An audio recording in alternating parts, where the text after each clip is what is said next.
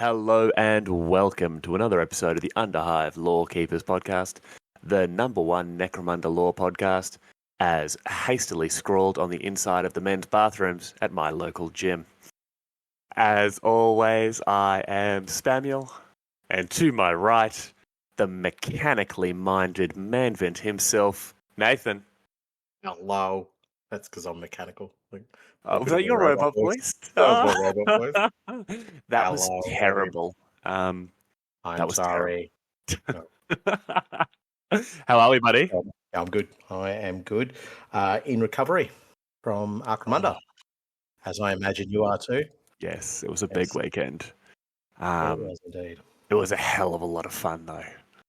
It was, yeah. I had a ball. Absolutely had a ball. Probably felt a little bit underprepared for it in terms of knowledge of rules and painting of my gang, but had a blast. Got to meet some really great people there as well. And yourself? Mate, absolutely. Some of the rules, I was like, I definitely know how to do this. I definitely know how to drive my vehicle into things. No, I was wrong. I forgot basically everything beyond move and ammo dice. Anything more complicated than that, I was just like, listen, man, I'm sorry, I'm just a dummy.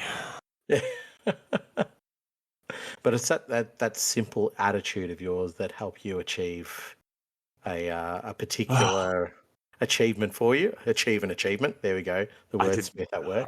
I didn't want to bring this up so early, but... let's just rip the Band-Aid off, you dirty cheat. That's right, Scummers. Your boy came out with that three-peat best sports as voted by a jury of his peers for the third year in a row. Once again, for the second year in a row, actually, quite adequately defeating Nathan in said score. Now, it is a point of contention because I'm also better looking, but, you know, hey, come on, man, I've not got a lot going. I need these small victories. You're going to have them. Well, what I did find funny, though, is all representatives of our podcast, and we haven't had Steve on in a bit, but we will get him. We managed to finish in the bottom. Oh, yeah, no. Bottom five out of 20-odd. We were like... The three of us were, I don't think we were last, but we were just one in a row. It was like Nathan, me, Steve. Yeah. And it was like... And then the last person. So, yeah, we were bottom four. I said it then, I'll say it now. I can't win games, I can win sport votes. I reckon once they release the actual numbers, you'll probably see all three of us will have a really good sports result and just horrendous battle points. Just yeah. Oh, I can shoot after I do. Oh, wow, that's amazing. Well, what did you do? I shouldn't target my last cannon at your trooper. I should target the vehicle. All right, I'll do that. No, that's just crazy talk. So what did you end up with? 8 games. How many wins, draws, losses? Do you remember? Mate, I was the draw king on day one. Day one was 4 games and ended up with 4 draws. And day 2 was 4 games, obviously. And ended up, go in reverse. I had a loss, another loss, a draw, and I had a win. So one win, 2 losses, and 5 draws. Nice. I think I had a lot more losses than you. And somehow, even I think I won twice. Yeah, right. Okay. One was purely just out of just sheer dumb luck. And the other, I'd love to say, the other one I'd love to say was tactical genius. But I think it was sheer dumber luck. But yeah, I had, and it was great. And it was, you know, a bit of a ego trip to you're sort of playing people. And there's one guy sort of went, oh man, yeah, love the podcast. Shout out to my boy Jay, who without doubt, was one of the absolute best games I played. I didn't actually tell you about this. He was playing Hellet Cults. Yeah, I saw his gang. Yeah. Oh, his chaos like demon steed that his demagogue had. Yeah, I'm definitely stealing that idea. Brilliant. But his demagogue, I shot at it with my heavy stubber, and he's just like, pull the old switcheroo, and I just iced one of his just bog standard gangers. And I'm like, all right, sweet. I'll open up with the the Enforcer bolt gun, and I felt so bad. Like, it's the first shooting round of this game, and I've just taken out his leader. And he goes, "Oh no, it's cool, man. I'm just going to use this tactics card," which turned his leader into a chaos spawn, who then proceeded to spend like the next 3 turns ripping my Chimera apart. Just, yeah, right. This chaos spawn's just tentacles and just teeth, and just ripped me to shreds. It was terrifying, but it was awesome. And that's what you're looking for, those random events. Yeah. Well, not really random because he had a tax card for it, but he knew what I was going to do. Yeah, set you up for it. In terms of games, I didn't have a bad game, to be honest. No. I had some absolute blinders. One of the ones that I really enjoyed was against a guy named Patrick, who I think ended up top 2 or top 3, something around that. I think he was second overall, wasn't he? Excellent opponent, really, really lovely guy too. And we only doing a small raid, and he had a bike that he managed to secure from the raid. Because it was, for people out there, just to give you some reference to the mission, you had to secure the vehicle, then you could use the vehicle. He's got a Weber on it. He goes to roll with the Weber, fails the ammo check, fails to wound, runs out of ammo. Just horrendous.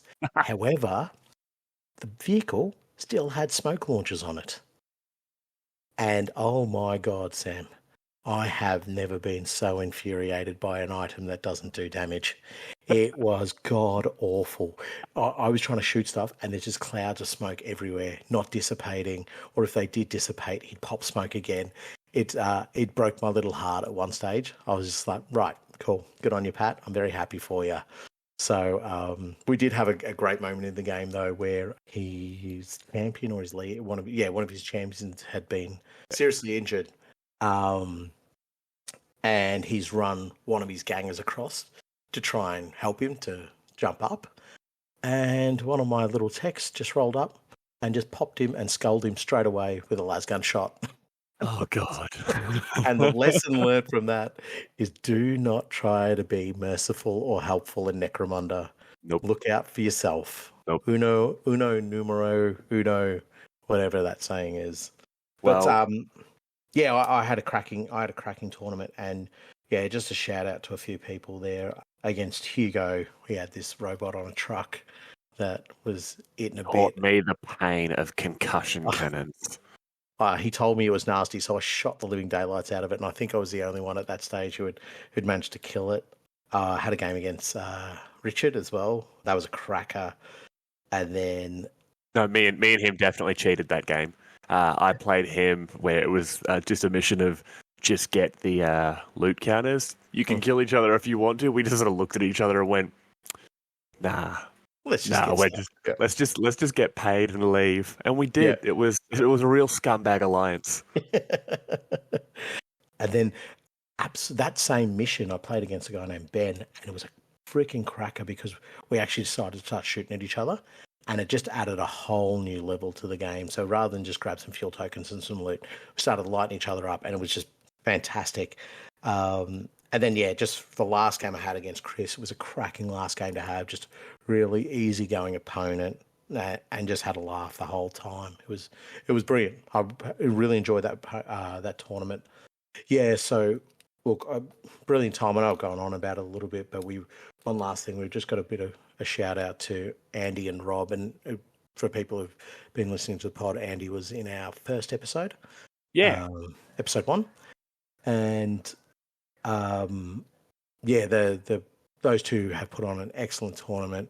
Loads of fun. I think the key thing is the tournament was played with the right attitude and the right focus, and it wasn't just about how many great combos you can amass or how much damage you can do to your opponent. Yeah, well, there were so many people. I think it was 20 people at the end, I believe. Yeah. But yeah, everyone went there purely with the mindset of let's throw some dice, let's have some fun. Let's just do dumb things. Yeah, and it was awesome. There was no power gaming nonsense or anything like that. Except for, and I know he listens because he told me, except for Andrew and his slave ogrins on my last game. Mate, I lost that game before I rolled dice 1. I am terrified of ogrins. He played this combination of cards and stims. I think he charged like 642 inches, and it was strength 86, and he literally like was just headbutting my enforcers out of existence. And I'm just sort of like, listen, what's the damage on the drugged out headbutt? He's like, oh, it's negative 46 AP, and I'm like, well. Of course it would be. Can't roll a 41 on a D6, buddy. But no, everyone was great. And once again, like, 3 years now, well, 3 events, and each one's been better than the last. So we are going back into the hive. We're away from the ash waste for the next one, Andy's told us. And yes, Scummers, Nathan and I both are starting new gangs. Starting this week. Starting this week, Sam. Starting this week. And changing, obviously, in the last week before the tournament. Correct, yeah. I'm thinking I might eventually just go back to my squats, but I don't know if I'll finish them this time. Haven't really decided. I guarantee you won't. And just one last thing you're mentioning about going back into the hive. For everybody who's listening, the way these lads run this tournament is so good because there's actually a story arc that links every single tournament together. You're not rocking up and playing X amount of games for a weekend and getting a winner. I wasn't there for the first one, but from the second one there was a zombie plague, and then in the one just gone, there we fled the zombie plague and got out into the ash waste, and that's why there was vehicles involved. And then the very last mission on the last day, we were fleeing into the hives again because the ash wastes were too hard. And it's obviously to a different hive, not one of the ones that's been infected by the zombie plague. We hope. Maybe.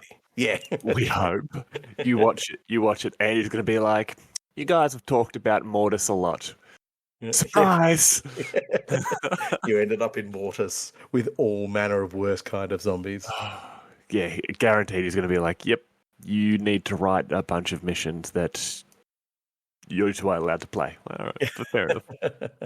Well, we've got a few more things to get into before we get into this. I'm really excited to talk Van Saar, so I want to smash through this stuff here. Socials, guys, once again, our Instagram, Facebook, Patreon. It's all linked in there via our link tree. It'll be available in the show notes. Get on them, have a look. And in regards to our competition, now, just to make sure that you all finish this episode, we're going to be drawing our competition that we actually put out all the way back there in Hive Life. That's coming up at the end of the show. So that will be drawn. We have had a whole heap of people jump onto that competition this last week, and it's been awesome. And we're really excited to give away this box. So make sure you listen to the whole thing, or just skip to the end. Well, I was going to say, just if you want to be sneaky and just flip to the end, you can do that too. But I guess it still counts. It definitely still counts. So yeah, this competition has had a huge sort of boost to both of us. So we're definitely going to be looking at organising another one as soon as we can.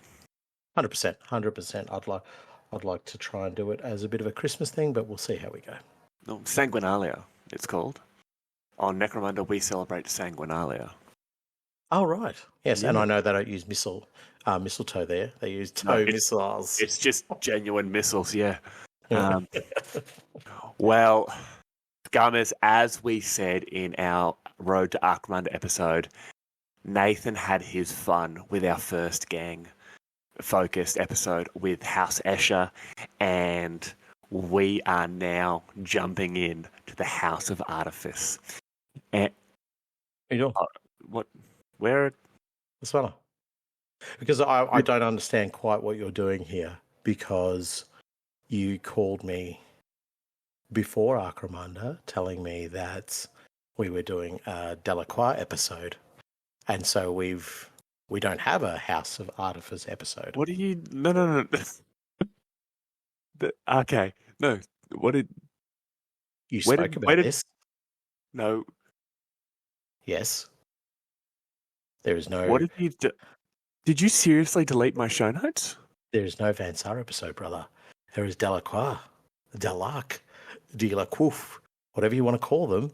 It's that episode. I don't know what you're doing. You've done this on purpose, haven't you? Mate, no, I'm leaving this in. So, Scummers, I know for a fact that I spent like hours writing the entirety of like the guidelines and that for our Van Sar episode here, and Nathan has deleted my show notes, has deleted everything. Yeah. And in their place, did you seriously write an entire episode on Delaque? Yeah, absolutely, 100%. Because that's what we're doing. That's what we've always been doing. It's always been Delaque. Always. It's some shenanigans are afoot here. It feels very Delaquetian. Okay, I'm going to come back to Delaquetian because that was horrific. But is this you getting me back for that Lorekeepers pun? It is, actually, as a matter of fact. But I'm telling you now, this is Delaque trickery at its finest. Shenanigans are afoot. I'm genuinely speechless. Like this. Nah, all right. I got to respect the game. Let's go again. Okay. Firstly, yeah, Delaquetian. That was beautiful. Okay, I'm actually genuinely pissed off here. Not because you've deleted my show notes. That was just chef's kiss. I'm actually pissed off that you've made me waste 2 perfectly good M words in mechanically minded. Oh, okay. Let's try this one again.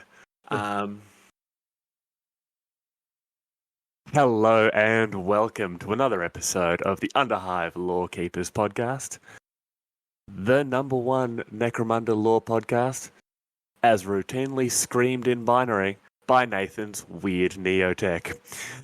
As always, I am Spamuel, and to my right, the manipulatively mistrustful Manvant, Nathan.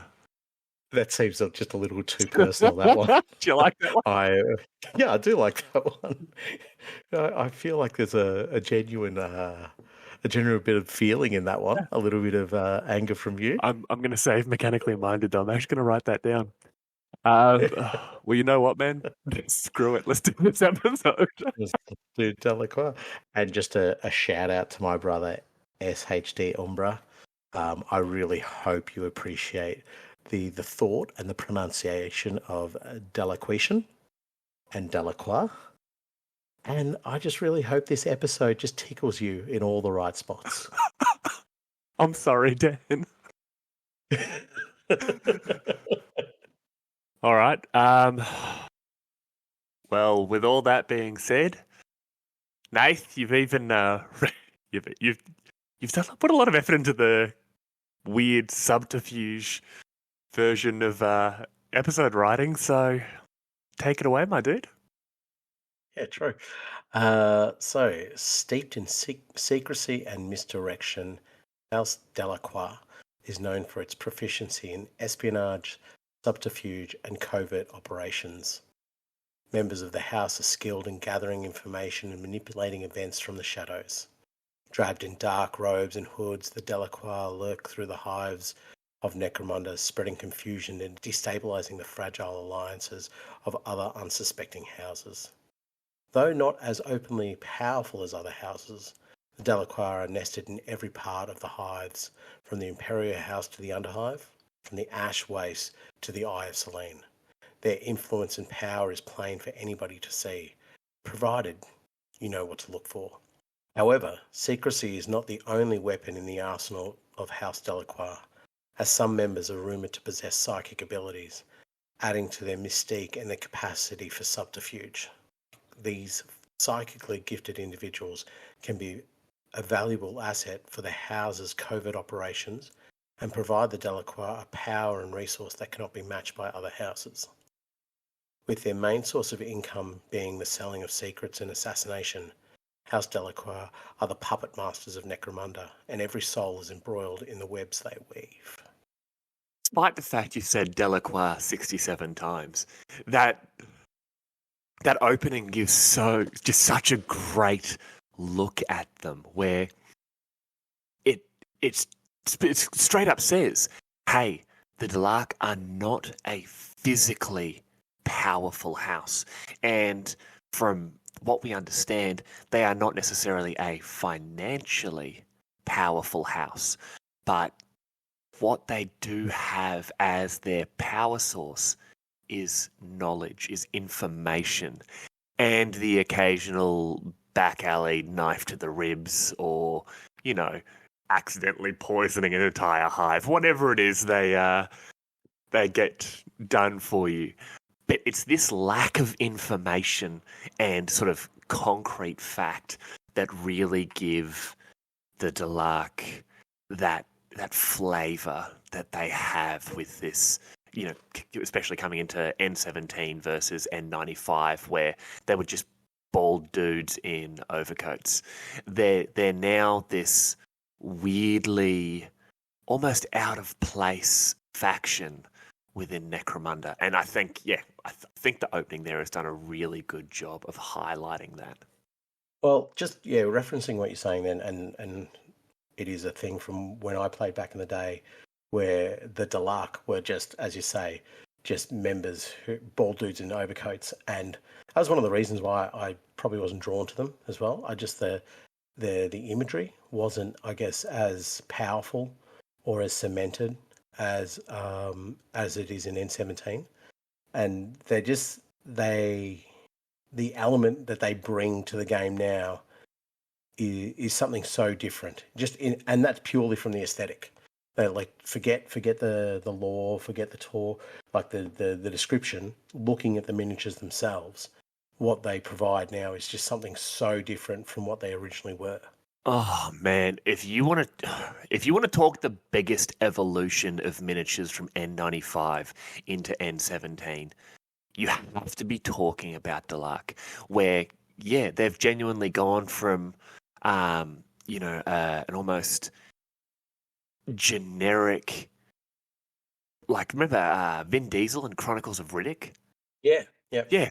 Bald dude, welding goggles, overcoat, automatic weapon. That's the way I look at them from when you look at them back in N95. Whereas now they've got that Nosferatu meets Dark City. Remember the movie Dark City? Dark City, yeah. I was going to say, and there was this awesome game for a couple of the ancients out there, Shadow Syndicate.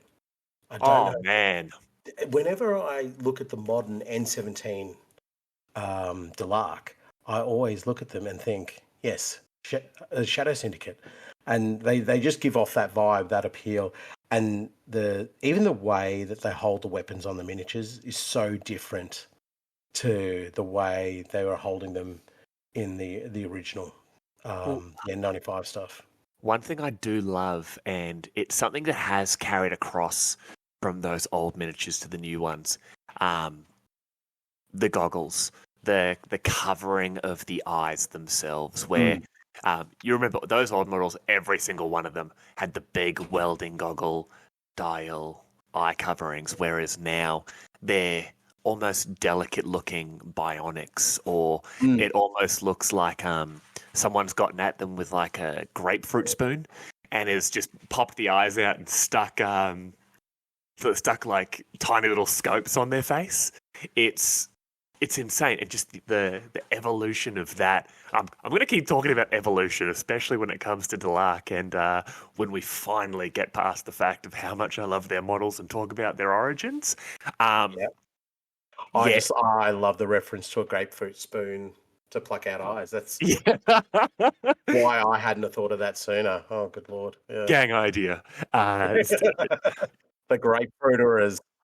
It's 8 grapefruit spoons making their way through the sump. No, please, no one make that gang. That's mine. But yeah, the new models are sick. Sure. And we will definitely touch on that later on. Yep. But yeah, I really want to get into the origins of House Delaque, and this, I think, is. Firstly, this is a really good point. I want to raise with everyone here is in all of our episodes, so much of what we talk about is that weird Lorekeeper mix of stuff from the books and stuff from, the old novels, N95, all that sort of stuff we make up in our brains and we're just convinced it's true. With Delaque, everything is true that we're going to give you here. Everything we tell you is 100% fact and also complete made up lies and gibberish. And that is exactly what the Delaque want. The lore behind them in N95 versus N17 is so convoluted and confusing and contradictory, and it suits them so well. And nothing exemplifies that more than the fact of no one knows where they came from. Yeah, I love that. I really do love that you don't know where they came from. And what you're saying about the book, where it's saying this is one potential pathway, or this is another truth or another fact about them, but also it's an untruth. Also, it's just another story. Yeah. And it's also, great. This is just something Delaque tell people to stop them asking questions. Yes, exactly. But it's sort of throughout all of Warhammer 40,000 lore and Necromundan lore, there's always the unsaid. You know what I mean? So, harping back to our Escher episode where there's potentially one of the blades is still alive, but nothing's locked in and confirmed or anything like that. Now, in those other gangs, there's little snippets. With the Delaque, it is absolutely everywhere. Nothing is grounded. Nothing feels cemented, other than perhaps the gang history you make up yourself. Mm. Well, and this is a great point for us talking about history, where the Delaque have no true origin history. The House of Shadows book gives us several different options, and we'll sort of go over sort of passingly in regards to some of those, because there's literally an episode on each of these origins by themselves, and this is already guaranteed to be a long episode. Yeah, true. But the first sort of origin they give us is the theory that the Delaque are merely just another variant of humanity with their own internal doctrine emphasizing stealth and subterfuge, while also having a bit of a penchant for body modification. And oftentimes those who dig a little bit deeper into the origins of Delaque have come to believe that they are actually foreigners to Necromunda, perhaps natives of some night world brought in by one of the noble houses, or maybe even a humanoid strain of Xenos in plain sight. I love this one because the whole night world origin really plays into the fact that they're always protecting their eyes. Their eyes are always described as weaker than the average human. Also, the concept of them being like human-looking Xenos, and it does mention it in House of Shadows that occasionally Imperial agents or Inquisitors and that are just sort of like, wait, what? Yeah. This isn't good. So that's actually very dangerous. Yeah, exactly. They really skirt the line of what, like, really push the boundaries of the imperial ideal, I guess.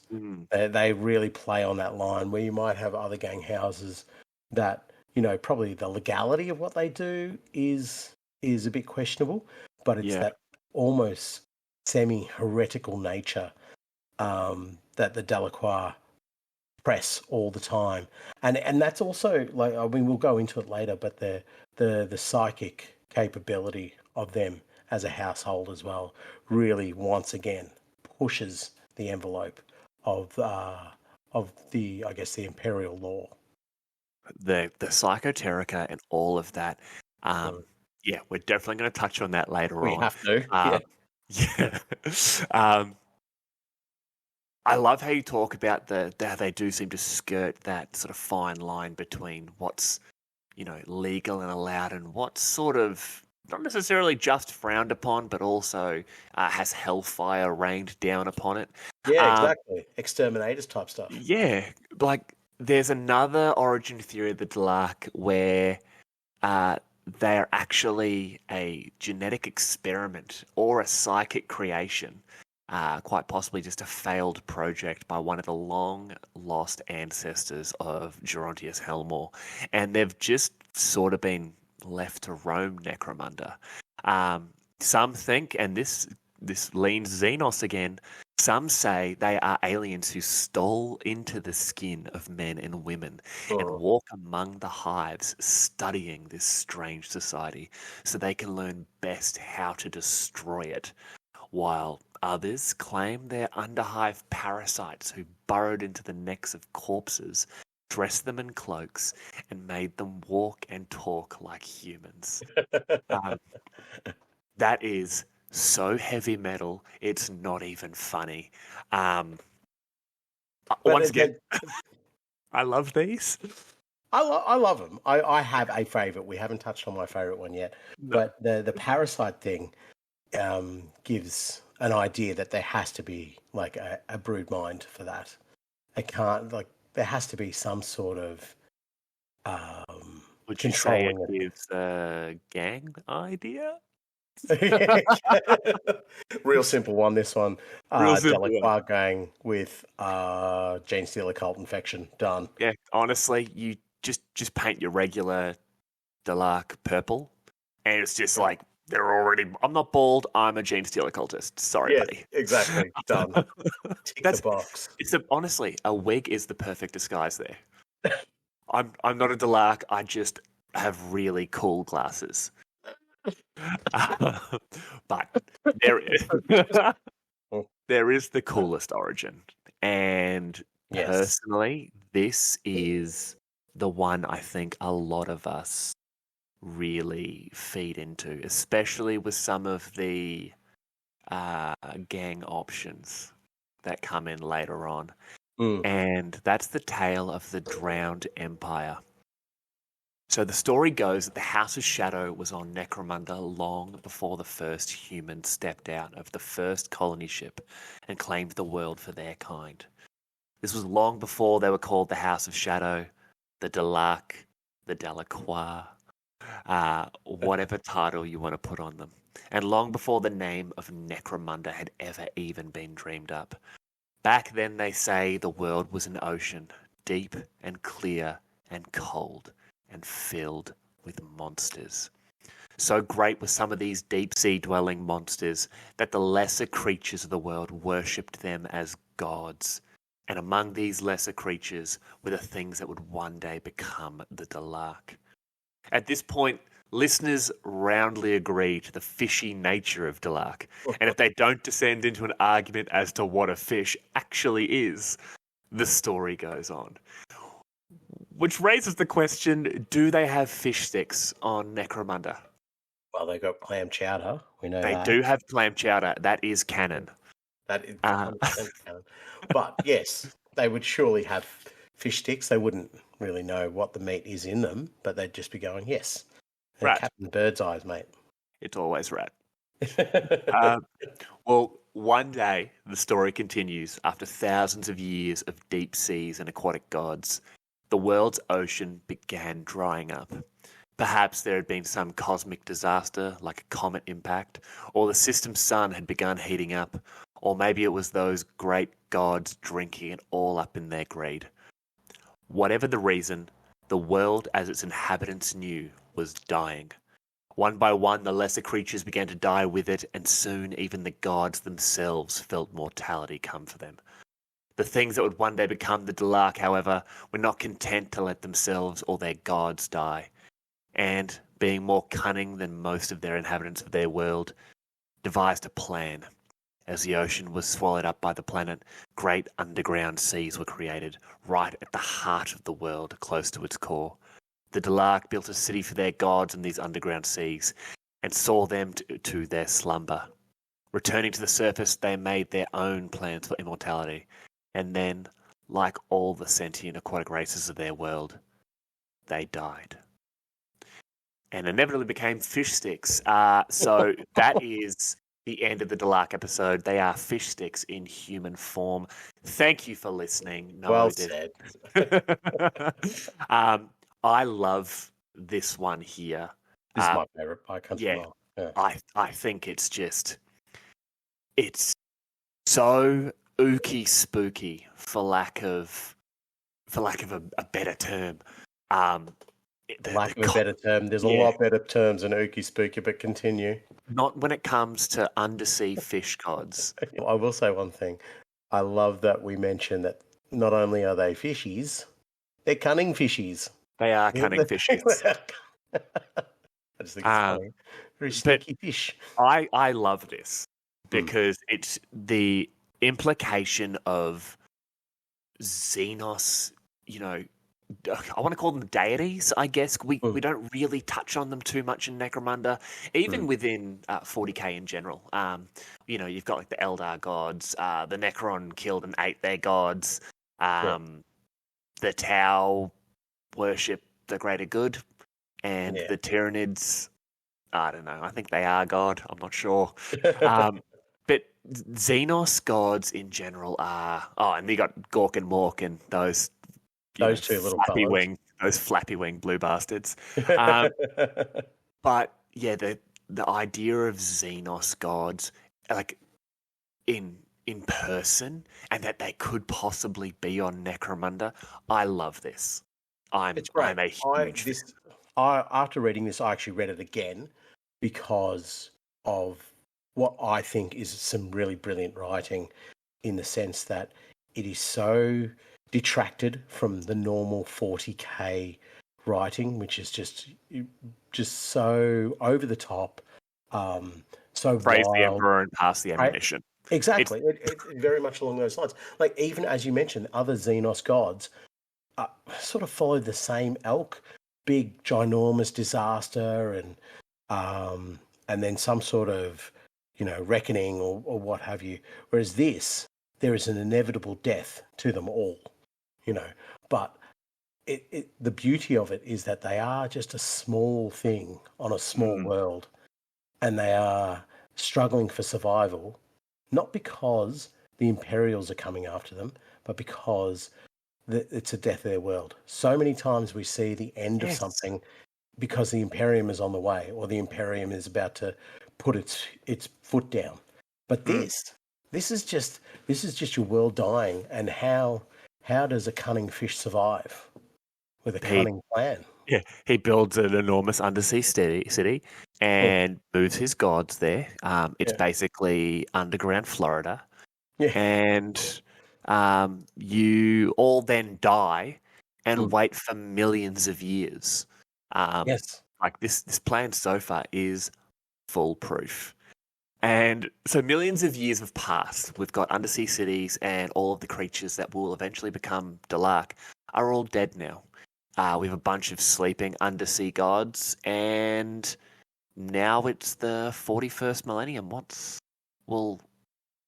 Actually, we need to rewind just a little bit back from sort of modern day Necromunda, and the planet has become what we know and love. It's been the Arrhenius continuity.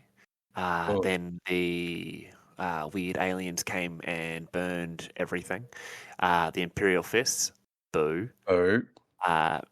Rescued the planet. A series of Hellmayors and Hellmaws, basically just bury hives and ruin lives. And then we have an event. an event that will create the Delaque. So it is said that hundreds of years ago there was a plague, not one of the body, but of the mind. People became sick with their dreams and began wandering off from their habs or factoria, heading down Hive as if they were looking for something. When at last the plague went away, a whole group of people had gathered in the Underhive, having followed this dream sickness, that they came from all clan houses and all stations in the Hive. It was as if they somehow knew each other. These people were the first Delaque, and the dreams that made them sick were sent across time and space by those original dwellers in the oceans. Since then, the House of Shadows numbers have been rising. It is reckoned they are building their strength, learning as much as they can about this new world they have found themselves in, and that when the time is right, they will journey down to those subterranean seas and awaken their ancient gods. The Delaque of our time know these ancient, formless beings as the Silent Ones, for they have no voice save that conveyed through their memories. Listeners, you can't see me. If you could, I would be kind of creeped out. But doesn't matter how many times I read this, goosebumps. It is just such an incredibly powerful piece of writing just there, where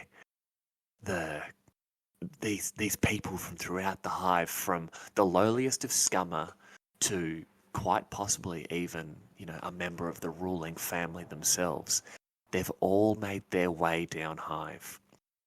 They've cast aside their lives, their families, their positions, searching for something, listening to this voice that is drawing them down, and they've become a brand new house. Amazing, isn't it? I love it. I absolutely love, and you describe it perfectly. It does. It's such inspiring lore, and I hate to say it. I'm not fully over the origin lore of most of the houses. I know definitely Escher, and I know a little bit of the Goliath lore and so forth. But Goliath lore is sick, but this is better. This is amazing because it is not reliant on Necromunda. Nope. You know what I mean? Whatever was going to be on the surface of Necromunda was going to be whispered to by the Silent Ones. So whether how sentient they were, whatever they were going to be put into motion. They were going to be activated. I've never even thought about it that way. Yeah, because if they're trying to return, when they go into their their sleep, there's no such thing as an Imperium for them. They don't care about that. It doesn't mean anything to them. What they care about is resurrecting themselves.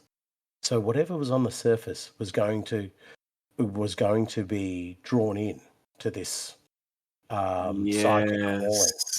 Now I assume all the people who get called down are latent psychics in some way, shape, or form. It makes sense that would be the case. When it comes to psycho stuff, and the number of listeners who have sort of said, "Hey, are you guys going to touch on psychers in general and some of the psycho characters and that have popped up?" Be it Dramatis Personae, hired guns, that sort of thing. Absolutely, yes. I can't wait to do it. We all love space wizards, and we are all going to talk about them. But that's just such a big concept, and especially when it comes to something like this, where, was everyone that got called down a latent psyker? Was it, maybe they just had the right sort of blend of chromosomal anomaly? Like, did they all drink from the same water supply that day? Like, we don't know. Well, I'll just correct you a little bit there. This happens over years, I believe. Yeah, over decades. It's not a one-time event or an evening event that happens and then suddenly everybody descends from the hive. It's over decades, from my understanding, where they descend. Yeah, and we'll touch on that. A lot of it is linked to the arrival of the rogue planet Somnus. Hmm. And yeah, like we'll get to that. But yeah, it's not something quick. It's not everyone goes to sleep on a Thursday and by, Saturday they're all sitting there shaving their head and putting on what's the opposite of tanning cream? Skin paler? Mayonnaise. Mayonnaise, yes. They're shaving their heads and smothering themselves in mayonnaise. We figured it out. That's the Delaque secret. Mayonnaise. Yeah. But yeah, like that's it. This is such a long, long time, and we're also almost acting like it's a couple of hundred people. It's quite specifically said that it's tens of thousands of people. Yep. Like this was huge, and we don't know if this was just Primus. This could have been every hive, and they were making their way down, down, down, which is why all of a sudden Del-Aque has these enclaves everywhere. See, I believe it's not just Primus. To me, it is no like way it's just Primus. It's like hitting a gong, you know what I mean, and just sending the sound out there. Yes, and those who are receptive to hearing it will hear it, and then once it's embedded inside their brain, it's like a scratching, a gnawing that says, whatever you're doing is insignificant. Wherever your life is taking you means nothing. You must descend. You must get to the silent ones. And at that stage, I don't know what the silent ones are, but it's cool because it's like an exodus. It's almost sort of a pilgrimage in a way. yes, and I love it. I love the idea that there's this. You have a world that is embroiled with the imperial cult and everything else that goes along with the idea of the imperial cult, but you still have a pilgrimage to a forgotten god, but not a god that is like a chaos god that can expand across the whole universe, but a god that is so specific to just one planet, to just living inside of that planet. Or many gods, because it's a bit confusing about the silent ones. Lo and behold, that's a Delaque episode for you. But it's this calling that they do. And what I keep going back to it, what I love about this is that there is no but there's no desire to capture another planet. There's no desire to expand themselves across the galaxy and move everywhere. This is all about their own backyard.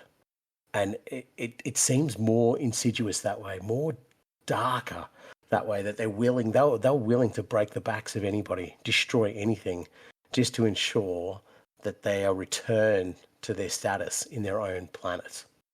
And it's minor. But anyway, go on. it is. No, you're right. I think I think you've touched on something that once again that I hadn't really considered.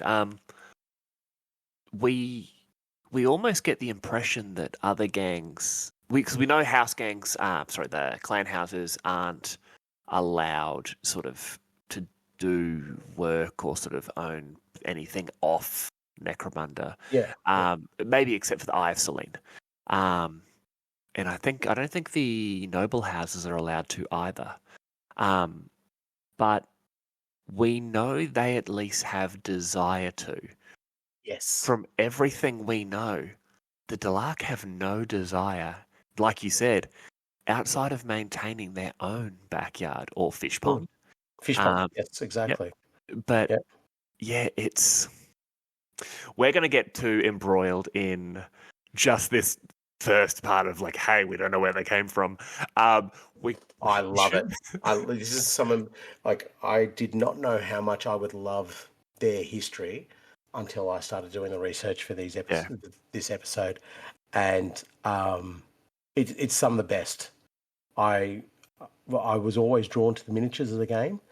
Having done this podcast and having done some of the research, mate, I regret not having started a gang of Delaque, whatever kind of fishy pronunciation you want to come up with. I regret not having done it sooner rather than later. Yeah. I was really looking forward to talking about Fensar, but this will do. And just closing off the section on their origin, we've just gone over our favourite, but this, of course, is but one explanation of their origins, and there are many others, such as the story of the Lost Colony, which has them as the mutant offspring of the first Necromundans, the Children of Helmwall, which claims they are the true inheritors of the Imperial House, usurped millennia ago. That would actually be the scions of Gothrul, and we've mentioned them several times. Whoever edited this book really needs to jump onto that episode. Yeah, absolutely. Or the Immortal Assassins, which has them as psychic automata created by the immortal cult of Necromunda to bring about the psychic awakening of mankind. Now, we are going to touch on that again because gang idea. Yeah. I actually really like that. It's a line, and it's just like, hang on a second. As much as I've loved the fish story, that's the next one. But it hits so many awesome little buttons. It's like, oh, they're immortal assassins. I'm sorry, they're what? Oh, yeah, they're psychic automata. I'm sorry, what? Created by the immortal cult. Hold on, these guys again? And it's just like, oh, they want to bring about the entire psychic awakening of mankind. It's like, listen, man, sign me up. Sign me up. Shave my head. Get me the mayonnaise. There's so many threads to pull on that one for a gang idea, or even just for a concept of how you want your gang to function. So there's so much we can talk about regarding like the myths and legends and all the lies that incorporate around Necromunda. And there's just so much. Sorry, not Necromunda, the Del-Aque.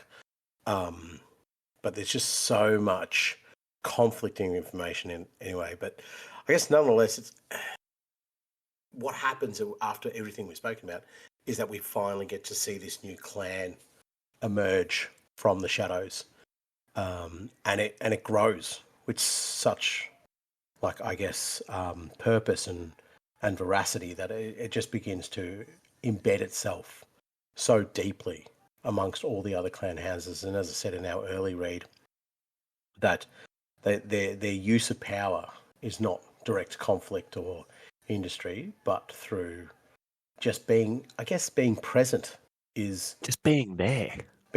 Yeah. And using that presence to be just naughty people, naughty fishers.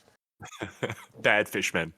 I honestly, the fish story is my go-to. So in my mind, they're just naughty little fishers. Naughty fishers. Like what is it, the fish in Finding Nemo?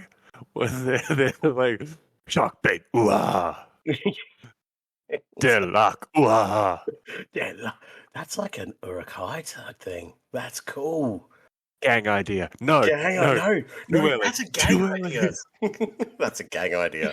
Urukai, Delaque, go for it. Community build.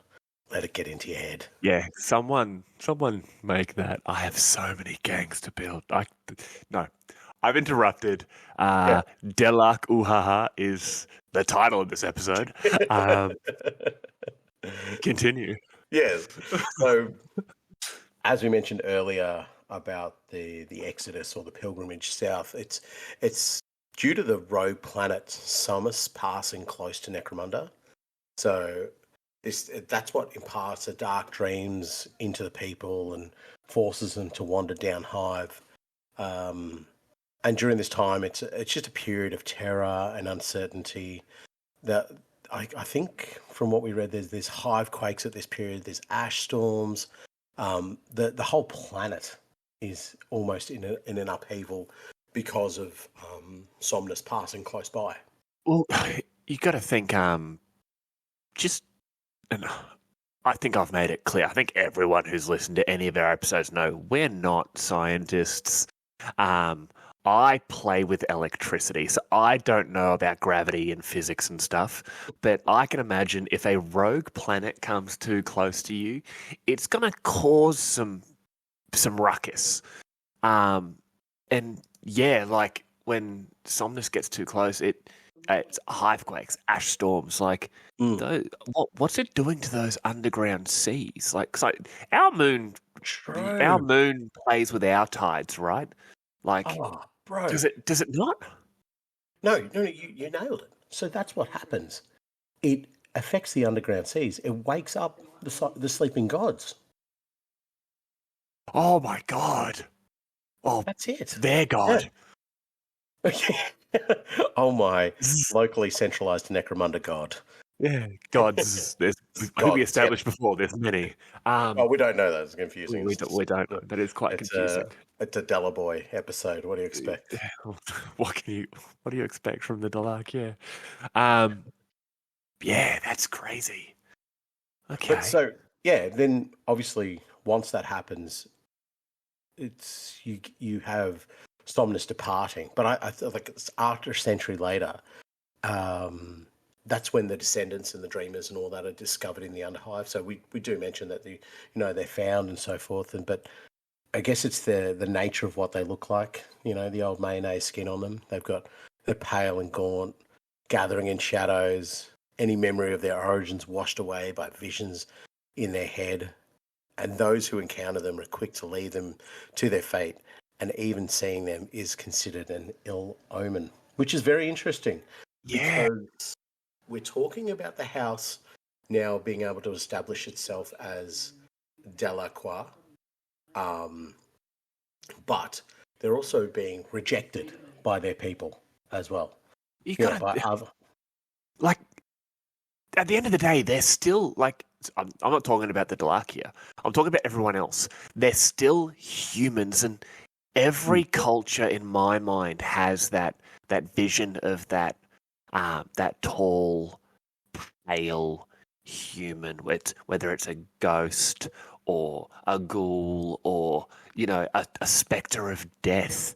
And you got to think, even how tens of thousands of years in the future, this superstition, this sort of almost innate human fear of this tall, pale creature, it's imagine how ingrained it's going to be when we know that there's all the religious and sort of like psychosomatic fervor that's built up within these people.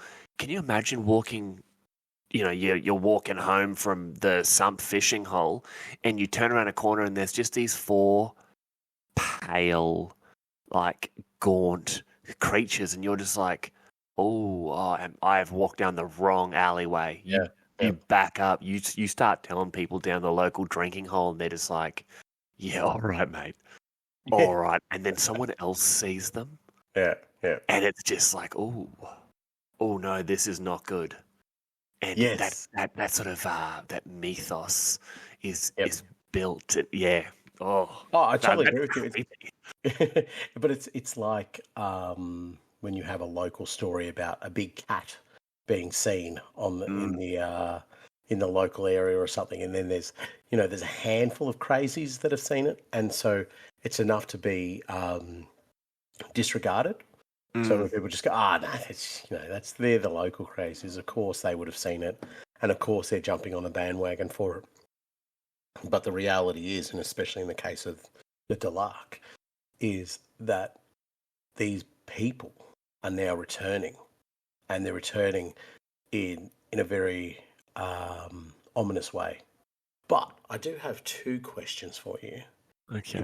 Your bloke at the local fishing hole, he was probably in trouble for fishing, and we all know the Delaque from the fishies, so... So what you're saying is the reason they were following him is because he ate one of their girlfriend? Yeah, exactly. Boy, that's my cousin, you'd state friend. That was my Aunt Margaret that you've thrown back because she wasn't good enough for you. Now, this one's a little bit more, a little He's everywhere, isn't he? I think somebody mentioned in our socials about Timmy's the Florida man of Necromunda. He's now the Florida fish. The Florida fish of Necromunda. The other thing, a little bit off kilter, is it is mentioned almost everywhere that they are tall, gaunt, pale. Yes? Yeah. Okay. So does that mean the psychic calling had like a height restriction? So you could only call people of a certain height? This is guaranteed. I'm just going to pause this episode real quick. Guaranteed, this is you going into an anti-squat rant again. And I get it. I will finish my squats. But the Delaque squats. No. Yeah. Exactly. The Della squats. Della squat. It sounds like an exercise, actually. It does. I'm just going to go off and do a couple of Del squats, mate. Go do some Del squats. Sorry, I'm maybe. But maybe. They all because we know, like you mentioned before, Somnus passing close to Necromunda. It took some time, and so that was when the first group of people started leaving. In that, do we think were they breeding? Like were they having babies down there?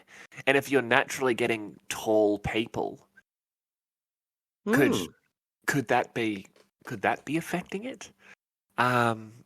Well, it does say the descendants of the Dreamers are discovered in the Underhive. Yeah, they'd have to be. Well, it's a century after. Like you when you read there, it was over a century after the departure of Somnus. So for however long Somnus was there, and then a century after that, that might be like 200, 300, 100, 150 years, give or take. So we're talking multiple generations.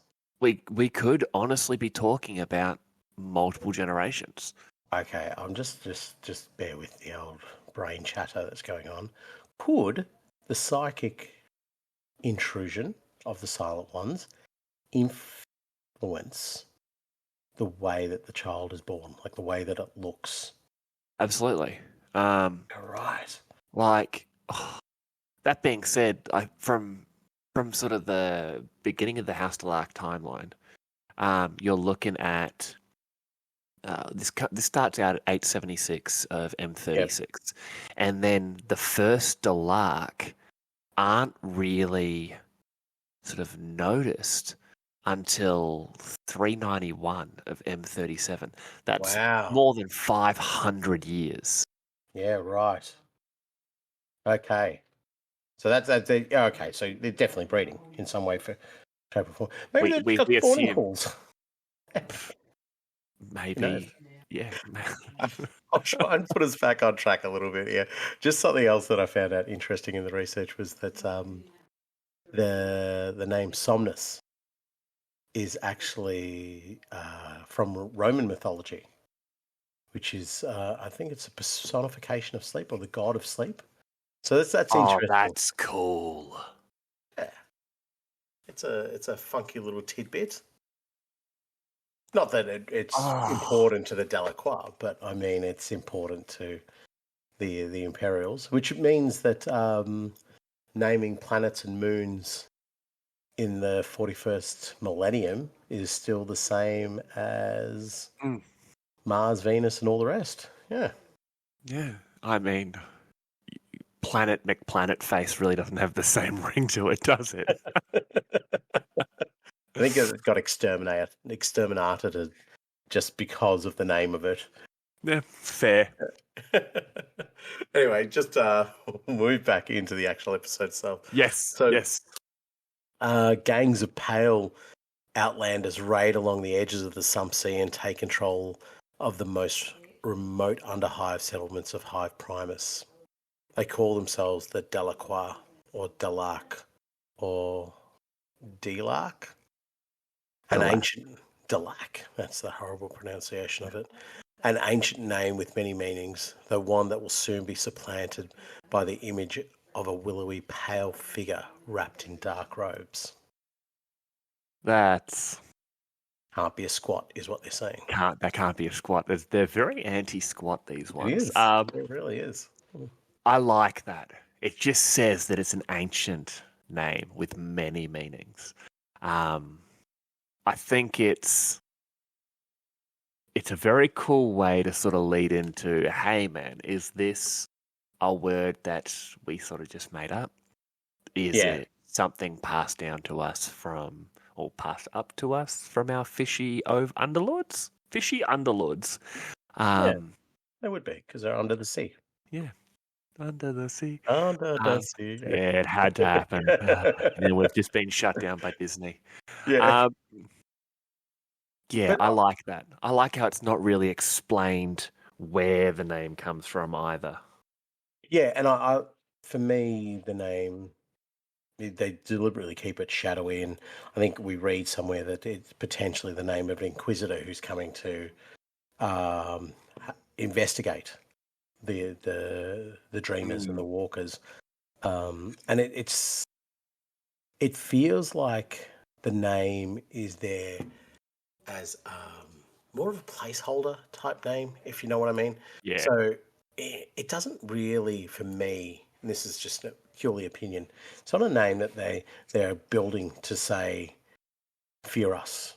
You know, when House Escher rock up, or House Goliath rock up, or even Cordor rock up, you go, that's them, and they're terrifying, and you know, they bring this particular methodology of fighting or warfare to the battlefield. But Delaque, it's like, well, they're here, but you know, what is it really that they're doing? It's not.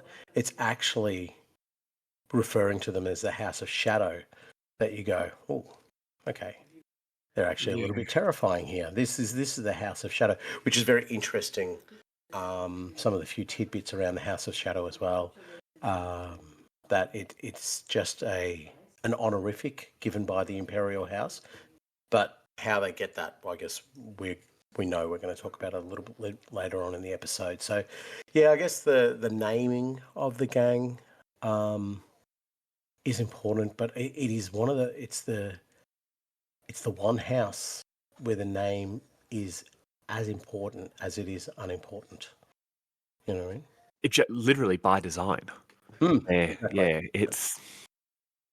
it's just, this is the beginning of them. They've only just, stepped out of the almost the primordial ooze of their creation here, and look, in just 1,000 years, not even 1,000 years, they've gone from the dreamers to all of a sudden in M37, quite early on in M37, during the Two-Faced War.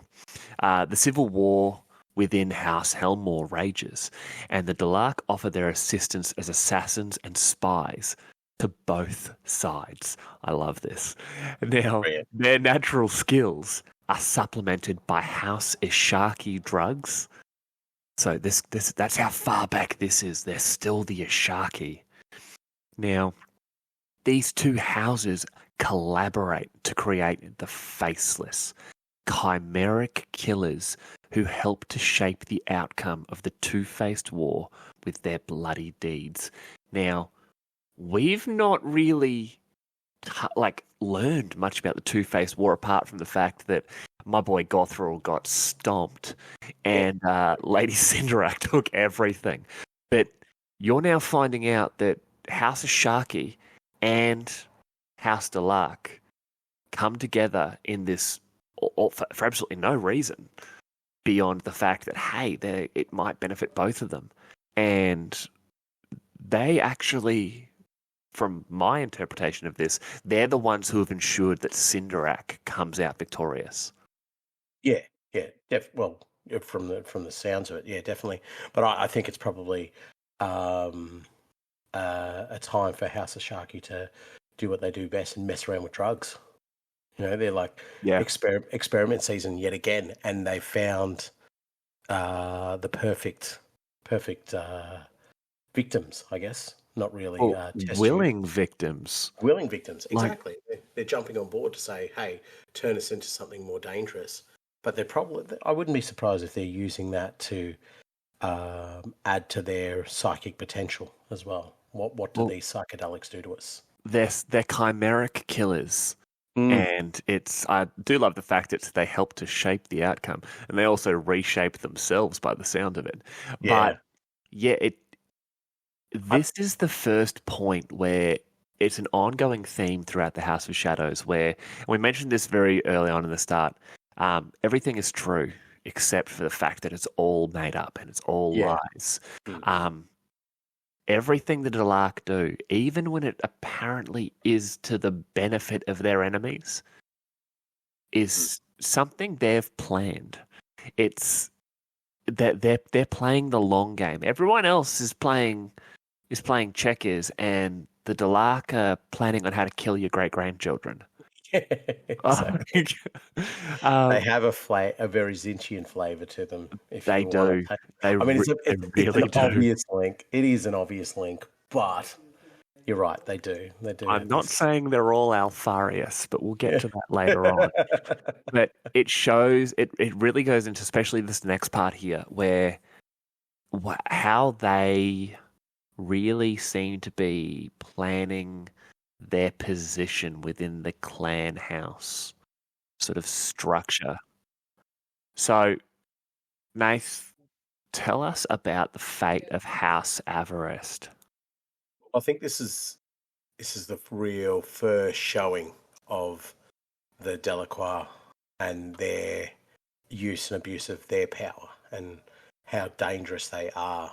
So the Delaque slowly infiltrate House Avarest, growing like mould upon its slowly crumbling corpse. They've chosen their victim well, for no other house comes to Avarest's aid, and it is slowly consumed by the House of Shadow until the empire of House Avarest has been completely replaced by the clan House Delaque. So they've basically done what happened to their members. They've been, a thing that is already existing has been supplanted by a foreign body or a foreign entity, and whether that be the dreamers or the parasites inside the heads, that's what's happened to Avarest. And I think it's interesting because in the research we find out that the last Lord of Avarest, he calls in all of his favors. He's like, okay, I need all my chips cashed in here. I need every last ally on my side, and it still doesn't work. The clan house smash him and absolutely annihilate them. And what I found interesting from that as well is that he was calling in favors from Helmore, and yet they pulled the reins. They didn't fully support, which shows you how embedded and how ingrained House Delaque are already within the political structure of Necromunda. But it's crazy because House Avarest they were one of the older houses. They're actually mentioned earlier. I'm pretty sure we talk about them in the as one of the houses during a brief 10,000 year history. Don't quote me on that though. I actually don't remember. But after the Two-Faced War, Avarest became instrumental in re-establishing the Ghast trade for the Imperial House. Now, it's funny, you mentioned before, maybe they did that to sort of, help improve their, innate psychic abilities and that. We know Ghast does that. You chew that stuff during a game and you're developing mind bullets. And we know the Imperial House, makes a lot of money under the table on selling Ghast, refining Ghast, whatever they want to do with Ghast. As a loyal son of House Vansar, we don't do drugs. We take a lot of anti-radiation drugs. We are riddled with it. But then when Delaque doing their thing, getting involved and turning the house against itself, I can imagine they've looked at what's just happened with the Two-Faced War and have almost done it to House Avarest as well. Maybe they've turned the house, one half against itself. Maybe they've formed a civil war within the house. Maybe they're just, hey, seventh brother says you're a douchebag. You should go punch him in the head. And who knows how nefarious it really was, but they did it well. And when they do it to a point where the Imperial House looks at them, and you can just imagine the Helmore family looking at House Averest at this point and just almost thinking, if you really need my help, you're not worthy of my help. These newcomers who have come from nothing, who have come from nowhere, have taken you down. So why would I throw, good money after bad and try and drag you out of this? No, I'm going to let you go. And that's what, like you said, that's what the Helmors do. Because we've said this so many times, they're just the biggest gang. Yeah. They come from gang leaders and gang kings, and they respect strength and power as long as it helps them. And Averest were no longer helping them. So you know what? Delaque take over. Power moves from Averest to Delaque. And like you said before, House Averest becomes Clan House Delaque. And that's so important. Yeah, the first thing they do, they get rid of, and this is something you said earlier, and you've really built this episode well because you're saying these things and then I'm reading them afterwards. I'm like, oh my God. They change the industries of the house to suit Delaque, changing from heavy industry and out-hive trade to just focus more internally on the manufacture of Ghast. This goes back. They're focusing on their own fish pond. Yep, they're bringing it all back in. And this is where they start looking a lot more like the Delaque we know and love. They're becoming paler. They're losing their hair. Their clothing is that heavy, concealing overcoat. And a bunch of... this is going into what you said there. A bunch of the houses are all like, hey, this is definitely it. These guys are warp tainted or they're Xenos tainted or something. And it was Vortis Hefram. He styles himself as the last free lord of Averest.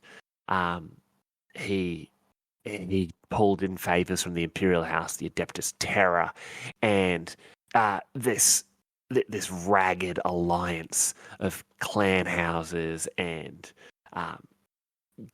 bounty hunters, hide scum, like anything they could find, and nothing comes from it that helps House Averest. We don't even know what happened to Vortis. He just disappears. He's gone. The only reference is that the crawling shadow got him. Yeah. And crawling shadow. From my memory on this book, these guys are mentioned a few times, but never very clearly. Yes, I do. And this is one of those times where you read the books and you do your research and you can't find diddly squat. No, well, you can't find anything concrete. You can find bits and pieces and tidbits, and you're like, this is that one time I'd really... Well, it happens more than one time with the Delaque. Is you would actually like something concrete. You would love for Games Workshop to be like, here you go. This is exactly what the creeping shadow is, or the crawling shadow is. And listen, you mentioned earlier the chimeric killers. Show me a chimeric killer. Tell me what it is. Give me its stats. I want to know everything about it. But what were they? Oh man, this is going back to Imperial Assassins. The polymorphine, the drug at the Eversource, Calidus. Yeah. That's how I imagine this, like backyard brewery style polymorphine drugs that's cooked basically like a meth lab, but they're cooking polyjuice potion from Harry Potter, and everyone's just taking it. It's like, oh yes, hello, my name is Timmy. I'm definitely not going to kill. Stab, stab, stab. It's working a treat, lads. Sign up. Yeah, but it's... Yeah, I mean, we'll go back to Avarice as well, but it's important that we mention that it's not about the destruction of House Avarice. It's about No. supplanting it completely. So they just come in and just go, we're the new House Everest. As a matter of fact, don't even call us that. Call us Clan House Delaque. So exactly. Their methodology is not necessarily about we want to destroy and take over. It's we just want to be the better version of, or I mean that sounds quite noble, but it is like you have all the industry we need. You have all the establishments that we want. So we're going to completely supplant you. It's not about taking over or anything like that. It's just purely you're a speed bump. Yeah. But it's amazing how if Avarice had taken control of the Ghast industry, if they had instead focused on, I don't know, chicken flavored corpse starch, and Ishaki had taken over the Ghast industry, I wonder if the Delaque would have taken down Ishaki instead. I believe so. I think when they pick their targets, it's and we see this throughout all of their behaviour. They pick their targets, but not based on something random or they've got a nice location.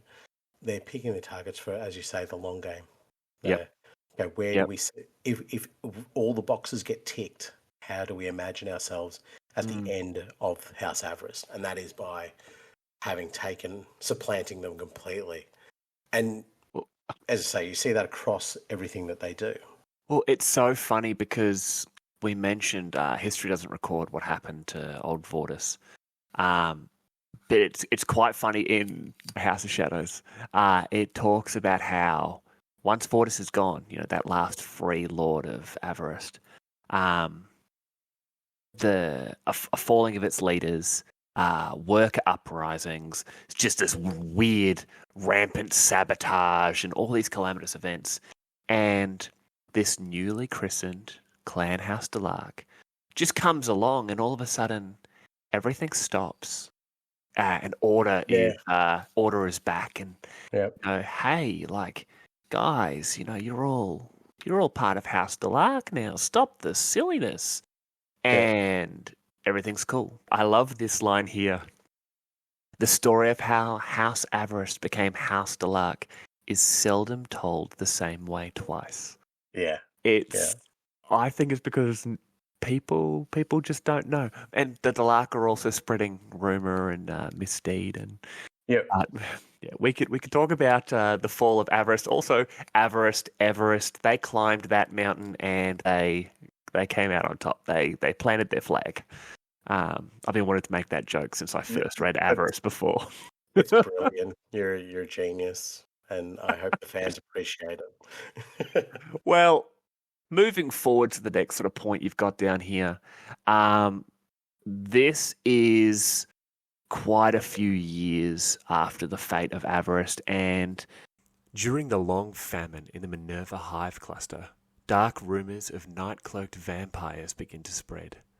Pale and bald, the creatures gather in the Underhive, feeding not on the blood or flesh of their victims, but in their psychic essence. Or so the tales go. By the time the famine ends, the vampires too have departed, though the legends and their disturbing similarity to the Delaque remain. So this is that glorious mixture, what we said before, of Nosferatu and trying to increase their psychic potential. It's almost like they're weird psychic vampires. I feel like this is just crowbarred into place by somebody. Oh yeah, You have some beautifully written stuff that makes you go, oh wow, what if it's this and what if it's that? And this is just like, take on board that they're psychic vampires with the idea of Nosferatu in your head. Now, do it. That's Delaque. But the idea of them is cool. So the night-cloaked vampires are going around feeding on the flesh of their victims. Feeding on the psychic essence of their victims is cool. But let me ask you something, Spamuel. How do you feed on the psychic essence of something? you want like a scientific answer? Do I you want a want 40k answer. I want a 40k 40k answer? Necromunda for 40k answer.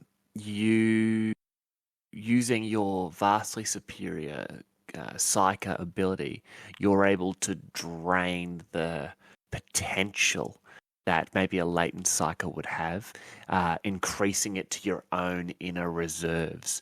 Almost like how our glorious God Emperor. Exactly my points. Yeah, yeah. It definitely doesn't feed on. I don't even think it's 1,000 anymore. I think it's more now.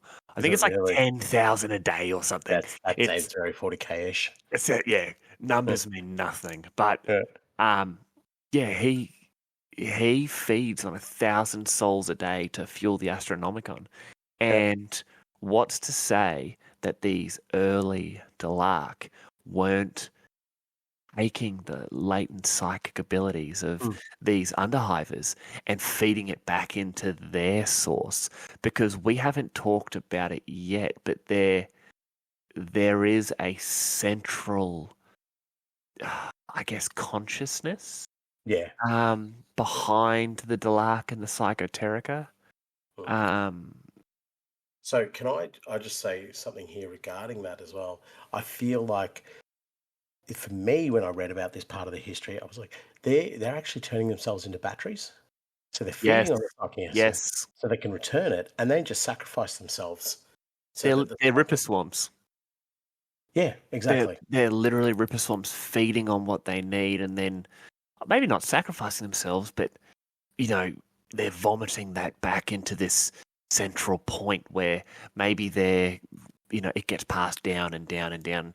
And it's almost like a baton relay where that energy is passed someone further down the hive, further down the hive, further down the hive.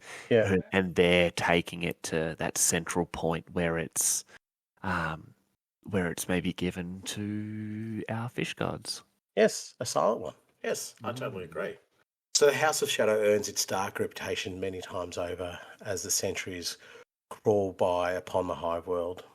All manner of foul deeds, assassinations, disappearances, and unexplained events are laid at their feet. While many are so strange as to cause even the superstitious people of Necromunda to doubt them, it is often hard to deny the hand of House Delaque in these occurrences. What a particularly vague bit of information. They did lots of bad stuff. It's the CIA during the Cold War.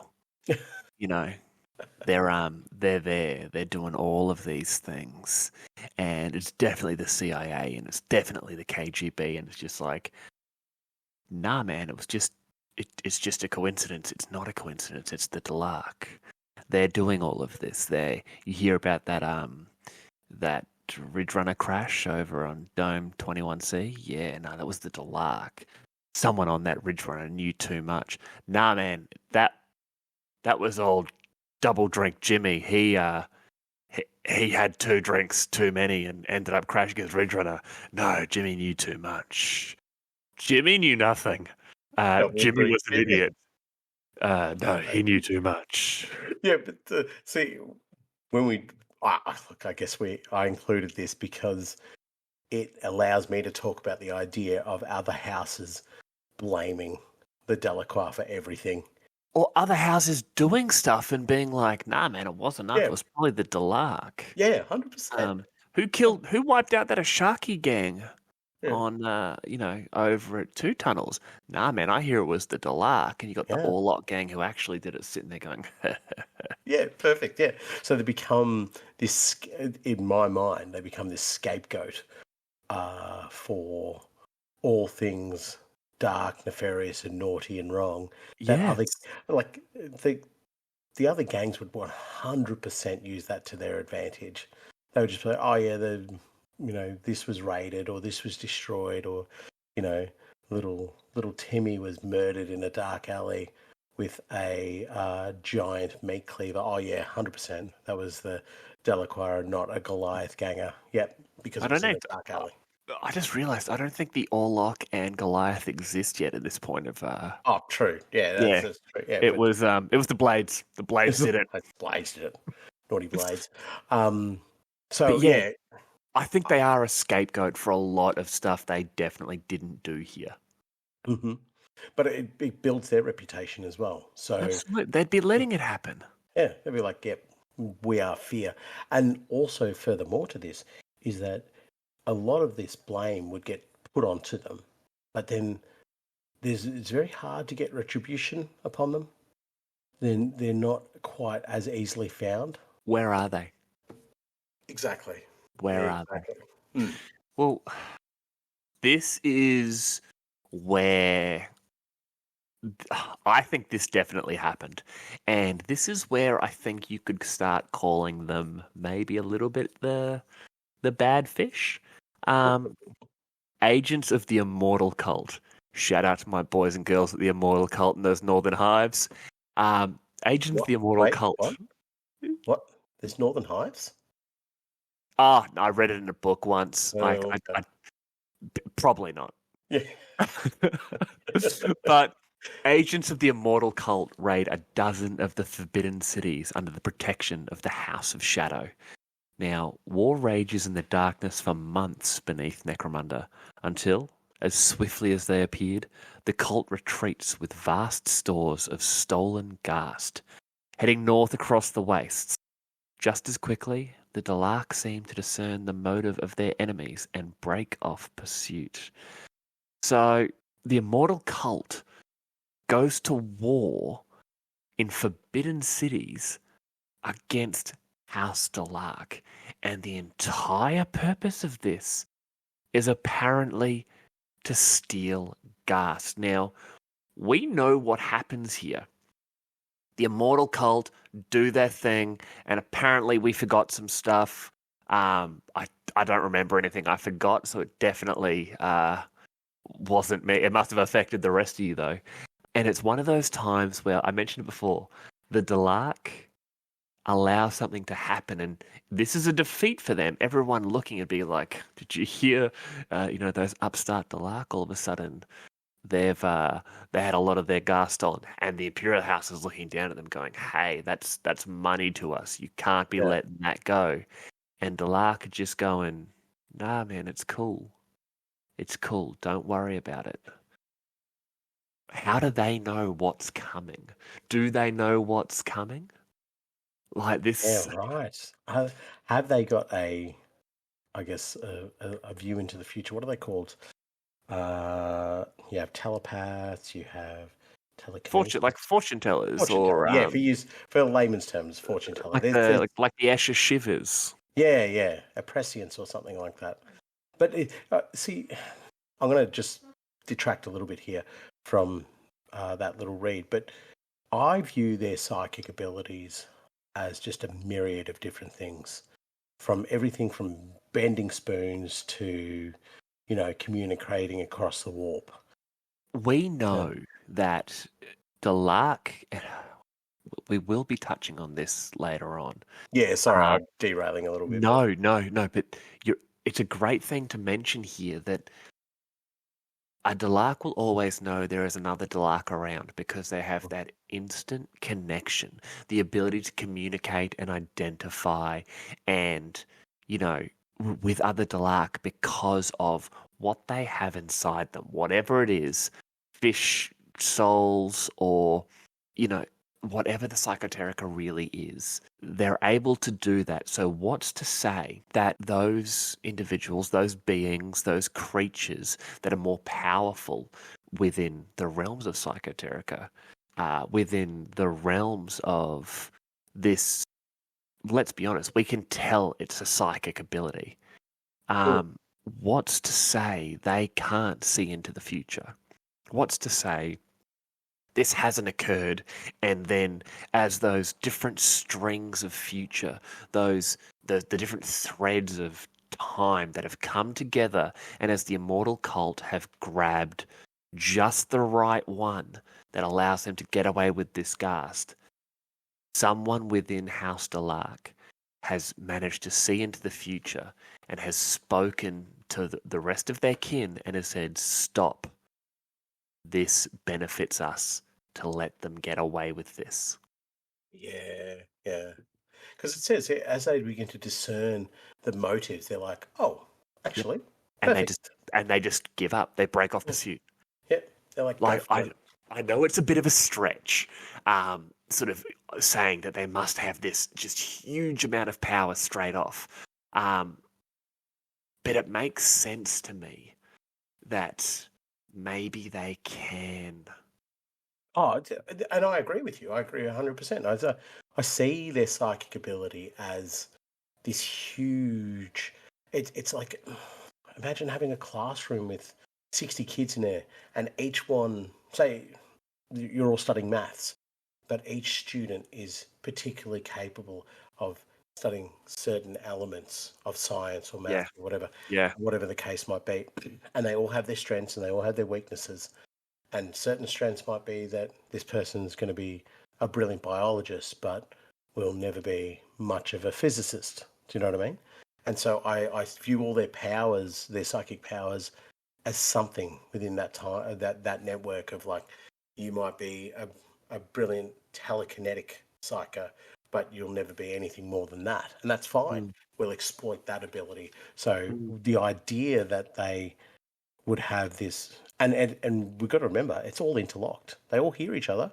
They all communicate with each other in some way, shape, or form. Do you think they would all know everything that all of them know? No, I think that would kill them. They are fundamentally human still. You know, their brains could only take so much. True. Yeah, that's what I think anyway. I think that would be too much for them to take on, and you need that central consciousness of the Silent Ones to actually to guide these individuals, guide these psychers, I guess. But anyway, let's talking about that last. Yeah, the Ghast. Yeah, it was great. Immortal Cult. Immortal Cult. Ghast. No one knows what they did with it.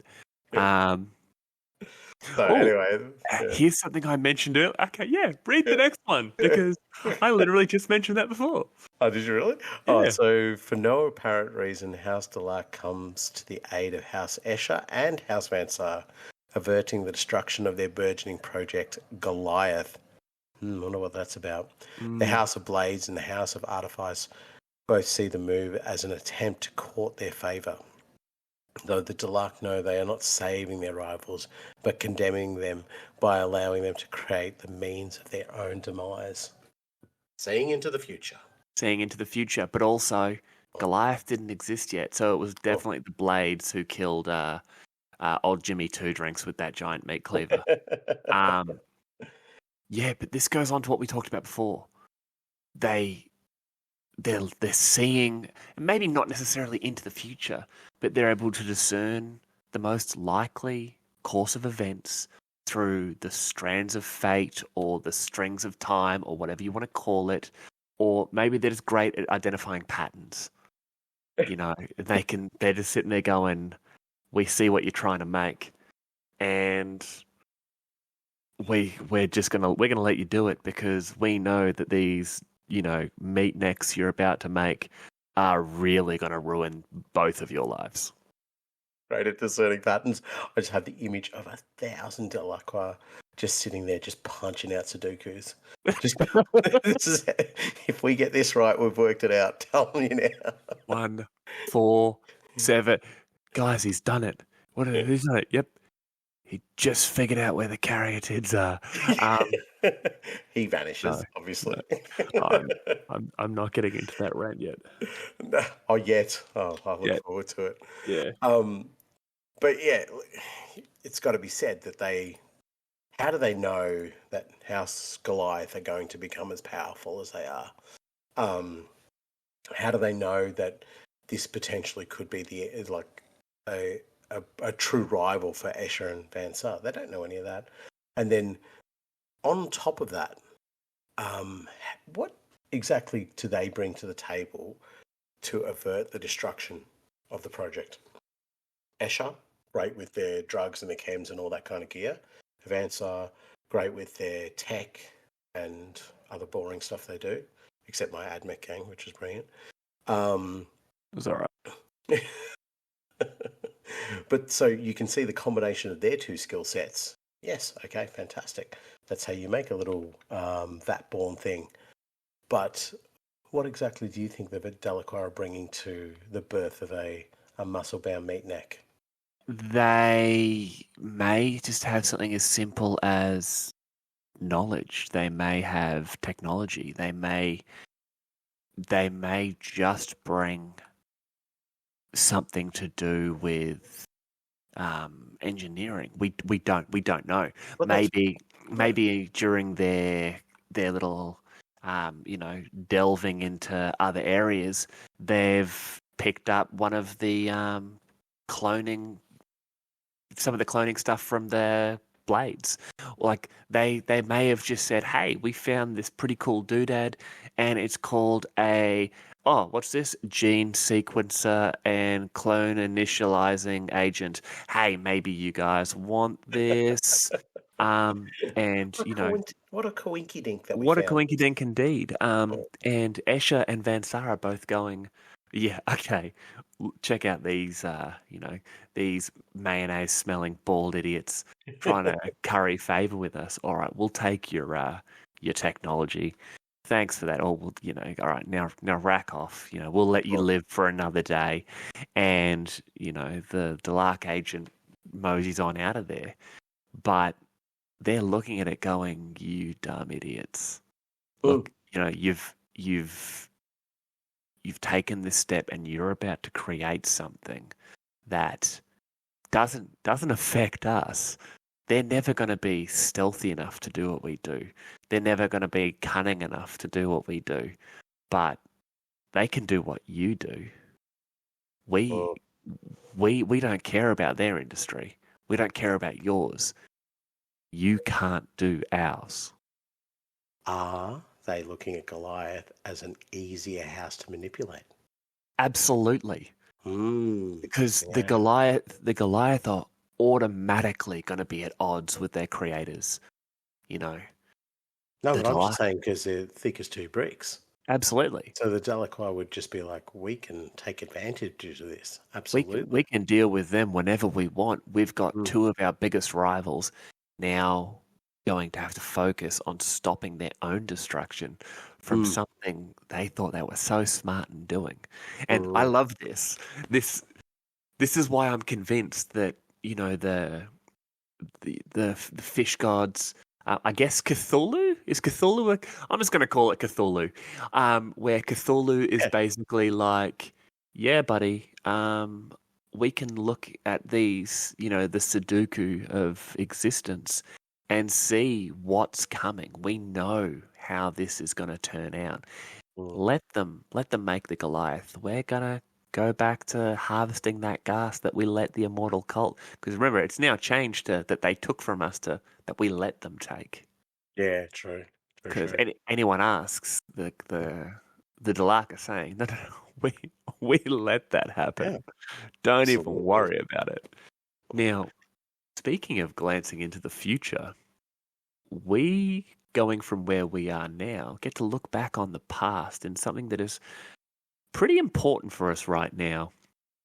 The crawling shadow descends upon Hive Mortis, led by the Delaque known only as the Ashen Hand. Not long after their arrival, those within begin to sicken, and House Aranthus seals the hive to try and stop the spread of the plague. All is for naught, and the inhabitants of the hive perish to a soul. Hive Mortis, have we ever talked about that? Because I have a feeling we might have. Just a little bit about it. A good couple of hours. A good few hours, yeah.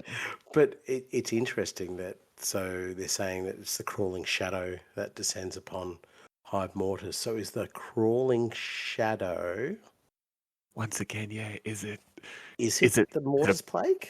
No, the crawling shadow goes back to what we were talking about before that took down Avarist. Yeah, I know. But what I'm saying is that it can just... Is it attached to these overwhelming actions of the Delaque? Yeah, so, that's what I mean.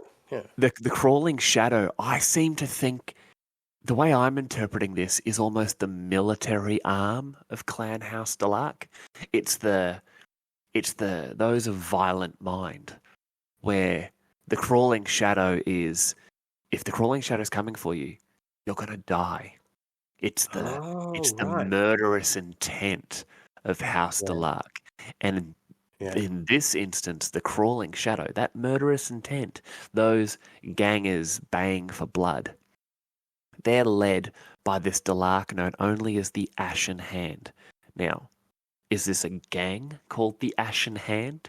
Is it a single individual who is known as the Ashen Hand? Once again, it's super vague. It allows you can create your gang, the Ashen Hand, your amazing gang leader, the Ashen Hand, whatever you want here. You can make your gang the Crawling Shadow, and the Delaque is, this particular squad is the Ashen Hand, whatever you want. What we do know, though, pretty soon after they're there, that plague, the Mortis Plague, which we know for fact was engineered by House Helmore. Apparently we know it for fact because maybe this is the Delaque saying, hey, the House Helmore did this, not us. And it rips through Mortis. Yes. And we've talked about Mortis, we've talked about that. Well established. We've talked about House Aranthus. And we're going to be talking about House Aranthus a little bit pretty soon. But the way this says to me, the Delaque were the agents of the Imperial House that poisoned Hive Mortis. They took the plague, they put it in there, and it is because of them that Mortis, and by the very action of it, House Aranthus has fallen. 100%. Totally agree with you that they are a tool of House Helmore, or the Imperial House. They are being used as a tool, but they are a tool that chooses to be used as a tool. Yes. They are saying, we will spread your plague for you. We will destroy your enemies. We will do all of this because we are the House of Shadow. Now, what they want out of that is unknown, but, unknown at the moment. But it is clear that if there is ever a return of House Aranthus, then they would settle their scores with the Delaque first. It is insane, this next thing that I'm going to say. Are the Delaque a tool of House Helmore? Or is Helmore a tool of House Delaque? Oh, have they put themselves into a position where they've been able to manipulate the Imperial House into destroying another house there, just so they can turn around and be like, hey, we would like to be the ones to deliver your plague? Yeah, righto. I will agree with you. It does sound a bit little batshit crazy, but I want to stick to the narrative of Necromunda that House Helmore are the rulers and that they are the predominant power. It just feels like a safer narrative to stick to. But when it comes to House Mortis, this is what gets me. Back in Hive Life, we talked about it. And the other houses in Mortis, they're all fighting for the bodies, for the money from it, the technology for it. Do you remember we talked about House Delaque were interested in what was happening? They were getting in there. They wanted what was it, like pictures, data slates, announcements and Vox recordings. They wanted all of that, and they'd been amassing those hordes of information and hordes of materials of that kind since the Hive reopened, since living people went back there. And they're buying all that stuff from everyone else. And what was the line? It was something like, people think that the Delaque are chasing more than just to be the inheritors of the noble treasures and prizes. Yeah. They want something more from it. Now, yeah, I remember we were talking about them trying to learn about the plague. yes, Like it was so like a one-time deal, that plague. So they're trying to learn about it so that they can. do they want to make it again? Exactly. It's a weapon of ultimate power. It was probably Hive Mortis was probably just a testing ground for it, and it proved better than anything else. So it does sort of give credence to the sense that they would be the power behind the whole action. Yep. But I still just can't lose the narrative of the Imperium not being in control. Of course not. Of course not. And I get that. But man, I can't. I can't. I just think it is insane to think that these people are able to become so deeply ingrained with the murder of a great house and somehow almost have washed their hands completely clean of it. Even the Hellmores, as insane as they are at times, must look at this and be like, man, are we the bad guys?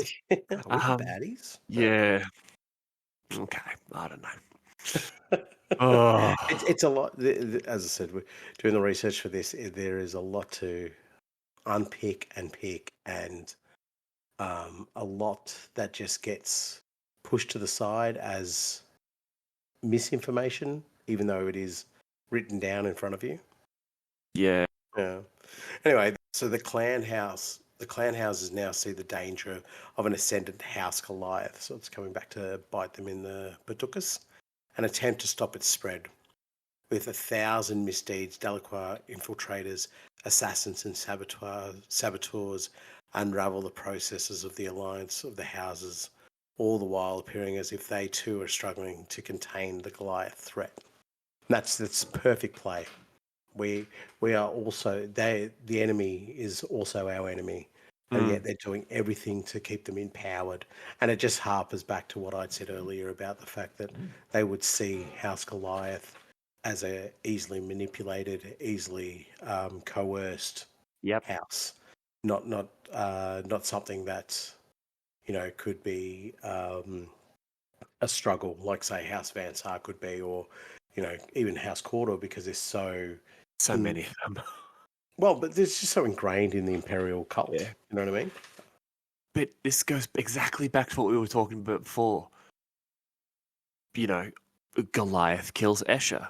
So then Del-Aque kills Goliath, and Goliath goes, who killed old, I don't know, Timmy Two-Fist? And all of a sudden, the Delaque going, yeah, the Escher did it. Or the Van Sar did it because you killed that Escher. And all of a sudden, they hit the Van Sar. And then the Delaque hit the Van Sar, and then they hit the Escher. And then just because they can, they hit Cawdor. And all of a sudden, once again, they're looking at it and they're manipulating the situation to everyone is weakened, not just the ones they're actually trying to take out. And they're blameless in all of this. Yeah, because they're fighting against them too. And they would manufacture losses for themselves. Oh my God, the Goliath took over those 3 settlements we had that were key to our sand industry. Stupid Goliath. But I think they would be smarter than that as well. They'd be like, oh yeah, they destroyed our gas manufacturing facility and whatever, and they suffer genuine losses. Because they would know that if it was just simply a surface loss, or not something that was really meaningful, the gangs would realize. Yes. And be like, well, you're just playing a game. Yeah, no, 100%. It would be too obvious for them to not suffer some severe losses, and I think I would not put it past the Delaque having a ready supply of, flash frozen corpses. So they could go in and burn down one of their own settlements or destroy one of their own manufactoriums. And for there to be enough bodies left behind that, look at all of the members of our house that were killed. Yeah. This can't go unpunished. Who attacked us? It was Goliath. And the Goliath be going, did we do that? We must have. They would have a spare stock of Goliath bodies as well. Exactly. That they would go around and just be exactly. Yeah, they all lost their heads or were horribly scarred by acid, so we can't exactly work out who they are, but we know that they're definitely Goliath. Yeah. This next point is a fan favorite because it links back to something that, I talk about a lot. No one else talks about it, but I talk about it a lot.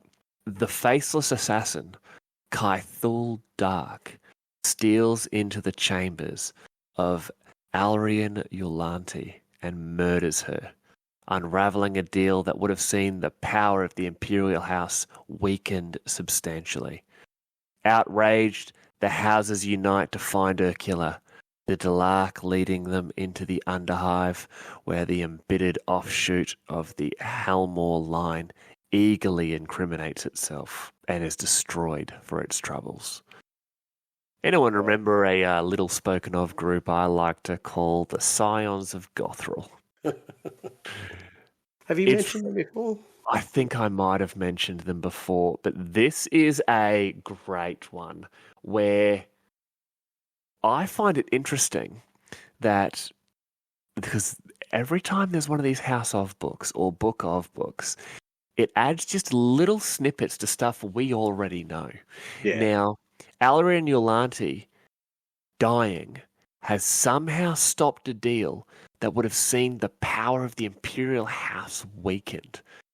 So, who benefits from this? House Helmore. Mm-hmm. Now, everyone's losing their minds. I remember the Escher were basically the entire house was like, nah, this is done, and almost the entire house went into the Underhive to find the murderers, and they get down there, and all of a sudden it's just like, oh, who did the killing? Oh, it was a member of House Helmore. So House Helmore have benefited by this deal not going through. House Helmore are also the ones that have done the killing. So it's both saved them and incriminated them at the same time. Yeah, but they redirect. They redirect it to that embittered offshoot of the line. You know, the old Scions of Ghast-filled as a particular unnamed genius songbird, Voice of a Generation, may have named them earlier. But that whole line is then destroyed. They're sitting there waving their arms saying, we did this. We killed this woman. We stopped this amazing deal. But we definitely did it. Look at us. We did it. And then they're all killed. Yeah, then they're all killed. People like us and our discerning and intelligent and attractive listeners would all be saying, that's a little too convenient. Your ganger with their blood up, after they've just gone down Hive and have wiped out this evil clan of assassins. Maybe they're not realizing that straight away. Yeah. But the Delaque have played this situation perfectly.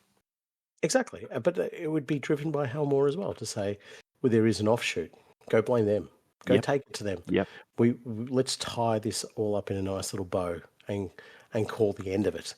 And that is the death of the offshoot, the death of Arcromunda.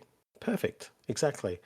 And once again, the House of Shadow, which is the tool of Helmore, or as you like to think, the Helmores are the tool of the House of Shadow, have tied it all off in a very nice little way that leaves them completely, I guess, in the right, for use of a better term, because they are seen to do the right thing and destroy the killers of Arcromunda.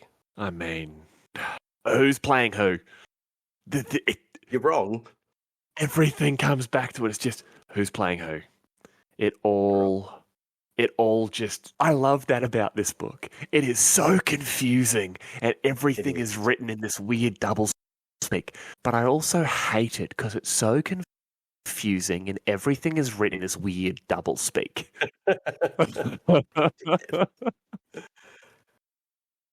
So I guess the next point we're going to talk about is Ghast-filled,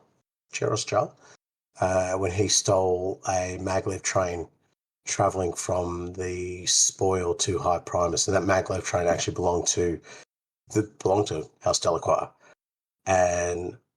but it didn't quite deal that lasting blow against the House of Shadow that I imagine he thought it would. It does draw the gaze of House Delaque towards House Orlok, though, and I guess from what we understand, they put in place these plans for a retribution, but as is their way, it's not an immediate retribution. It's also weird to look at this particular situation from another perspective. This is one of the few times we have the same event through different books, and this one here is actually also mentioned in the House of Iron, and they do talk about it as the Ash Line heist, where in the House of Shadow he's called the Renegade Cherasjal, and it talks about how it doesn't really do much to House Delaque, but they got plans ready for later on. In House of Iron, it's actually almost a really positive thing, the way it's described. He's the legendary rebel, Cherasjal. And he doesn't steal it, he liberates a Delaque maglev train. And in what later becomes known as the Ash Line heist, which is just a sick name. That is very cool, yeah. Cheras and his iron riders board the train as it passes out of the spoil and fight their way down its length in a savage gun battle as the landscape rushes past at 300 kilometers an hour. It sounds so much cooler in the House of Iron instead of the House of Shadows. The House of Shadows is like, the stupid Orloks robbed us. House of Iron, it's just like, eagles, cowboy hats, fireworks. Bad boy Billy. All that kind of stuff. But I love it in the House of Shadow, where it just says, oh yeah, they did that, and now they're going to get what's coming to them. Yeah, we're going to get him. Yeah, don't worry. We'll get him good. But when you talk about the way it's written and described, it really sort of makes me want to play a mission where on a moving train. That would be really cool. You could use the rules for like the rolling terrain from the ash wastes, and then you actually, but in a small scale, obviously. So you're not moving an entire table, you're moving segments of a train through, and those who get dropped out the back of it, they simply either just, I don't know, killed by auto defense turrets or something along those lines. Okay. Mission / terrain idea. Oh. Have you ever seen the TV show or the movie Snowpiercer? Oh, yeah, definitely. Yes. Okay. Actually, the TV show, I prefer that to the movie, to be honest. Oh, yeah. If you haven't seen the movie, watch it. There is a scene in that movie you will never look at like hand axes the same ever again. But the series, oh my God. Just it's still like it hurts my teeth thinking about that. Necromunda. But here's my idea. Imagine a board that it's like, I don't know, a foot wide. So, but like 6 foot long, and each maybe half a foot. You model as a separate train carriage. Yeah. And you're literally having to, as these, the renegades or the outlaw legendary rebels, having to fight your way up the train through this gang of Delaque who are all entrenched, and like just because you can, you'd have to give one of them like a waster's dirt bike and just have him ripping up the middle of it. Yes, that would be cool. Oh, you could. Do you know what? Do you know the other thing you do as well? The train's obviously going to have a roof, so you can I don't know, multi-level it. Multi-level, but also on your third turn, you can drop your gangers in as they pierce through the roof of the train. Oh, dude! How cool is that? Do you know? Talking about this though is actually made me think about, and we've already mentioned Mortis, but I'll go back to it. Imagine a Mortis mission, right, where you're fighting your way through to an encampment, but the rolling terrain or rolling roads, whatever it is, it's not actually recycling. It's the lights going off in Mortis, and then whoever gets left behind is consumed by the monsters. Yeah. How cool would that be? Do you remember in N95, it was like the Beast in the Dark. You had to roll a 6, and then the Beast had seen you. If you rolled another 6, the Beast got you. You were just dead, done, goodbye. I actually lost one of my heavies in that mission to that monster, and I'm still upset. I just thought you should know that. I'm actually still very upset about losing. Still doing the grieving process for it, are you? Yeah, that's a sick mission idea. I really want to build more terrain now, but right now I have to finish your episode. Yes. We have so much more to go over. This next one here sort of goes on to some stuff I've talked about previously, and you called me crazy. It's the caryatids all over again. Deals are struck in the dark, and House Delaque cements its place among the clan houses. More important than trade contracts and clan treaties are the connections forged between the House of Shadow and the line of Lord Helmore. Many whispered during this time that the Delaque have infiltrated the Imperial House, and that the decisions of its lord are guided by their mysterious masters. I'm not even going to say I told you so. I'm not going to talk more on this. I'm going to smile. I'm going to nod my head. I'm going to make sure my wig is fitted perfectly so you can't see the fact I'm actually bald and covered in mayonnaise. And you do wear glasses as well. I do wear glasses. That's obvious misdirection, but is it? You know, I love it. Delaque are in charge. It is confirmed by the canon. Take it away, Manvant. I told you, I don't. The imperial worshipper in me doesn't abide by that. I just go, no, it can't be. They can't be in charge. They can't be the ones that are having the power over an imperial house. So I'm not with you on this one, and I think we best agree to disagree. Well, we'll just finish the podcast. Yeah, we'll just finish the podcast. This is what ends it. So, I guess we'll jump into the next section. A lone Delaque wanders into the 6 clans in Dust Falls and is immediately set upon by a gang of Orlocks. Do you know why they set upon him? Because he's interesting and they're not. In the blink of an eye, the room goes dark and silent, save for the whisper of needle pistols and the screams of the dying. When the light returns, the Delaque is gone and the barroom floor is littered with dead Orlocks. Good on you, buddy, you mighty fish monster, you. What did the Orlocks ever do to you? Oh, imagine you go and somebody says, what's your favourite dessert? And you go, ice cream. And they go, oh, yeah, what flavour? And you go, vanilla. Also, could I have some more vanilla on top of that as well? If I could just be that boring, how cool is that? Classic vanilla mountain ice cream. Like, come on, mate. I can't wait till we do the Orlock episode. It's going to be real fun. You're not coming. I don't want to be here. But go on. What were you going to say? I think it is. I love the fact that it points out that it's called the blind gunfighter, that writing there. And we talked earlier about how the Delaque just seem so much more comfortable in the dark. It goes with their sort of industries there.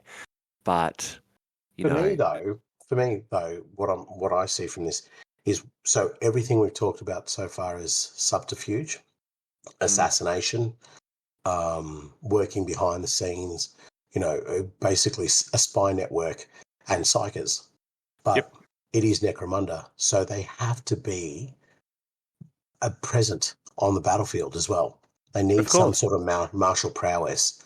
And this, to me, is talking about that. Maybe not exemplifying it per se, because it was just killing Orlocks. But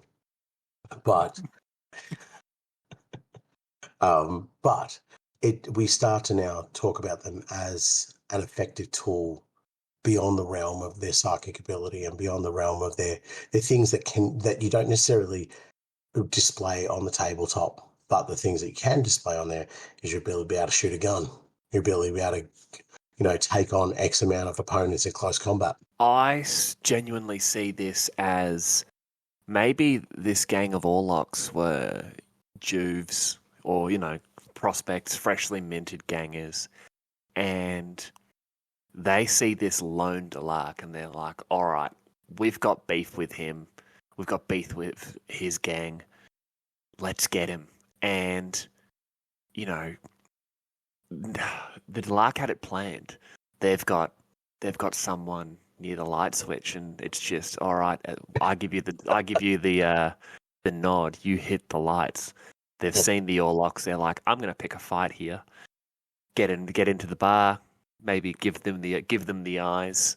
The Orlocks come over, maybe cause a little bit of ruckus. The lights go out. The Delaque's expecting it, so it just drops down, draws the needle pistols, pop, pop, pop, pop, pop, pop.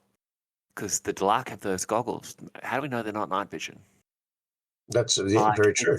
This was calculated, and it's a quick way for a rumor to come up of, did you hear what happened down in the Six Clans down in Dust Falls?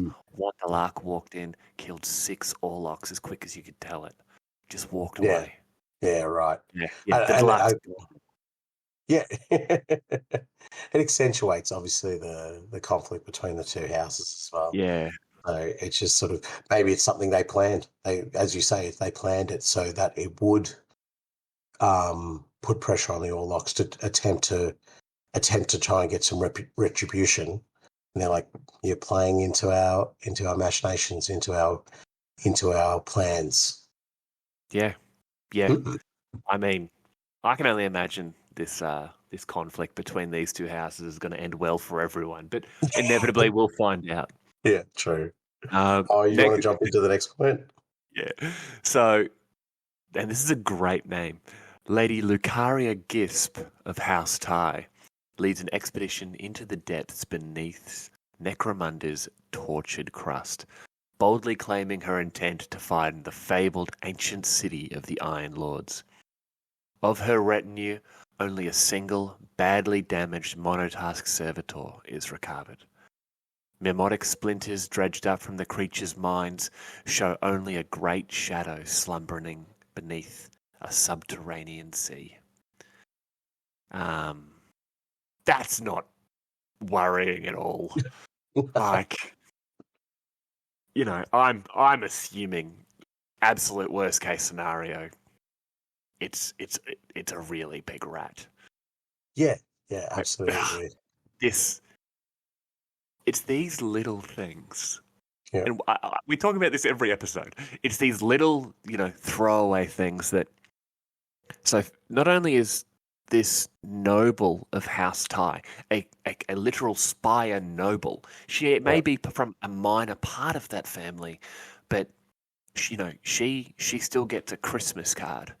You know what I mean? And you'd have to say she's probably a psyker as well, being from House Tai. Well, yeah, or at least smart enough to take them with her. 100%. Yeah. And her whole expedition is gone. Now, conspiracy theory. Shock horror. She is a Delaque. She was drawn down Hive by the Silent Ones, and they've needed her for something, or someone in her retinue was one of them, and they're like, I can bring you more information. Because she's House Tai, I can bring you this latent psychic power. I agree with this. I like this because remember when we talked about before about being basically bringing batteries back to the silent ones. This would be very similar, but it would just be a cadre of information that they bring down. About the workings of Necromunda and in the noble houses, and what better than to use House Ty. But then it's also the idea of that they deliberately left a monotask servitor to say, do not venture down these dark paths. To feed the rumors, to add fuel to that fire of you don't go down there because the Delaque, that's where their fish kingdom is. Yeah, and exactly. higher up the hive you get it. Don't worry about that. It's down hive nonsense. She would have gotten killed somewhere. If House Ty want to worry about it, let them worry about it. Yeah, but exactly. The ones who actually know what's going on, they're sitting there going, "Don't go mess with Neptune. No. You'll get you." Oh my God! It's the sea god Neptune.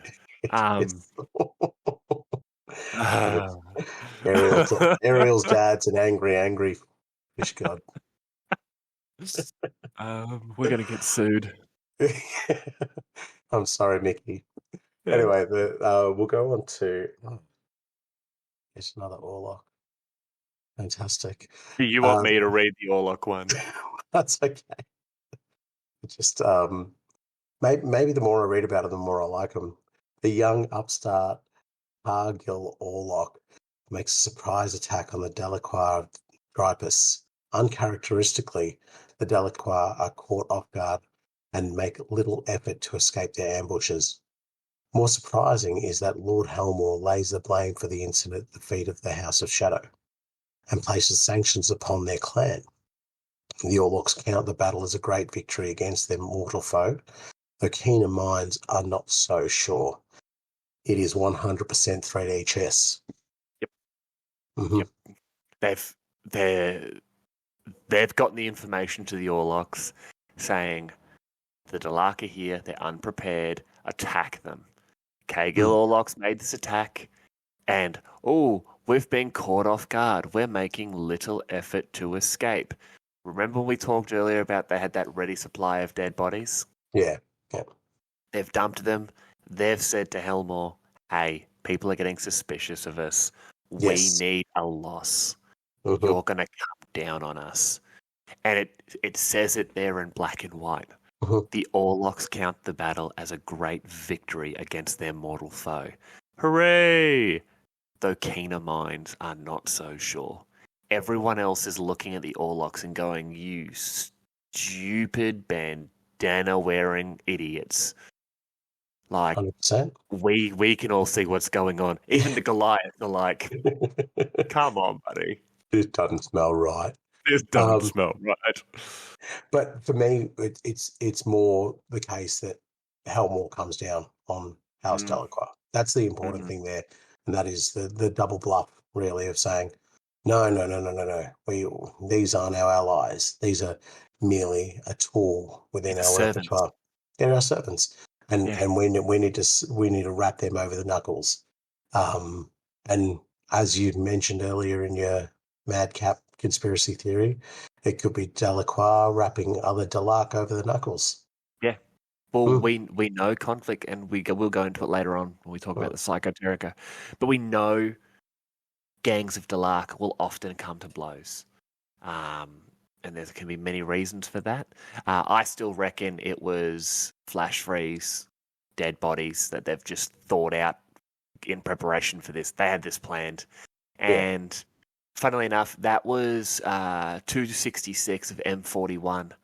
And 32 years later, 298 M41. Using drugs perfected by House Escher, Delaque's faceless assassins kill Lord Hagen of House Orlok. More damaging than the murder itself is the fear that the faceless spread among the foes of House Delaque, and the fact that the Imperial House seems willing to let them get away with the killing. Yeah, you caught them unaware, buddy. You caught them unaware. Here's your gold star, House Orlok. Well done. So do we know much more about the faceless assassins? Do we know anything about them, or is it just? Yeah, absolutely. The faceless were actually the original names for the Nacht-Ghouls. One of the champion options for the Delaque. And I'm guessing, given, and if I scroll through what you've written down here, yeah, we're touching on them later on. So the faceless was just the original name for the Nacht-Ghouls. And they're basically, we talked about them earlier. Remember the I always forget the name. It was the polymorphine. What was it? Was the Calidus. Calidus. Yeah, Calidus assassin. Yeah, I always just want to say Eversaw, and then I'm like, nope. No, Big gun. He doesn't use it. He doesn't need it. No, big gun. No, Eversaw. Is that Eversaw? No, that's a Vindicare. That's the Vindicare.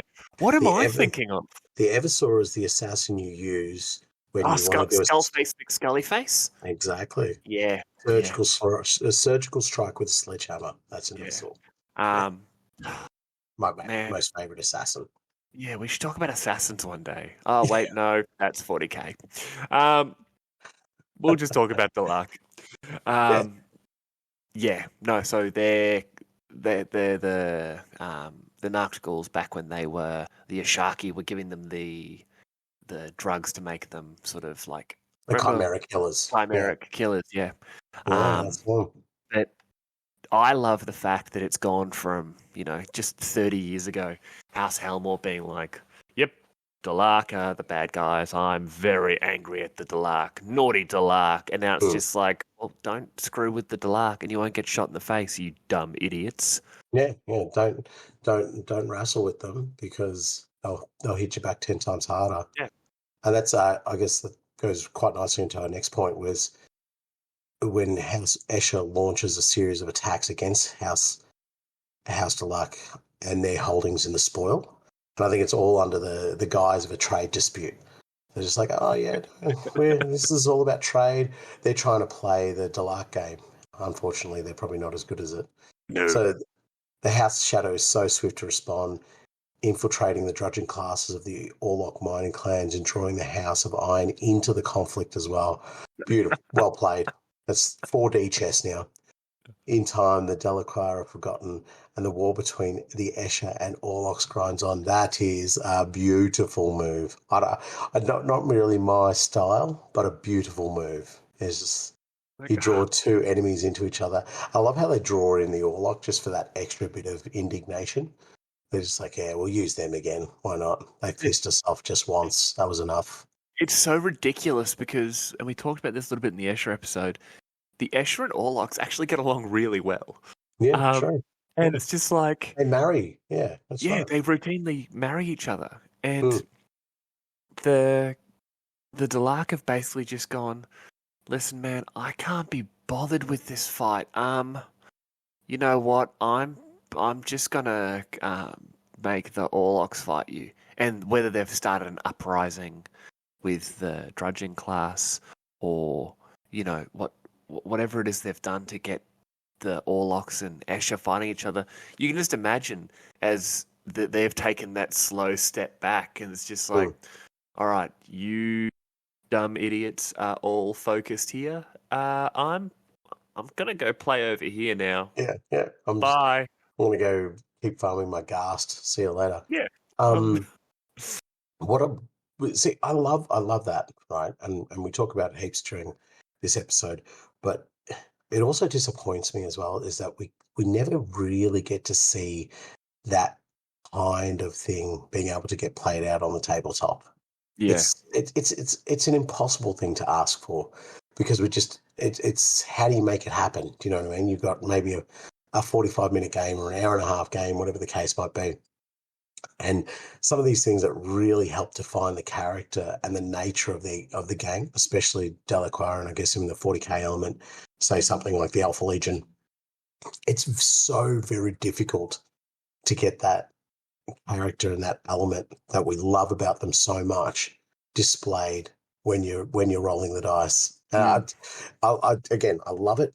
breaks my heart just that little bit that we don't actually, that you will never actually be able to see that in a tabletop game itself. Yeah. No. Anyway, way to bring the mood down. I have so many problems learning the current rules, let alone having to learn extra rules. Come on, buddy. And espionage rules as well. They would be fun. Espionage rules, yeah. Actually, that would be. Isn't there one of their cards where it's just like, they draw that tactics card. It's like, oh yeah, no, your leader's just been stabbed repeatedly in the neck. He has to miss this fight. Yeah, I think so. Yeah. I'm not fully versed on it. Yeah. If not, Delaque players, next time you are playing, just smash your opponent's gang leader with a hammer, and tell them it is Underhive Lorekeepers approved. I'm sure your opponent will accept that as a genuine reason. Not just approved by us, but approved by Lord Helmore, apparently. Anything they do, it's fine. That's right, and you're not allowed to retaliate. Then your enemy cannot retaliate. That's canon. Well, for many cycles, shadowy figures believed to be the Delaque are seen lurking in the lower reaches of downtown, calling out into the sump with whispery voices. Then something answers their call and rises up out of the black, toxic sea. Later, they will say it was a hivequake that consumed downtown, but those that were there know better. Is this the shadowy being we saw earlier? That old lady, what's her name, of Ty, was there. Lusaria Gisp. Lusaria Gisp. Lusaria Gisp, yes. There can't. Well, there's a whole planet's worth of gribbly water beasts under there. Yeah, I just love the writing again, where it just goes, those that are there know better. Give us some solid facts. Give us some. Okay, if you know what was better, here's an idea. I'm assuming they're on like the iPhone 78,000 by this point. Pull it out, take a photo. Yes. Take a photo. Yeah. It's not hard, people. All right. If you see Delaque doing anything, if you see like I don't know, Sump Squatch, Sump Squatch. Oh man, have I not talked to you about Sump Squatch yet? The Sump Squatch. The Sump Squatch. That's from Eye of Horus, and I heard it once, and I'm just like, Sump Squatch is the greatest. I just want to be his friend. But you see a giant. Cool. If you see a giant squid or Sump Squatch or a Goliath counting past 3, like you take a photo. You take a photo. You send it to the media. Call the radio stations. Whatever. Then everyone knows. You can't just be like, nah, mate, wasn't a hivequake. The Delaque were talking to some gribbly beast. Okay. Sure, 2 drinks. Sure, 2 drinks. Yeah. 2 drinks, Jimmy. On you, Jimmy. Don't know how you survived the crash, but on you, mate. Bloody good stuff. I want to say, we'll say, just for the sake of my own sanity of not having to second guess everything I read, we're going to say it is the shadow that House Ty discovered. Yeah. And probably awakened and energized and revitalized enough to give it the power to do what it did in the sump. Yeah, see, that's also so. Once again, we talked about it right at the beginning of the episode, where I just think it's so cool, the concept of living gods, and yeah.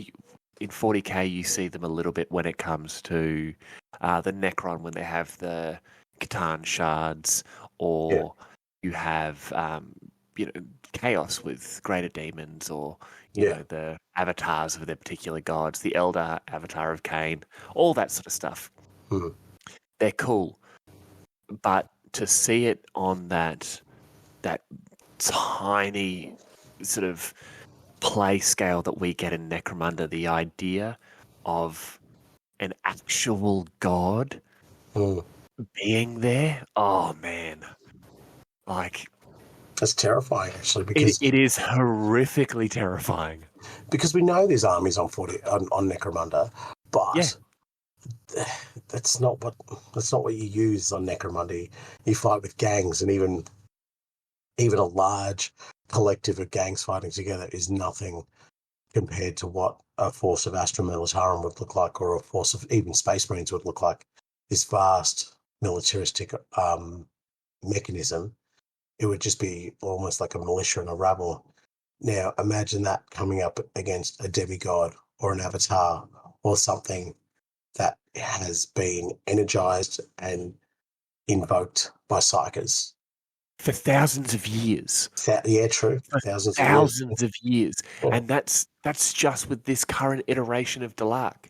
Oh. They've been there for millions of years. How do we know that during the Arrhenius continuity, the same thing wasn't happening? We don't, because we have no access to that pre-imperial history. Yes. What's to say that one of those Xenos that destroyed Necromunda weren't doing it because they were like, well, we don't want you to wake up these creatures. Right. And so they don't know the matter, they don't know what the Imperials are going to do.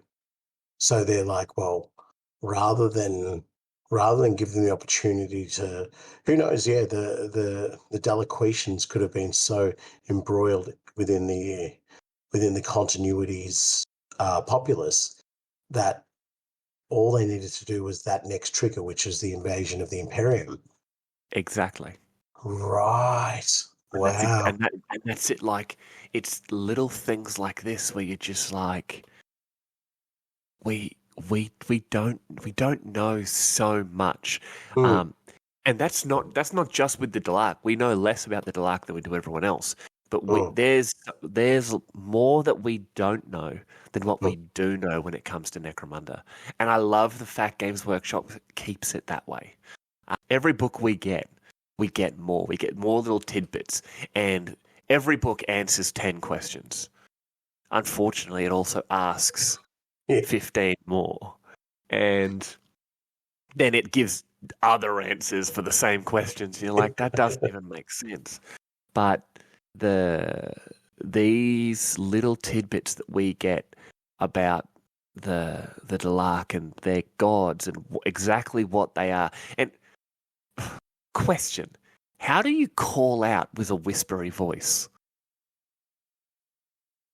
Hey, Sam. Okay, the Delaque just got a lot scarier. But yeah, I think it's great. I wish Scummers would just invent a camera phone, or if they have them, buy one. Just even have security cameras. Security cameras. There you go. Even a classic 1980s style security camera where you couldn't see anything would be enough to prove at least something. The Squatch wiggle cam would be needed. Yeah, true. Actually, this rolls quite nicely into our next point. So by the closing centuries of the 41st millennium, House Delaque has spread out to envelop the world of Necromunda in its web, and there are few places the eyes and ears of the clan house do not reach. These last years also see the House of Shadow moving closer to its ancient goals. And prepare yourself, though what these are and how they might be achieved remain obscured by the masters of the clan.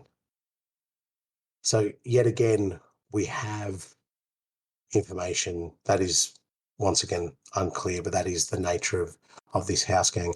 I think the important thing though is that at this stage they are fully embedded and across the entire Necromundan society, which is exactly where they want to be, exactly where Lord Helmel would want to be as well.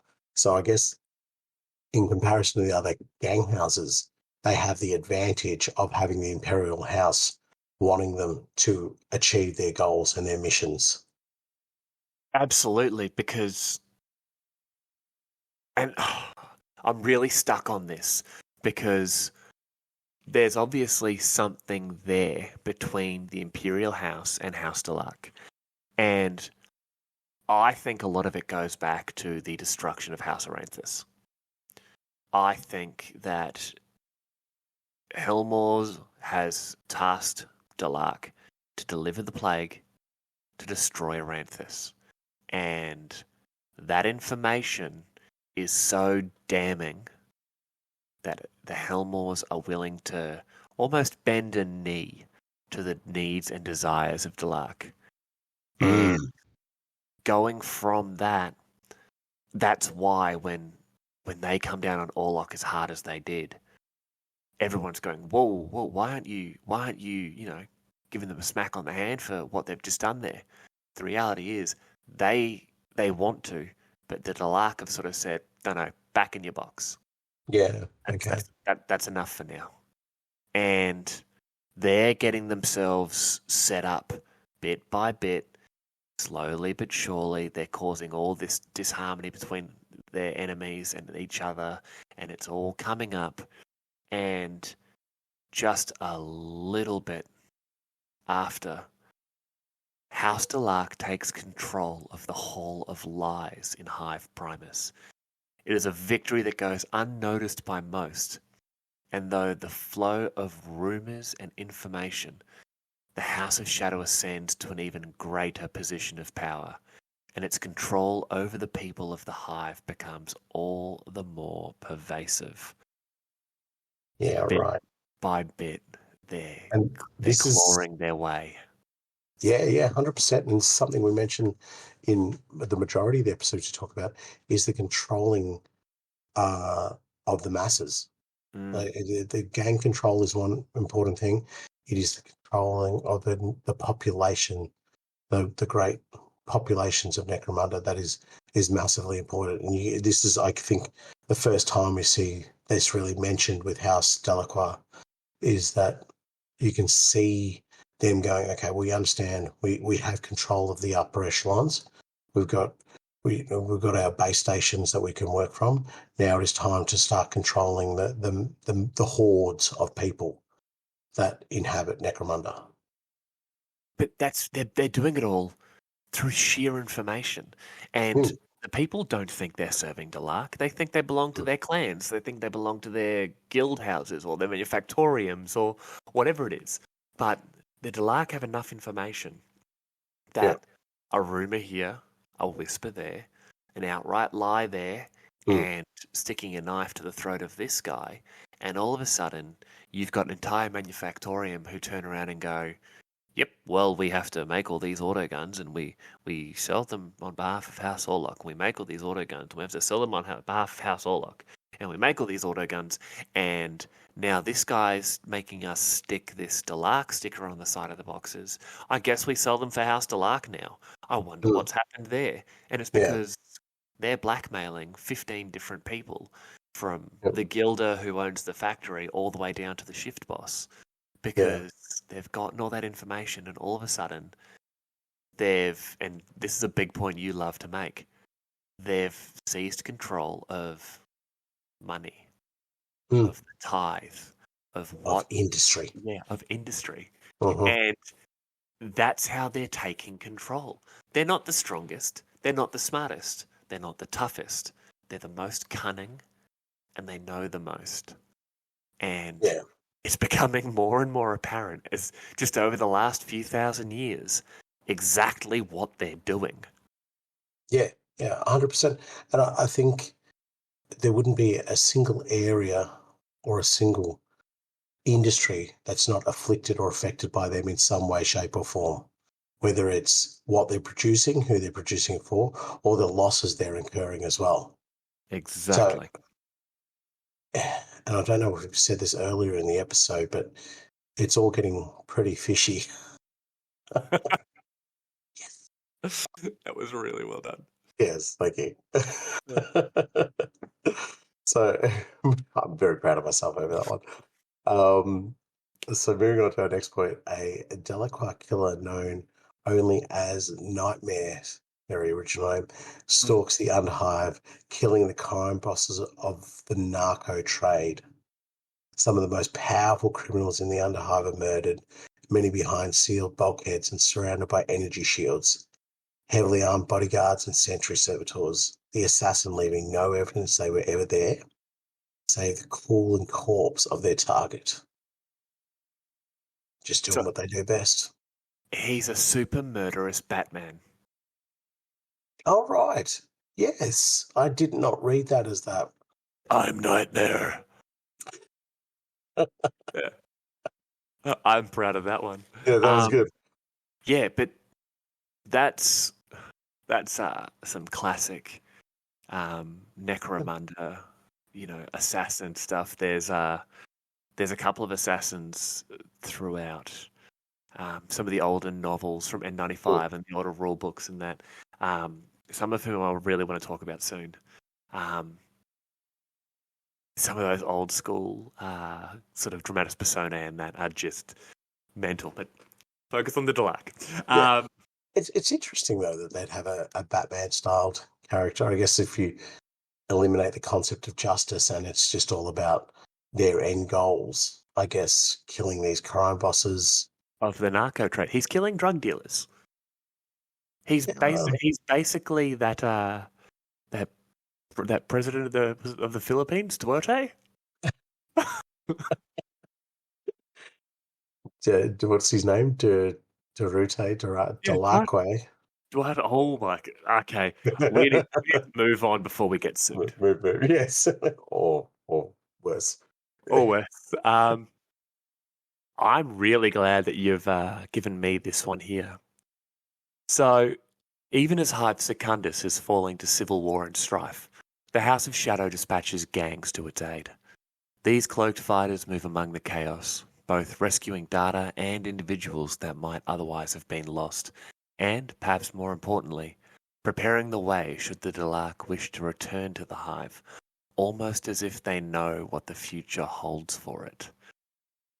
Now,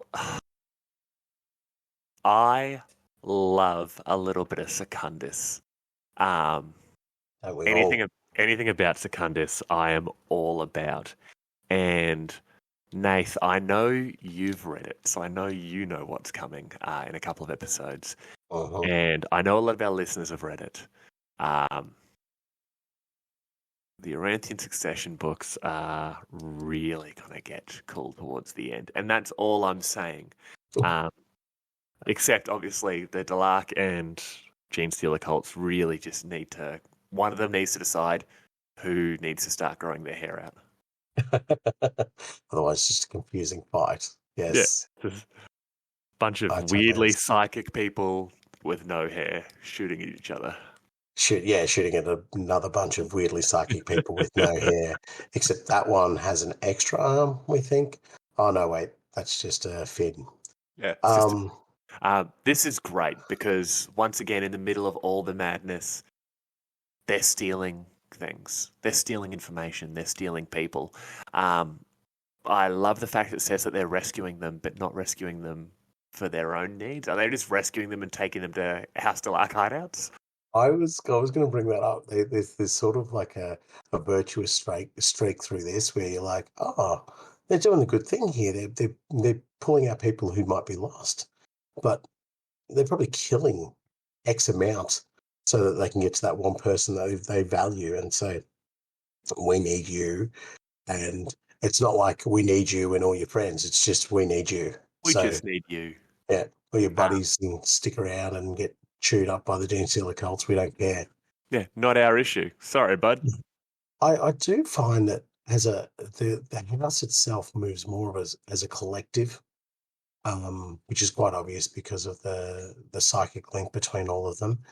But they move more in a collective than any of the other houses, from my opinion. It's just, and it might seem an obvious thing, but Necromunda is so divisive in the houses, the clan houses, where gangs on the ground level, their allegiances will obviously still be to their house, but it's sort of a situation where whatever suits that gang on the ground is what's going to be best for them. Whereas the Del-Aque is like, no, what suits the collective is more important. It's more important than anything. Mm. It's especially ironic that it's House Orlok with their house motto being my gang before my house before the rest. And Yeah, right. you still get outlaw Orloks or Orloks who have left the clan house. So they have that sort of loyalty and hierarchy where, hey, if my house disagrees with my gang wins every day. But then we have the Escher, who, remember when that ganger came back from, was it Hive Arcos? Yeah. And she begged to meet with the Matriarch Primus and was handed over to the enforcers. Yeah. There's all these examples of inter-house betrayal, and we won't get started on the Goliath. Basically, to get a promotion there, you got to kill your boss. We've all thought about it, but we've all thought about it. But Delaque, they can have reasons to fight each other. We get that, but I think given their very nature, it's not something we hear a lot about.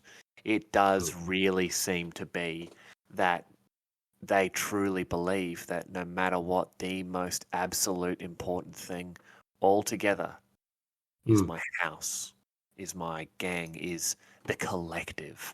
It's the silent ones. Yeah. That's why I read it. And so you're right. Yeah, we mentioned earlier about the fact that there are gangs fighting other gangs and what have you.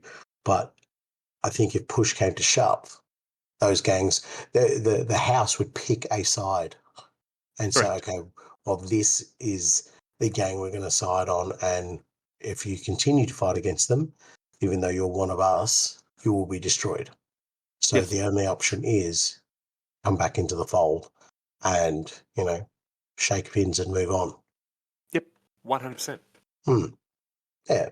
So it's an interesting pickup for me. And it just sounds like the Gene Stealer cults, to be honest. It's just like a different kind of version of a brood mind. The Delaque really would just be the ultimate Gene Stealer cult. It's like host species, I guess. That's it. Like, I would, man, I don't want to start a Delaque gang right now. Idea? A gang idea. I'm thinking about how sick it would be. Picture a Delaque gang that's also Gene Stealer cult, but it's literally just head swaps. That's all you need to do. Find someone who has a Gene Stealer cult army, buy a box of Delaque and a box of the champions, and then just steal a bunch of their heads and some of the Gene Stealer cult upgrade sprue. Boom, there's your gang. There's your gang. And you get double psyker. You get the Delaque psychic powers and the Gene Stealer cult psychic powers. Yes. And your psychic familiars, you can use those little fish, those walking fish from the new Cities of Sigmar stuff. That would be so cool. Boom. Fish familiars. Fish milliers. Fish, yes. Fish I don't know what I'm saying there. Fish milliers. Yes, I was trying to get it out. I couldn't. That is actually cool. Your gang relic could literally just be a fish pond. But what are they called? The little fish bowls. A fish bowl. I forgot the word for bowl. Your gang relic is a fish bowl, and it's just walking fish everywhere. Mate, Stick a fork in it. That gang idea is done. Oh, sounds quite tasty. But the what are the elves from Age of Sigmar? The sea elves. Oh man, I genuinely need to start playing more Age of Sigmar because, firstly, their models are all sick, and what are they called? The Ideneth Deepkin.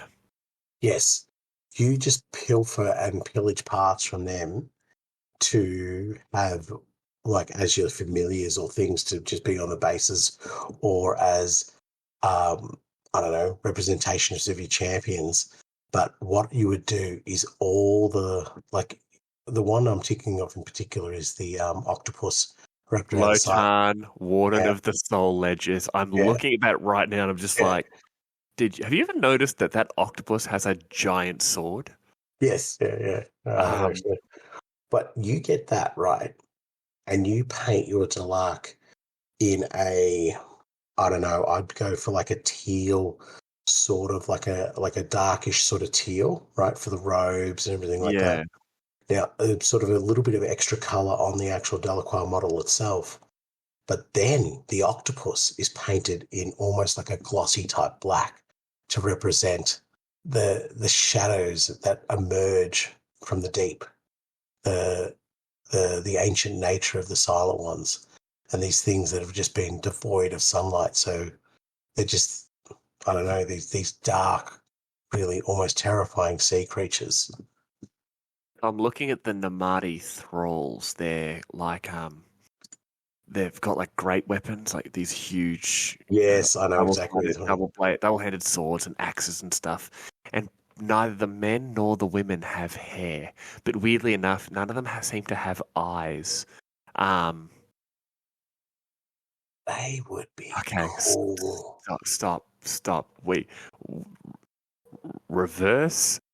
We've got like 4 points more to make. We cannot be starting Delaque armies right now, gangs. I can't play Age of Sigmar right now. My Khorne Escher are literally sitting there. They are true. Yeah. Begging to be built. What about your squaddies? Just don't bring them up. Okay? The number of people who messaged me after the Road to Arcromunda episode were just like, but you were doing squats. What happened to the squats? Like, I thought I got bullied into playing in forces. Man, I'm getting bullied straight back into squats, and I am standing firm. I will not be bullied. Yeah, sure, mate. They will sit there unfinished. You'll die upon that hill. I'll die on that hill. All right. Well, let's stop sidetracking ourselves and get back to it. So, all right. Which point? Sorry, one last sidetrack. Yes. The Akelian Morsar Guard from the Ideneth Deepkin are these dudes riding like giant eels. They're like eel cavalry. Don't tell me those wouldn't make awesome Delaque Sumpsea themed wasted dirt bikes. Oh my god, what an idea. That is so cool. You'd have to figure out how to get the robes on them, like the overcoats and stuff. Look, do you know sorry, we are going to go down the sidetrack, people. Enjoy it. Those Namadi thralls, right? I would build the gang because they're quite buff, like they're quite actually muscular and whatever. Yeah, they're jacked. I would build a gang of Delacque that envisions themselves as bodyguards of the Silent One. So they're not just out there to be assassins and so espionage and so they actually view themselves as a fighting mechanism, as an arm of the Silent One. And they're just like, yeah, we do all the Delacque stuff, but we're also quite militant as well. They would suit it so perfectly. You could say that one of those double-handed swords was like a shiver sword and just run one of them as Nacht-Ghul. There you go. Done. And I can just, I don't know if I've got the painting skill for it, but they would be tattooed. Like everything except the face, like with just tattoos all over the body. And it would be sort of like a pseudo sort of style of camouflage that they'd be using, and just be like, when people read this, we blur, so that's why they can't see us properly, and almost like a tribal paint. But yes, that's our tangent. Okay. Back to the episode. Back to the episode. I mean, it's still part of the episode. It's just not this part of the episode. My wife will kill me if another Games Workshop delivery shows up here. I might send you one just as a laugh then. It's just a box. Yeah, just an empty box. Just say, enjoy, Sam. Okay, so what's the next thing we're talking about? The psychic war. That's right. So a psychic war rages within Hive Acropolis between the immortal cult, your boys, and the House of Shadow. It is a war fought as much in the mind as it is in the shadows. And entire levels of the Hive are lost to madness and terror as horrifying powers are unleashed upon the local population. In the end, the Delaque make an uneasy alliance with an Inquisitor of the Order Hereticus to finally oust their rivals from the Hive. This reminds me so much of when the Hereticus psyker hunting gangs. Do you remember way back when? Yeah. And they pretty much deputized gangers and what have down there. And they're just like, yeah, you have a side bolt. You have a side bolt. Go get them. Oh, man. The Immortal Cult are just that gift that keeps on giving when it comes to Necromunda. And every time I see them, I'm just like, what are these kooky bastards up to now? And it's a war fought as much in the mind as it is in the shadows. And we'll touch on them, I'm guessing, later on in that specialist section, on like the Spikers and obviously the Psychoterica. And you can just imagine that you've got the Immortal Cult fighting this Inquisitor, and then at the same time, fighting the Delaque, and the Delaque are just like, listen, the enemy of my enemy, my friend. Yeah. So we're going to help you out with manpower and brain power, and like we're gonna get there. And it's interesting because Acropolis Hive is actually an old and elaborate hive inside the Palatine cluster. It's right there with Primus, and it's actually located at a massive intersection of these several great road tunnels, and is a huge center of trade on Necromunda. And it's actually also the home territory for some of the most powerful merchant clans on Necromunda.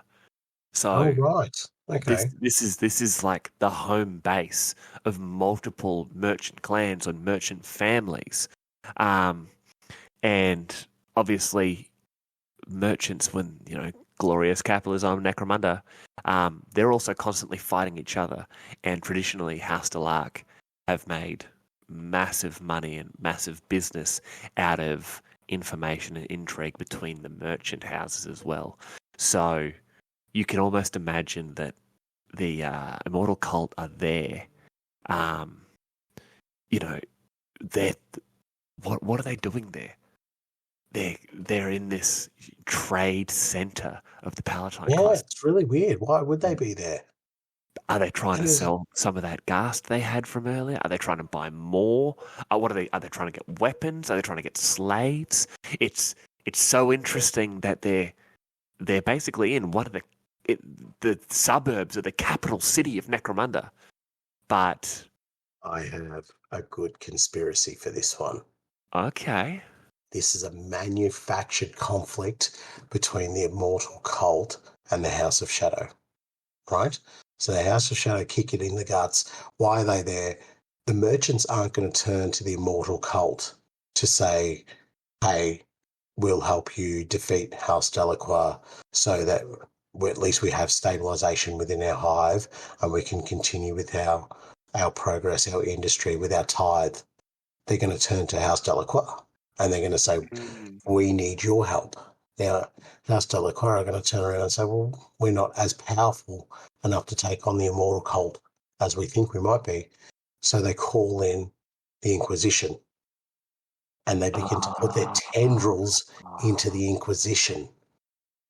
It's a you scratch our back and you have a permanent IOU from us. But all they're really doing is they're just tying themselves into something that is far greater and far more elaborate than just their planet. It is the Order Hereticus. What do you think? So are they okay? Do you think they're trying to use this to possibly bring members of the Inquisition into the house. That's what I'm saying. So so they're almost going to be having their own arm of the Inquisition. Yes. Oh my God, that is mental. Well, that's why I look at it. It's like, why exactly what you're saying? Why the immortal cult in Hive Acropolis?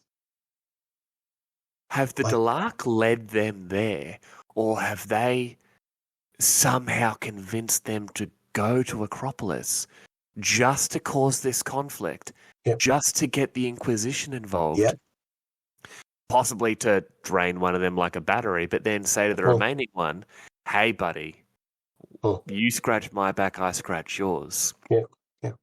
Then I'll shave your head, you shave mine. And I got the jar of mayonnaise, we'll sort this out. I got the jar of mayonnaise, we'll sort this out. You're one of us. Yeah, because what if one of the Inquisitors, or using their, glancing into the future power, they've seen that whatever, I'm just going to call it a chromosomal anomaly, whatever chromosomal anomaly that allows them to turn regular people into Delaque just happened to be in this Inquisitor. And all of a sudden, he's now able to sense others, or she's able to sense others, and they gather them. I'm the Inquisition. You have to come with me. Yep. We take you back to Necromunda, and now you're one of us. Oh, dude, this whole war was a recruitment drive. Yeah, that's why I said, like, it's the first time we have mention of the Inquisition, and especially the Ordo Hereticus, who the House Delaque would just be an absolute goldmine for them in terms of ticking off the psychers that they're killing and capturing and so forth. So what's the best way to ensure that they're not going to come hunting after you is to get embedded with them. Oh. And it makes sense. I'm a huge fan. I'm a huge fan of this theory of yours. That is great. I had a whisper to me by a carry tip, by the way. That is a terrible idea. In fact, I'm going to delete that whole section from the podcast. Speaking of terrible ideas, just a few years after that, we're coming up to the end of this reading. This is one of the weirdest parts of Delaque, I think. This little entry here. The Delaque pluck a dark secret from the mind of an Eldari prince as he visits the Stranger's Spire in Hive Primus. So terrible is this secret that it slowly drives those who know it mad, and it must be psychically transferred from one Delaque to another periodically. Nonetheless, the House of Shadow treasure their new possession and what it might mean for their future on Necromunda. That is so cool. And it harps back to what we talked about earlier about different types and different specializations of psychic powers. Yes. So how do you pick a secret from a mind where you have a psycho who that may be the only bit of psychic potential they have, and they use that to do this particular task? But the secret itself, the idea of it, is very engaging in that why would the Eldar, and it's an Eldari prince as well, we're not talking about a warlock, a farseer, or anything like that. We have a prince. Do they know more about Necromunda than we're led on to know, or led on to believe, sorry? Does this prince have warlocks and farseers under his rule? Like we don't know what craft world this Eldari comes from. We don't know if they're a Corsair, I don't think the Inari were around in 981. No, they weren't. That was right at the closing of the 41st, wasn't it? Yeah, it was. But we don't know what this secret is, but it specifically mentions there, not about the future of Necromunda and what it might mean for their future on Necromunda. So if we look at this, the Eldari know either something that is coming, they have seen signs of something that is there, or they just genuinely believe that Necromunda is going to change. And by the sounds of it, this piece of knowledge that is driving every Psyker, every Delaque who has this knowledge is being driven insane. Like, they are willing to lose members of their house to keep this secret. Yeah. Yeah, I love the idea that it gets transferred as well. And in my mind, that person or that gang member would become this idol, would become so venerated.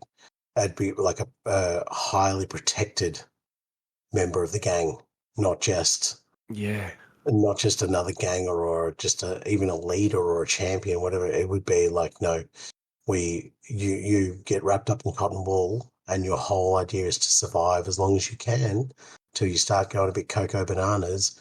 And then in that time, we use that to find another psyker to transfer this information onto. And I could just imagine the gang doing everything, or not just the gang, the house doing everything in its power to protect that member from anything. Exactly. Even from the common cold, they'd be like, no. You stay pristine the entire time. Your brain needs to be functioning. Your brain needs to be alert so that we never lose this secret. I can imagine that they keep whoever has this secret moving. Like they're being moved secretly through tunnels or through on maglevs or whatever, just for the risk of someone finding out where this knowledge is. Yeah, not just who has it, but where it is. Because you got to remember, you want to make sure someone doesn't know anything. A bullet will stop them. A missile is just gear grid coordinates. Yeah, true. You know, it's. Yeah. I want to know what it is. I want to know what it is. I think it has something to do with the ranting succession, and the inevitable overthrowing of Necromundan government by the Caryatid Empire. And right. Okay. Just stop for a second there. So hear me out on this. Oh, no. I remember how we said we're just going to pause for a second. Yeah. Okay. No. Yeah. Good point. All right. Good. How about you do that last point then? Yeah. God damn, Carrie, to talk. It was my fault. I brought it up. I triggered you. So yeah, this is cool actually. The savants, idiot. Yeah. Astro savants speak of the return of Somnus, the dark orb. Yeah, buddy. Those with long memories prepare for the chaos and madness the rogue planet might bring, while within the House of Shadow, other preparations are taking place.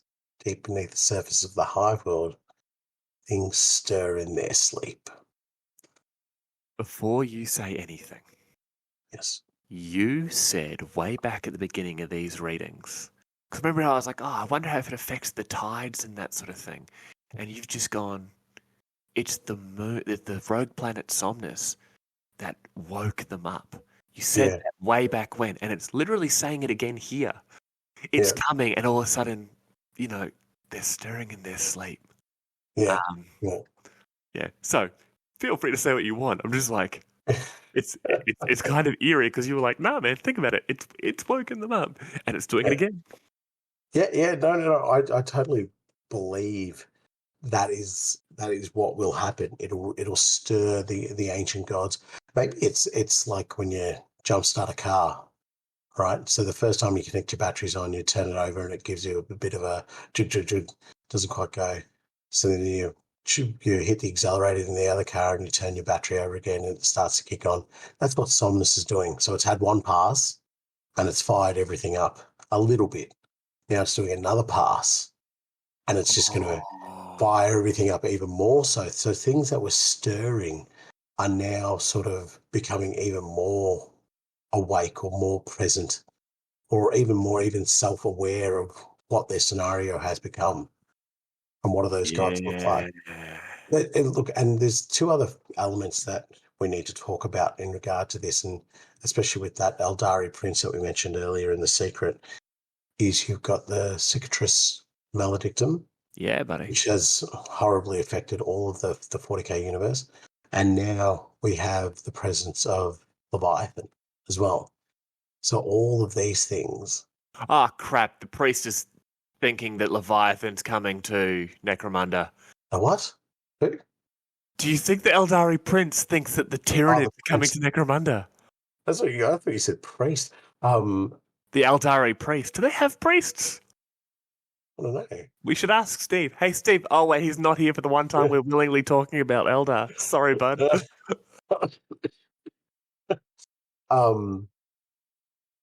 Yeah, we should ask Steve, but yeah, he's let us down. Yeah, so but that's where my brain goes with Leviathan, and if Somnus is returning, and you have a giant psychic fleet moving throughout the galaxy as well, surely all the fishies are going to get very, very angry. Yeah.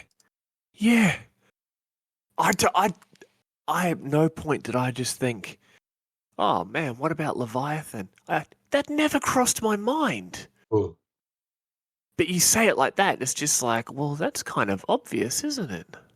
Yeah, and the psychic energy given off from a Tyranid hive fleet is just ridiculous. So surely it would be calling out to these beings, the silent ones on the planet, because that's what they are. They are psychic beings as well. And combine that with Somnus. It'll be interesting if they progress this law of Somnus passing and people once again wandering from their beds to go down deep into Necromunda. It'll be interesting if they ever push that, because that's a planet changing event. That's a sector changing event.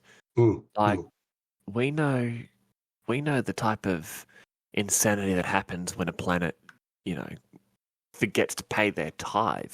Can you imagine if you have another huge section of the population of a planet that's just like, oh, by the way, we're fish psychers now, and we have our own Inquisition.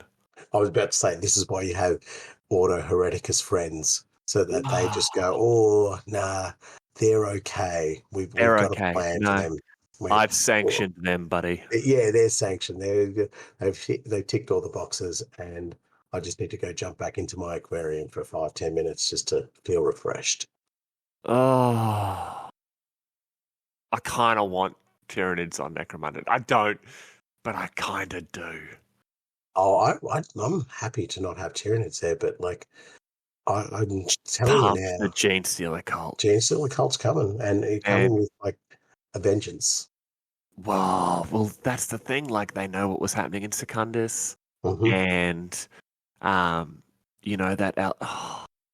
Now, let me ask you this. Actually, this is a slight distraction from our read. Actually, we'd have to say House Delaque are probably the most psychically active and psychically present gang on Necromunda. Yeah, other than House Tie, but they're sort of different. House Tie don't. I wouldn't say House Tie are themselves psychers. There may be some psychers around there, absolutely. They deal with the psychers under command of Lord Helmore, and they deal with a lot of the psychers, astropaths, that sort of thing. So, but the point of my question is that okay, if House Delaque are the most psychically active and psychically present on Necromunda, when, as I mentioned before, a hive fleet moving in with its psychic presence stirs up the Gene Stealer cult, surely that impact or that imprint would affect the house as well, the House of Shadow. Surely it would. Hold on. I'm an idiot. I've jumped ahead like 100 years. When we're thinking about what's coming, this is all coming into the 41st, like at the end of the 41st millennium, with the Cicatrix Maledictum. Yeah. What if that is what the Eldar Prince knows of? That's the psychic action of the Eye of Terror and the Maelstrom tearing the galaxy in half. It's not Leviathan at all. That's still hundreds of years away. It's the Cicatrix Maledictum. It's the destruction of Cadia and the Cicatrix Maledictum ripping this side of the galaxy apart from the Imperium Nihilus? Yeah. What if that's what the Eldar Prince is looking into the future and seeing, was that knowledge that he's seeing? And that's the information that the Delaque are holding that's driving them insane. Yeah, but it says particularly what it means for their future on Necromunda. Yeah, their future on Necromunda. So I'm gonna potentially like bring it down a notch. Maybe he's just talking about the return of Somnus. Maybe that's the secret. I still really hope it's Gene Stealer cults, because I really want Daddy styles. Sorry. Yeah, you did. I really hope it's Gene Stealer cults, and maybe because when this is quickly becoming a Gene Stealer cults episode. It is. When Gene Stealer cults have a planet and the Hive fleet's getting close, and the acolyte metamorphs, they get all the extra like super weird like mutations and that. Like they've got the tiny crushing claws and that sort of thing. They become more tyrannid than Gene Stealer. Yeah, instead of the acolyte hybrids, to the hybrid metamorphs. Yeah, and they could make some really cool impact on Necromunda if you do have Leviathan sort of getting a little bit close or whatever, or just a random splinter fleet, and we start seeing, like, can you imagine if it's like, BT dubs, here's a book of, because what are they? The Cult of the Second Sun, which is the primary Gene Stealer cult on Necromunda in Secundus. So you can imagine some of the kooky stuff they might get if a Hive fleet does get too close. And I'd love to see the Delaque fighting back against the Gene Stealer cult, and maybe just getting like House Aranthis involved and being like, aha, we've done this before, smoke bomb, and they just back away, and it's just like Gene Stealer cults and House Aranthis fighting each other. Yeah, true. Actually, something like, we're going on about the Gene Stealer cult, but absolutely, they would be the greatest threat to House Delaque because of their psychic connection all with each other. So where House Delaque are able to manipulate so many other houses, they would struggle to do that against the Gene Stealer cult because of the connections they all have with each other. Yeah, against that brute mind, they would either have to work double hard and still may not achieve their goal, or the best way is just to get rid of them. That's what I envision, that why they would be going after them so much. I mean, this is something we've created, that they are going after them, but so I guess, mate, we've talked a lot about the history of this house, and there is a lot of conspiracy theories fed to us, and a lot that we've come up with. But I guess it leads nicely into exactly what House Delaque do and how they keep themselves going, because we know that they're not producing weapons, they're not producing armor or anything like that. They have their own methodology for creating income, and that's as the information brokers, the saboteurs, the leaders in espionage. But I guess they probably dabble in other forms of industry as well by, as you said earlier, Ghast, but also just getting their house badge stamped on certain boxes. and then just getting that trickle down money pouring through from people who are thinking that they're producing for House Delaque, so the payments go to House Delaque. Ronald Reagan would be so proud. It's trickle-down economics in the 41st millennium. Yeah. So I guess it's not necessarily about trickle-down economics per se, but more. And we've mentioned this multiple times already, that the way that House Delaque keep themselves afloat is through not traditional, I guess, production and manufacturing, as you see on Necromunda, but more through the espionage and subterfuge and so forth. But it is key to point out that they still do produce. Of course. They still have elements that still produce the las guns and the splinter pistols and what have you, so that they can actually still function and still have all of these things, not reliant on other gangs and their production. Well, remember earlier when the Escher attacked the Delaque and the spoil? Yeah. As we know, the spoil is where they've got all those big open mines where they're, ironically, mining through the detritus and waste of past generations to find the metals to then resmelt and turn into weapons and guns and whatever. Yeah. And the Orlok, when the legendary rebel / evil rebel took that maglev train, it ruined the Yulanti contract for the Delaque. So obviously the Delaque have mercantile interests. All houses do. We also know about, obviously, their heavy involvement within the gas trade, and whether they're doing that on their own and selling to the Imperial House, or they are simply the group the Imperial House has put in charge of it and is saying, hey, you guys can sell this for us. They're obviously getting sort of fiscal recompensation for that.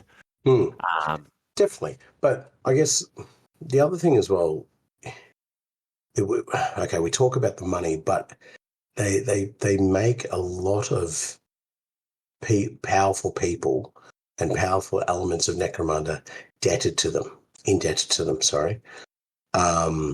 So that could also be turned into, I guess, for a crude manner, like a kind of blackmail, saying, okay, well, let's get some money or something or some sort of, tax break, for use of a better term, out of this scenario, so that we're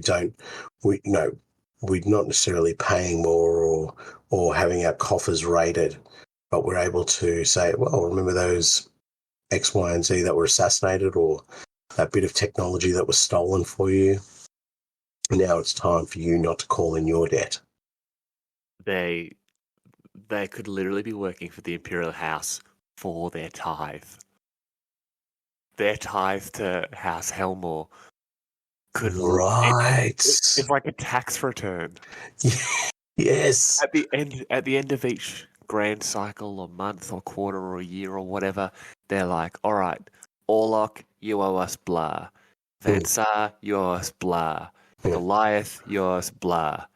Delaque, Escher, you owe us blah. And then everyone's like, but you skipped them. It's like, oh no, they already paid. They paid it to us last week. But why are they here then? And it's just this one Delaque with just this horrific smile. He's just like, he's got an abacus, and he pushes it all back to the left. He's like, we've zeroed it out again. And he just does finger guns at someone, and it's just sort of like moves one to the left. But no, that's a. You're really throwing a wrench into my mindset of maybe House Helmore are working for Delaque when you say stuff like that. See, because I don't totally agree with that. But, I think that they would, the concept that a noble house is indebted to them is more important than, because they can call in that debt in any way, shape, or form. Yeah, we need more money to continue our shenanigans in Hive Mortis. To a house like Delaque, a promise or a secret is always going to be worth more than money. Yep, 100%. And you can turn it into whatever you need, whatever resource you need. We need more guns. Okay, cool. Well, remember when we did this? That now equates to this many guns. And remember that time we poisoned Hive Mortis and took out your closest possible rival? I mean, what was our tithe again? Yeah, exactly.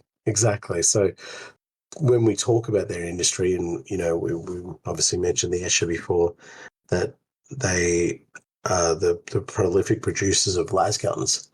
This is something that the Delaque are not going to do, but they're most certainly going to be able to have access to absolutely every industry on Necromunda. Yeah. And we mentioned it earlier. By the end of the 41st millennium, they are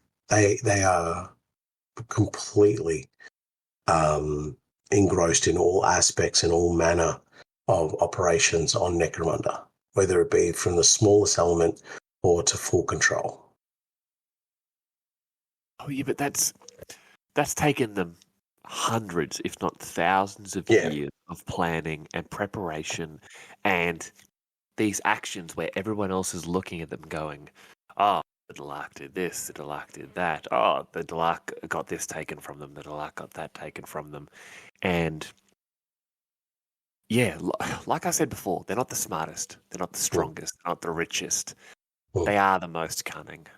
Yeah. And yeah, like their industry, we've touched on it so much. It's information, it's knowledge, it's secrets, it's the dirt that everyone's trying to sweep under the rug.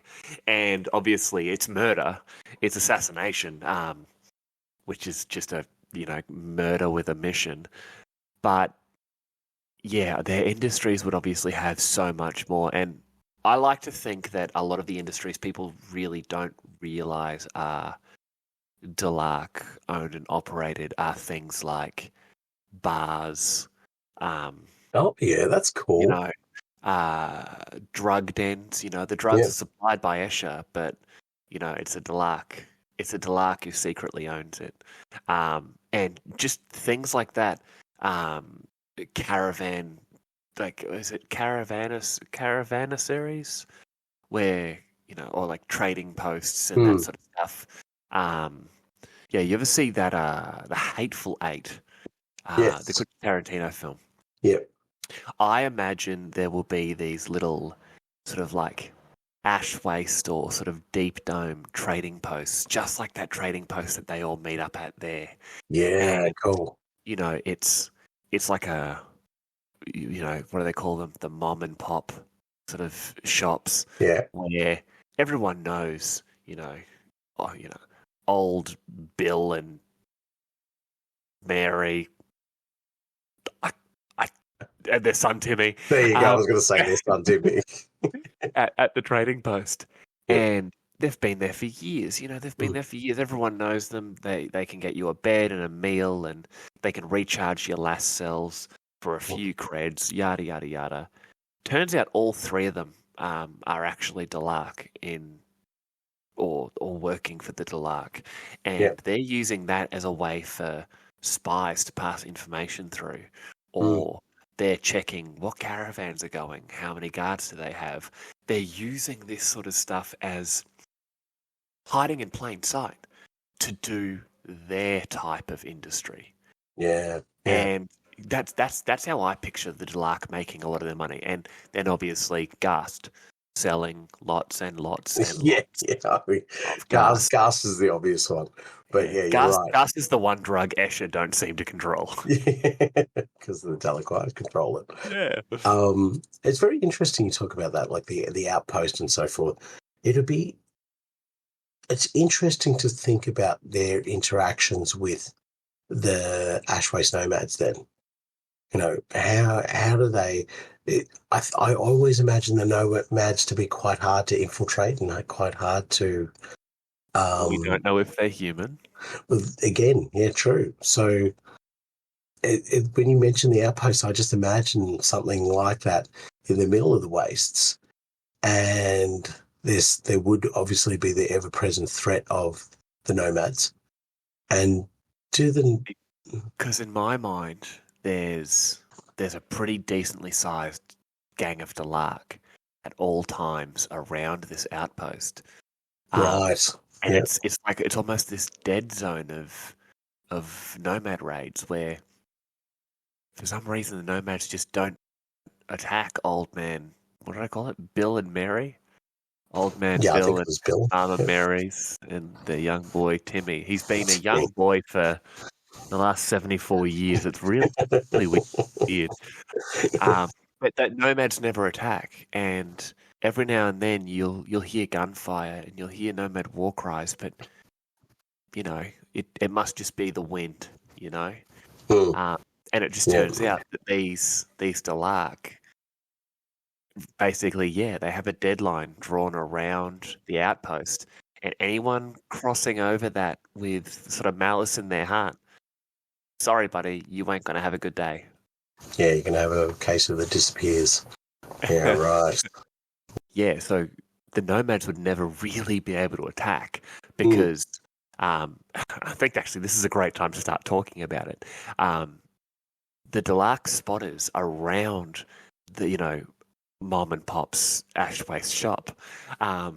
It's much easier than remembering names that aren't Timmy.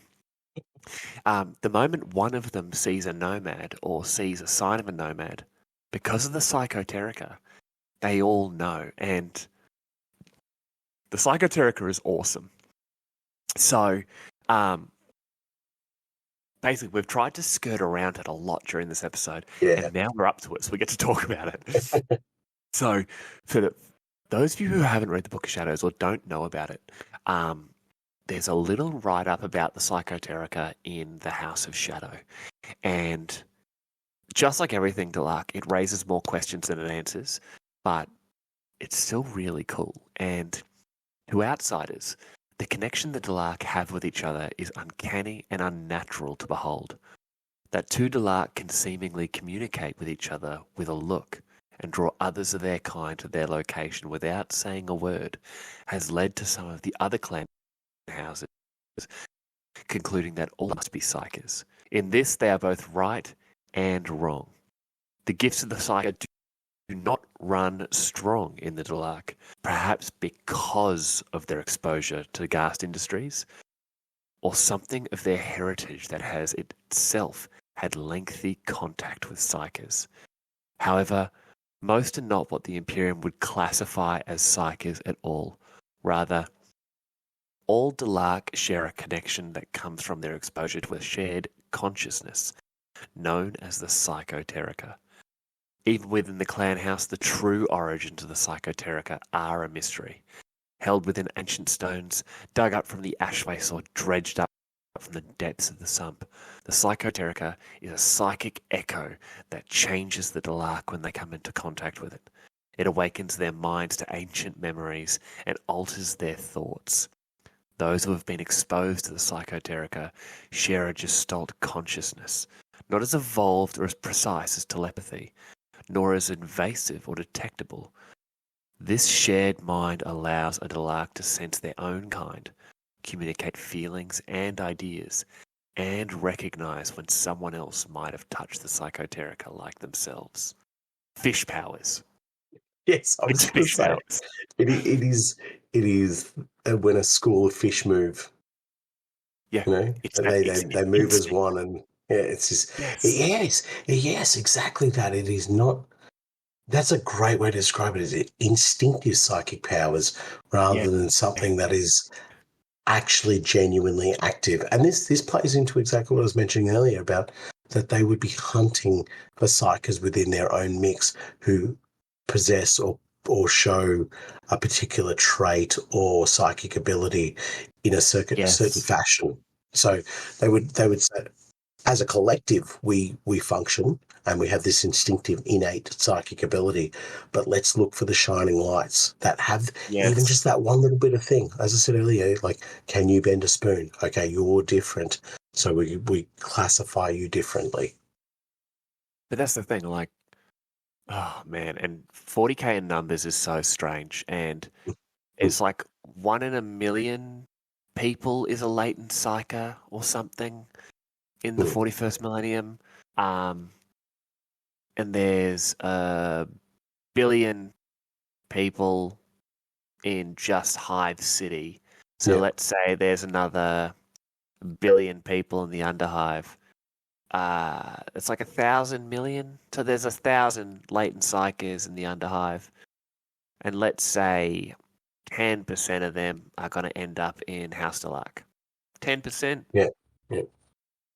So that's what, 100? So there's 100 latent psychers. Now, they get touched by the psychoterica, like you said, and it turns out the psychoterica is able to see, hey, you're going to be a telepath, or you're going to be pyrokinetic, or whatever it is. And that brings them into the psychoterica where it says, well, hold on, we need someone who can shoot a fireball.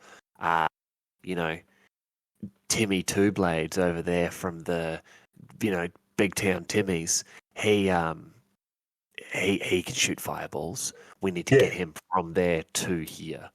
And, it's things like that. But it turns around and says, the gifts of the psycho do not run strong in the Delaque. And perhaps because of their exposure to the Ghast industries, which is crazy because Ghast gives people psychic powers, unleashes their innate psychic capability.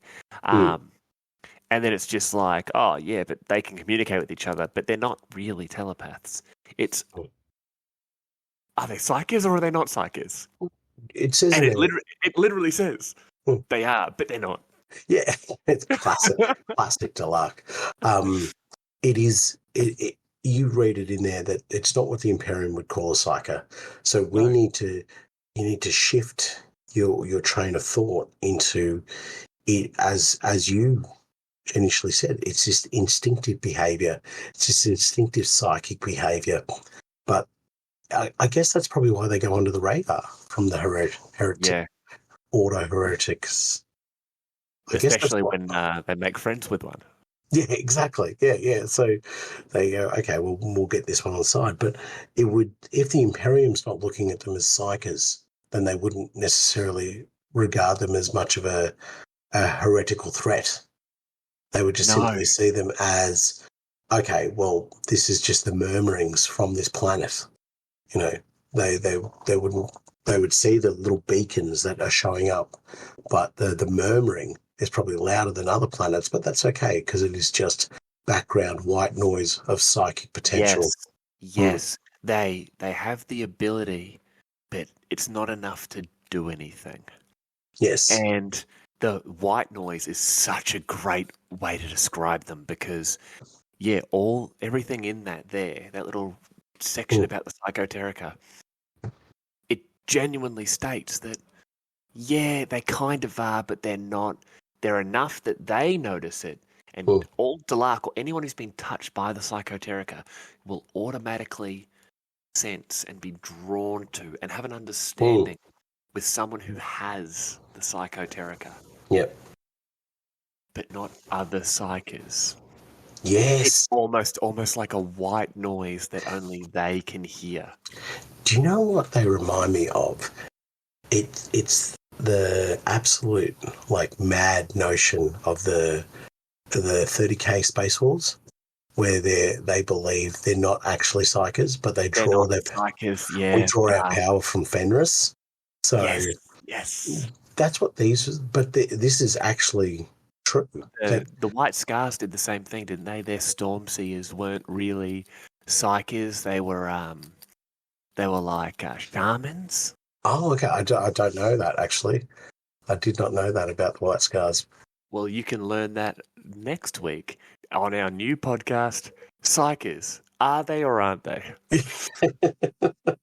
Just a list of name and going, yes, no, maybe. Maybe yes, maybe no. Gerontius Hillamore. Probably not. Yeah. Caryatids, no. Don't. But yeah, so they're actually drawing their, I guess, their psychic murmuring from the silent ones, or it's being leached into and being activated by that. That goes back. Do you remember? Was it Hive Acropolis, where they were sitting there being like, "Yeah, it's almost like these psychic vampires, and they're sucking Mortis. on the latent." Was Mortis? It was Mortis, yeah. No, it was the Minerva Hive cluster. Minerva we Hive were, cluster. We were both way yes, off. Yes. They're draining their victims of their psychic essence. Hmm. So, if they're not psychers and they're draining this psychic essence, like we said, are they feeding that back to the silent ones, back to the Psychoterica? Which is it's sort of symbiotic in the sense that if they feed the silent ones, the Psychoterica, but then that gives it more power to increase their psychic potential, which is I hate to use the word psychic, but it is for use of a better term, because from what we're reading, they're not psychers. They are psychers, but they may be psychic. Yes, and do you know what? Just strikes me as a freaking brood mind again. It really does. I'm not going to say that they're tyrannid fish. That's well, speaking of the brood mind, and this next point's actually very brood mind-ish. Yeah. The Star Chamber. Now, this is the ruling, I'm going to call it council of the Delaque. And when we use that term very loosely. Yeah, very loosely. When we talk about the Psychoterica, where two people who have been touched by it are able to sort of immediately identify each other, the Psychoterica will also appear within different people at different levels, at different strengths. They will be of different classes. If you go back to the old Psycho sort of mindset, like they're from the lowest to the alpha plus, or whatever it is those crazy Imperials call it. And there's a really good excerpt about the Star Chamber that you've written down there. So why don't you take this one here? Sure. Central to the control of House Delaque is the Star Chamber, as you mentioned. Outside of the clan, its existence is an open secret, and those that know of it think of themselves cunning for having unravelled one of Delacque's great mysteries. However, in truth, the Star Chamber is not what people believe it to be. For instance, it is not even a chamber. Rather, the Star classic Delaque. Yeah, classic.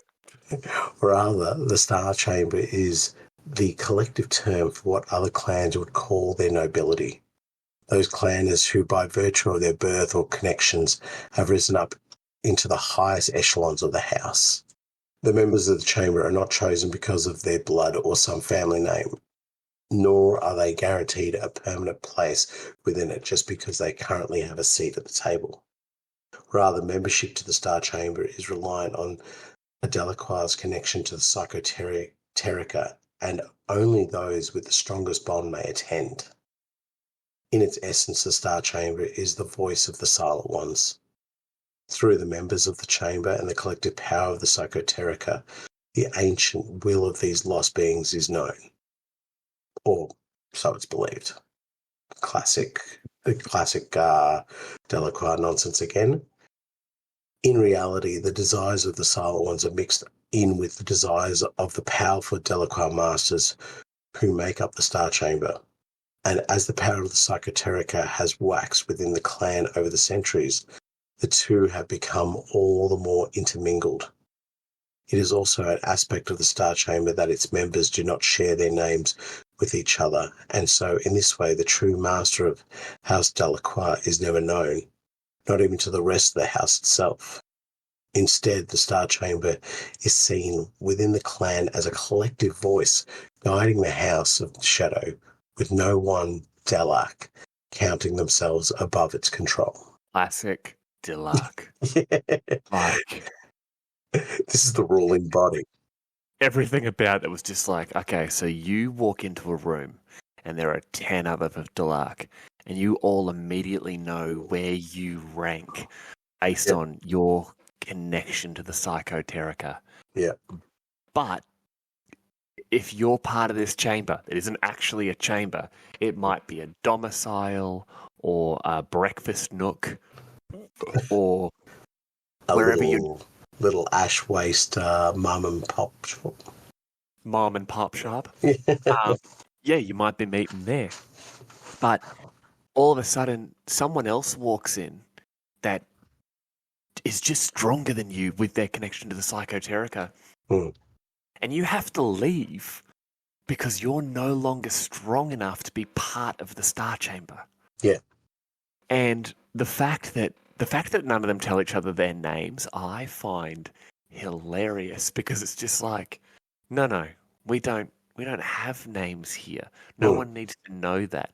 All you need to know, my brother and sister Delaque, is that I'm the most powerful, and then she's second, and then he's third, and then he's fourth. And they just know it. And I love the fact where it's like, oh yeah, anyone who knows about it, yeah, they think they're so smart because they're like, oh yeah, I know about the Star Chamber. I'm pretty cool. I know where that is. And everyone's just like, no, you don't. You don't. Yes, you know something. That is all you know. But I do love the idea that the power of the Psychoterica and the Silent Ones and the Star Chamber, it's so intermingled that you're actually and they say it in the read. I do love that the intermingled nature of the Psychoterica, the Star Chamber, the Silent Ones, and the way it's all meshed together is becoming unclear as to what the guiding voice to the Delaque actually is. So is it coming from the Star Chamber? Is it coming from the Silent Ones? It clearly states that the Star Chamber is a voice of the Silent Ones, but it also clearly states that power has waxed and waned, and the members of the council are the ones who are sort of potentially influencing the pathway of the house.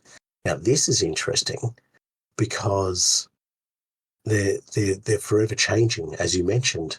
You know, the next person walks in and they go, well, actually, I'm now top of the pops, and this is because of my connection, therefore I can begin influencing the pathway of the house. Yeah, so in my mind, where it's, you know, because we know they're constantly changing, whether it be due to someone's power getting stronger or lesser, or even just the simple reality of people die. It's Necromunda. People die all the time. For sure. I like to think that the original group came together and they're like, all right, we're going to do this. And then as members were replaced or died or whatever, the core message has always been, no, we must become closer and closer and closer with the Silent Ones. We must become closer and closer and closer with the Psychoterica. So it's like those experiments they did with monkeys, where they teach, they feed one group when they press a button or whatever, and then they just swap them out one by one. Oh, yes. So at the end of it, all the monkeys have been changed, but they all still know the same information. Right. And that's what have been doing. Yeah. I vision that they've taken their time and taken their time and taken their time, and it's just like, yeah, but we've always aimed towards this, so that's why it's managed to continue down that same path after all this time. Yeah, okay, and that makes a lot of sense. And I guess something that occurred to me, even though I'm sort of contradicting what I said, is that the reason why somebody, a member of the house, would be considered, you know, higher up in the hierarchy is because if they've got a closer and more powerful connection with the silent one, then there's better chance of whatever message or whatever direction that they want to take their members will be conveyed more. Yeah. Because the psychic message would be clearer and more obvious. And so they say, okay, well, this is who you're listening to now because we are creating a stronger bond or a stronger tie with this particular individual, which is, it also gives an interesting sort of thought that you could potentially, so you have Delaque who potentially are just losing their connection with the Psychoterica as well. Well, sort of going to an in-game sort of reference there. The Psychoteric choirs is so all Delaque actually share a link to the Psychoterica, even if they're really not. I shouldn't be calling them the ability. I should be calling them psychers. Obviously, in game you can give your. I think it's the Master of Shadows and the Phantom. They can take. They can become psychers in game and have access to Psychoteric whispers. But in game, all of the models you have, I think it's on board if they're not seriously injured. I really need to learn the rules, but they actually increase the range of your powers. I think it's they increase it by 3 inches, or it's to a maximum of 3 inches. I really should open my book. But yeah, so like that's an example of the lore being played on the tabletop, where hey, even if they're, in fact, I've opened it up here. I've bringing it up. So all Delaque share a link to the Psychoterica, and even if they're not skilled in the use of Psychoteric whispers, in aid of those that are, when a Delaque fighter, including house agent, hired guns, hangers-on, and brutes, use a Psychoteric whisper, its potency will be increased for every friendly Delaque fighter that is within 3 inches of them. Okay, that's where I got 3 inches from. Is standing and not engaged, as the other Delaque join in with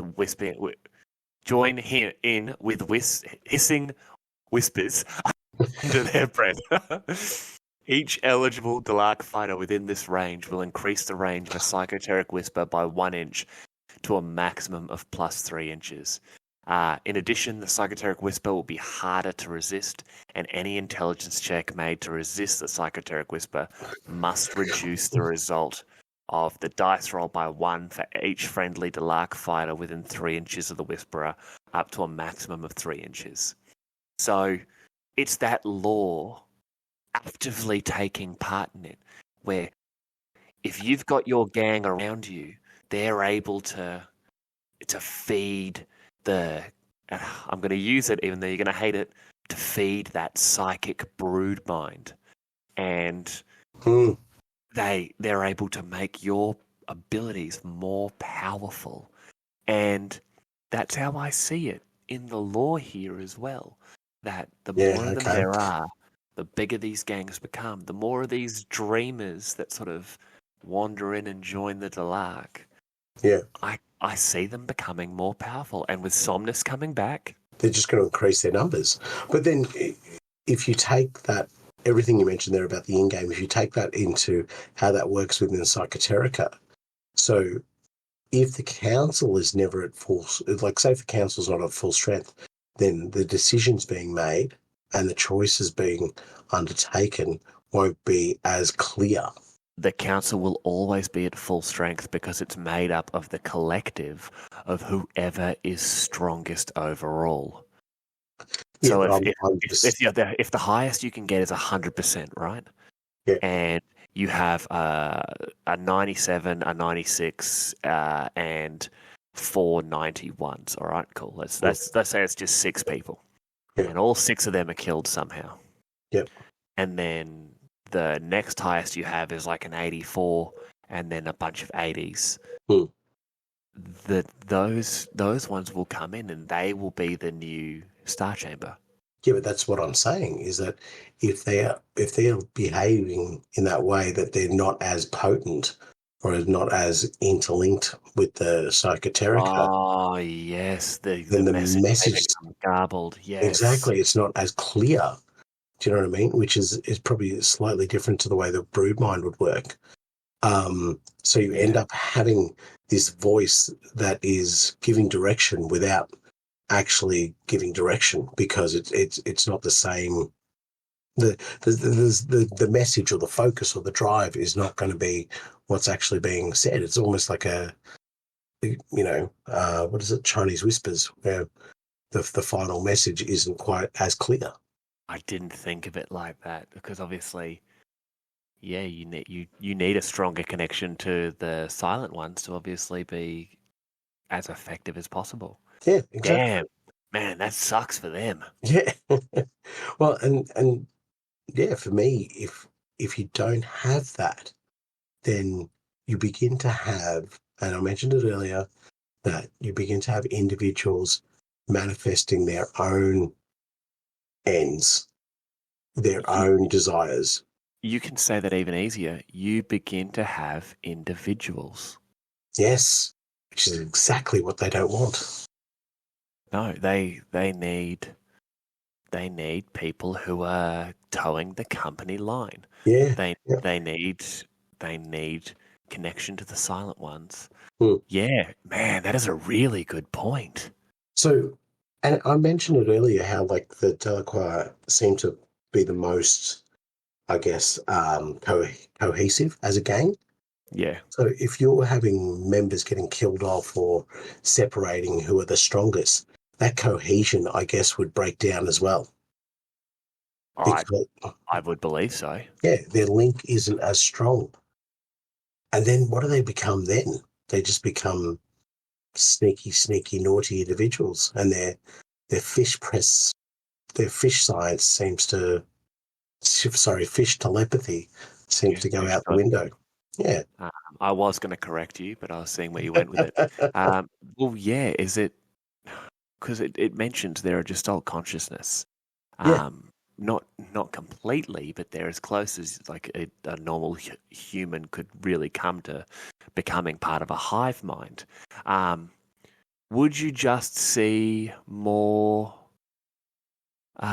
Would you just see more individuals coming from within the Delaque? Would gangs be leaving the house?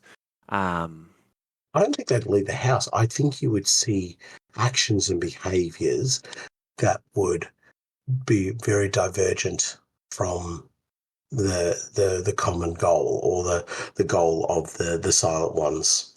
Yeah. Yeah.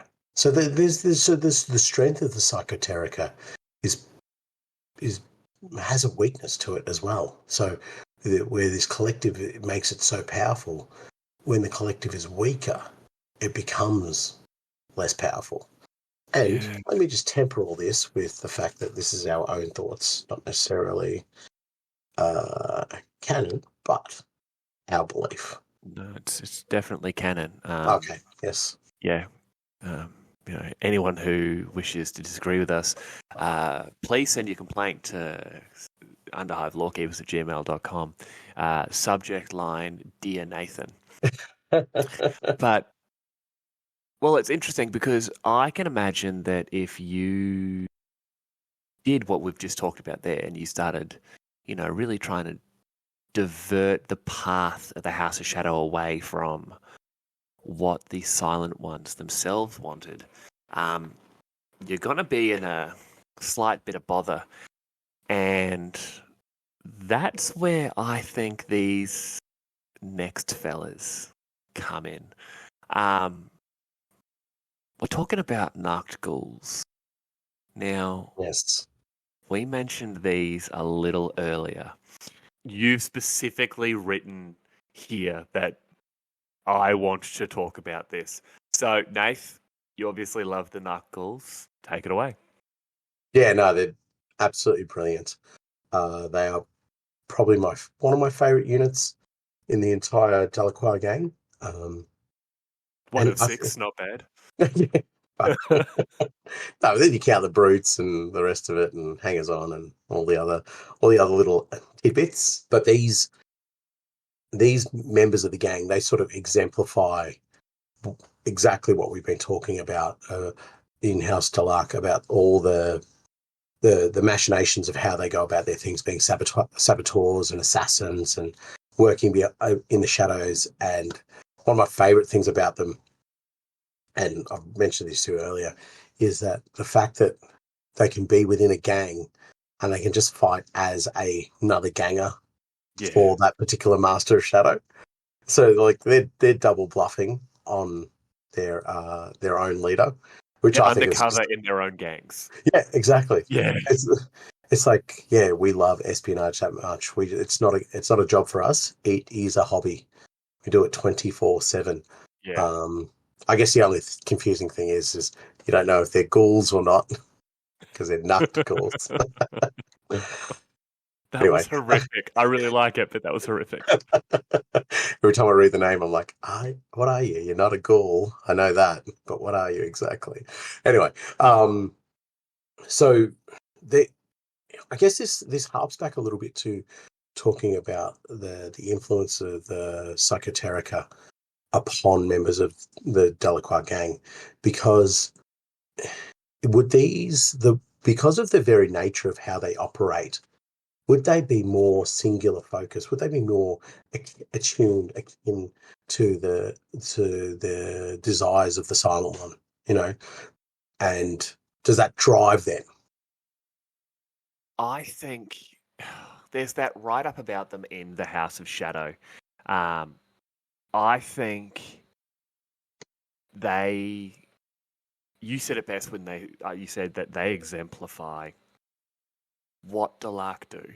They are faceless, they are hidden in plain sight, and they are willing to do anything for the house to ensure the house achieves its own ends. And that's exactly why I think there's more of a link to them. Obviously, we understand that, and sorry, people are listening to this because they want to learn more, but they use elixirs from House Escher so that they can be clandestine, they can blend in. I think it's like a sort of a low-grade polymorphine, as the Callus Temple use, but that's a tool for purpose. Whereas the drive and the capacity of what they're capable of doing has to be linked, I think, not just to the individual, but surely as they are linked into this psychoterica, it would be linked to some sort of higher power. That's the way I envision them anyway. I see them as having a direct link to whether it be the council or the Silent Ones, and that is why they're more elite, more driven, and they're proper assassins. They're proper saboteurs. They're the ones that, when the impossible murders happen, or when something that can't be explained other than bald-headed ghosts in the night have done it, it's usually them who have done it, the Nacht-Ghouls. The way you're describing it, it's remember in the Escher episode when we talked about the Death Maidens, that they had that direct line to the Council of Crones and the Matriarch Primus, where it was just like, if a Death Maiden's coming for you, it's because they've gotten that, the word of the house that you in particular need to have a bad day. Yes. And the way you're describing that, and it does go into that with that right up from the House of Shadow. We'll read that in a minute. But the way you're describing that, I'm starting to come around to your way of thinking here. I think that they are almost that. I think I used this exact phrase in the Escher episode. That red right hand of the house's will. Yes. Where it's the House of Delaque's hand. It reaches out, and as it touches you with the power of a Nacht-Ghul. This faceless, chameleonic assassin who, like you said, all that bad juju gets fed back and blamed on House Delaque, whether they did it or not. 100%. And these would be the type of things that would create the terror and the fear. So they are the instrument of that presence that House Delaque want to create, which is like, we'll get to you. No matter where you hide, no matter what rock, no matter how far you run, we get to you. And at what the end gets of the to day, you, we'll find you. Exactly. And what gets you is a Nacht-Ghul.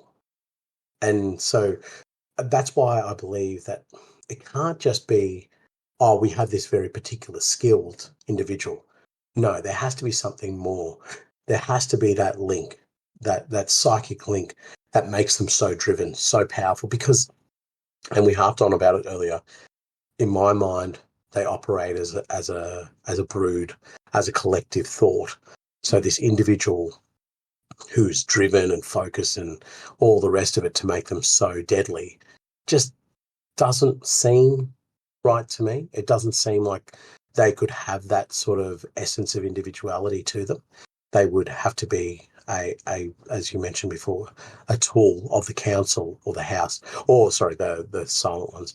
But in saying that, from what we mentioned earlier about the council, it's funny because if you have members of the council who have their own ideas and their own pathways in which they want to take the house, then these become very deadly instruments in those minds if they're not all coercive and working in the same focus as the rest of the council or the silent ones. All right, gang idea. Oh yeah, go on. Renegade Delaque have somehow severed themselves from the Psychoterica, all right? Wow. Now, maybe at some point, the puppet master behind this particular gang was a member of the Star Chamber, but whether their link dropped or the links of others increased, I can't sort of think of yet. But their Delaque gang is specifically there to disrupt the efforts and actions of House Delaque, almost to make the house weaker, so they can get to those members of the Star Chamber, to kill them, to put their puppet masters back into sort of like the pinnacle of the house, so they can then redirect it how they want it. Like, and you build this game. Like in my mind, it's like the Master of Shadow of their leader, and then just these two Nacht-Ghouls who would just do them up as just straight killers, like close combat, just monsters. And basically pick on every other Delaque player in your campaign and exclusively make scumbag alliances just to screw them over. So this is a gang idea / how to lose friends and influence people in your local gaming group idea. Web guns, long lasses, Nacht-Ghouls. Boom. Yeah. New meta. You heard it here first. But you know how to play like a scumbag. You know, by talking like that, like those ideas that you come up with, it makes me think that maybe the silent ones are only as powerful as their council. Like if they, for sure. Yeah. So like if they may be able to submit a message out, but if the council disregard it and just go, oh yeah, that's nice. What we don't know the power of those gods. We don't know what they can actually do, but how much pressure can they put on someone to force them to do their will if they're choosing, as this gang chooses, to rebel against it and go, actually no, we've got some sort of, and I don't know enough about the war gear to be able to go have this particular bit of war gear on all you guys, but some sort of psychic blocker, something that would just prevent them from being part of the choir, for use of a better term. So much of that would come down to your particular role play of your gang. Yeah. Like when I was playing my Lorekeepers, the Enforcer gang, in my mind, everything they get has to be something you can logically think of as available in Ashway settlements in these right. trading posts. Yeah. You wouldn't be able to take any house specific brutes or house agents, house favors, anything like that, because none of that. You're on the outer. You have nothing. You have nothing to do with the Delaque. Yeah, you're playing 100% outlaw. So you're looking at criminal alliances. So like rebel lords or the the unsanctioned psychers. That would be cool.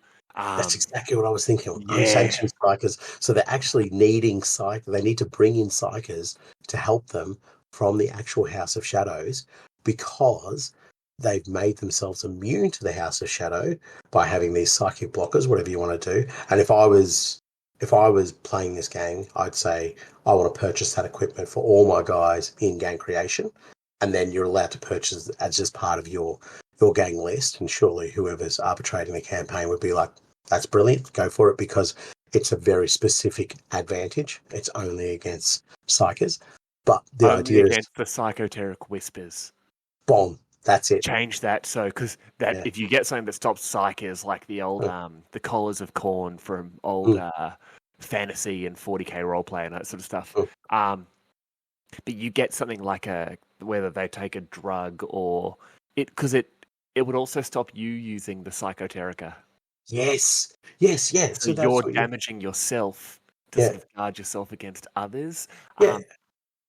Oh man, as an arbitrator, I would let that happen any day of the week. So cool. Do it like a gene smithing. Yes. Literally, like Goliath gene smithing. Perfect. Exactly. So it's just this additional thing that you can add, what you have to add to every member. And then so to recruit gang members, I don't know, I'd like to make it just that touch bit more difficult as well. Oh no, do you know what you could do? So they would be finding Jews who had been adversely affected by the House of Shadow, which would, mate, you find them absolutely anywhere, but then they would force them to shave their heads and lather up the mayonnaise, and then so you could just get Jews from everywhere.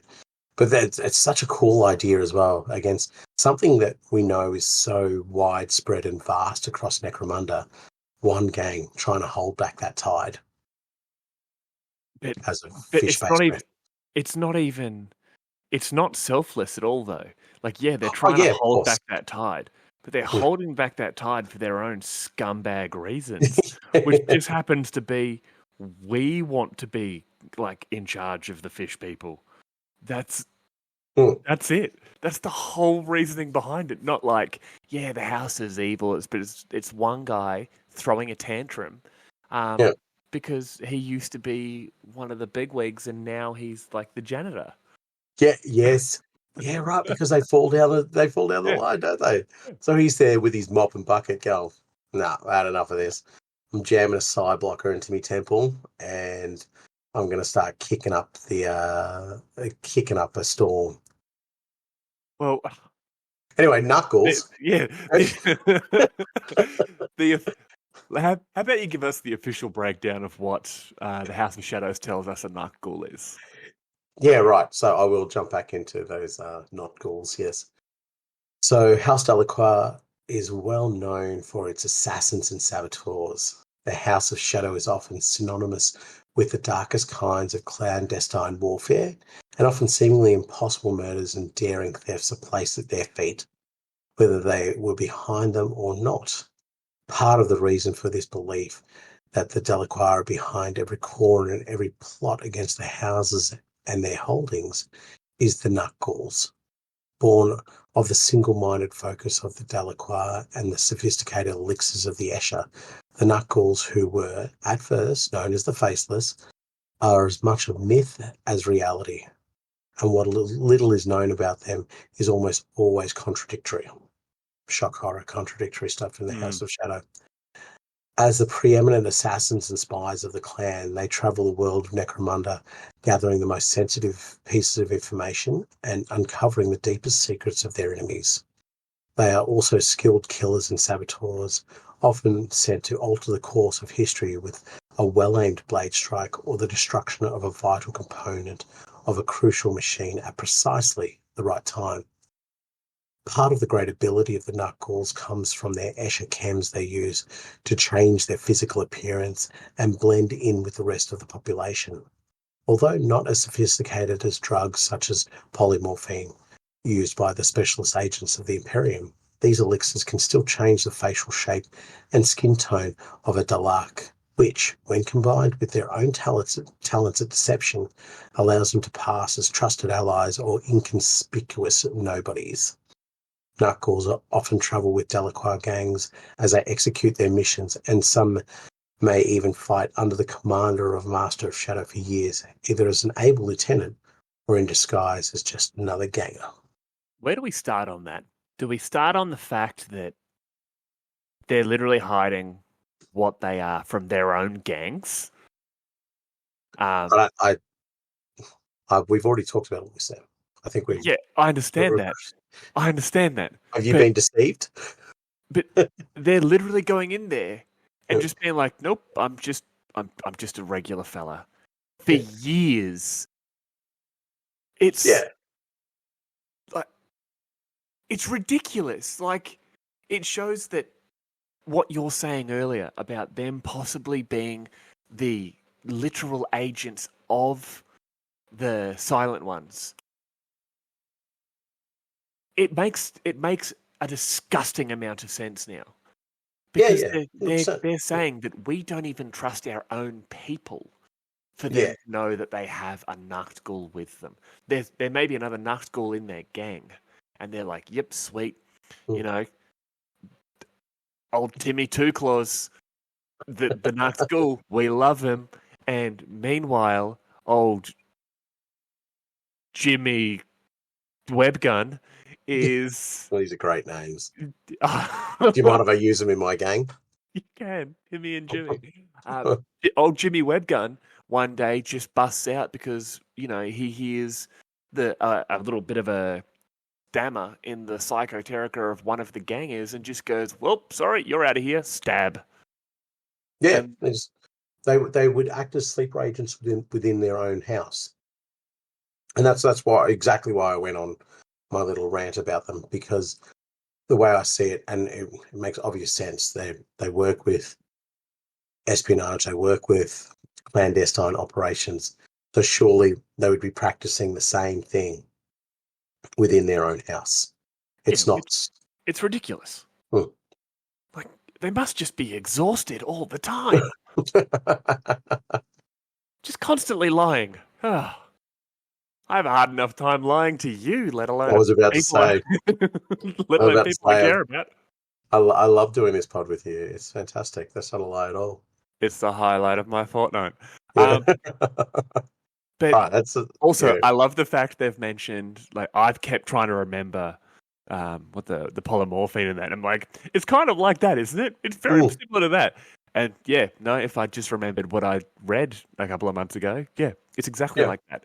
It's a meth lab version of polymorphine. Your wish version of polymorphine. Yeah. Which is interesting because, like, it says they can disguise themselves as part of the population. Does that mean it grows their hair back? It does. It did mention that it would mess with their skin tone and stuff. Facial shape and skin tone. No, wigs. It'd have to be wigs. It's even funnier than just having Nacht-Ghouls running around with some rather elaborate wigs. You imagine, like, just beehives. Yeah, that's like I was about to say. Like the imperial nobility with their powdered wig type look over the head of a Delaque. Everyone's just like, have you guys met the new bag boy at the supermarket? He's got a ridiculous head of hair on him, doesn't he? Then one day, the weapons merchant's coming in to buy his weekly, groceries, and stab. It's like, wow, that was a Nacht-Ghul the whole time. Wow. Would never have picked it. Would never have guessed. He was 6'9", had a horrible wig. Honestly, constantly smells like mayonnaise. Anyway, all right. That's I think Nacht-Ghouls done and dusted. Who are our next ones? I really like them. I think they are sick, but I'm glad you've given me this next one to read because I like them more than Nacht-Ghouls because they don't make sense. All right. We're talking about the Psygeists. Now, the reason I say they don't make sense is, like an hour ago when we were talking about House Delaque, we talked about how psychers weren't exactly common within House Delaque. Remember? I think we figured it out. It's like 1 in a million or whatever. There's going to be 100 psychers or whatever. But it's going to be less in House Delaque because for some reason the Psychoterica and Psyker just doesn't mix. Mm-hmm. The explanation for Psygeist in the House of Shadows is classic, contradictory Delaque nonsense. House Delaque has a natural affinity for psychers. Okay, come on. Do we have them or do we not have them? Now, and many of their masters and gang leaders carry the psycher's gift. Within the House of Shadow, however, it is the Psygeist who are the true foci of the Psychoterica and the ones best able to channel its power. I love this next part here. Alien in thought and action, they give voice to the silenced ones, in essence, opening themselves up to the ancient will of the first Necromundans. The manifestation of their abilities are always unsettling to behold, their words cutting through the silence of a dome like knives that seem to somehow slice at the very being of those that hear them. Underhivers subjected to a Psygeist power are, like as not, driven temporarily insane by the experience, sometimes turning on their own or breaking down completely into gibbering wrecks. By virtue of their gifts, Psygeists also exhibit greater control over Delaque constructs and bioforms, such as the cephalopod spectre or the Piscean spectre.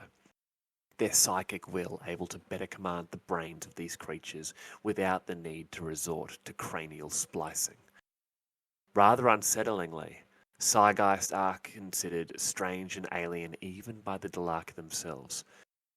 To many within the clan house, they represent a kind of psychic evolution and foreshadow a time when the Psychoterica might consume all Delaque, turning them into little more than vessels of the will of the Silent Ones. Some Delaque welcome this change, for they see the power of the Psychoterica as the power of the House of Shadow. There are elements within the clan that see it differently, however. Many of these have served within the Star Chamber and consider the Psygeist as a useful tool, but also a warning, and actively work to maintain what little humanity remains to their house. Exactly what we were talking about, by the way. Exactly what we were talking about. Okay, so everyone please ignore my previous gang idea, because apparently it was also already in something that I've read, so that was not a Spamuel original. I've just blatantly stolen that from Games Workshop. Well done. I thought it was so cool with that idea too. This is why I love Psygeists. Psygeists are ridiculous. Where do you want to start? The fact that other Delaque look at these guys and is like, you people are weirdos. Yeah, well, what I really like about them is that it says that they're obvious psychers, but they're links. They're linked to the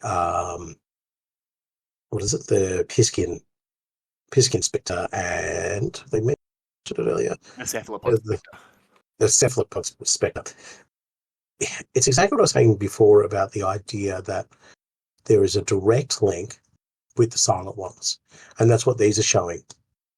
So those links with those two creatures, which we'll go into a little bit later, indicates that these are probably more of a tool of the Silent Ones. Like where the Silent Ones provide the drive and the focus and the vision for a Nacht-Ghul, the Psygeist is actually a tool of the Silent Ones, in the sense that they are actively using them. So your gang leaders and champions and so forth might actually be psychers, and they can use psychic abilities and so forth. These Psygeists are actually being used in a function, so that they can control the cephalopods and the spectres and what have you. So that they create like this manifestation, a physical manifestation of the psychoterica. Yes. Hmm. Yes. 100%. And to the point of when it's the part that you've touched on it there already. They're able to communicate and command those bioforms without the need to resort to cranial splicing, which cranial splicing just sounds fantastic. But they are considered strange and alien even by the Delaque themselves. And it starts talking about their psychic evolution and foreshadow a time when the psychoterica might, and it not become more powerful within, but to consume the Delaque. Yes.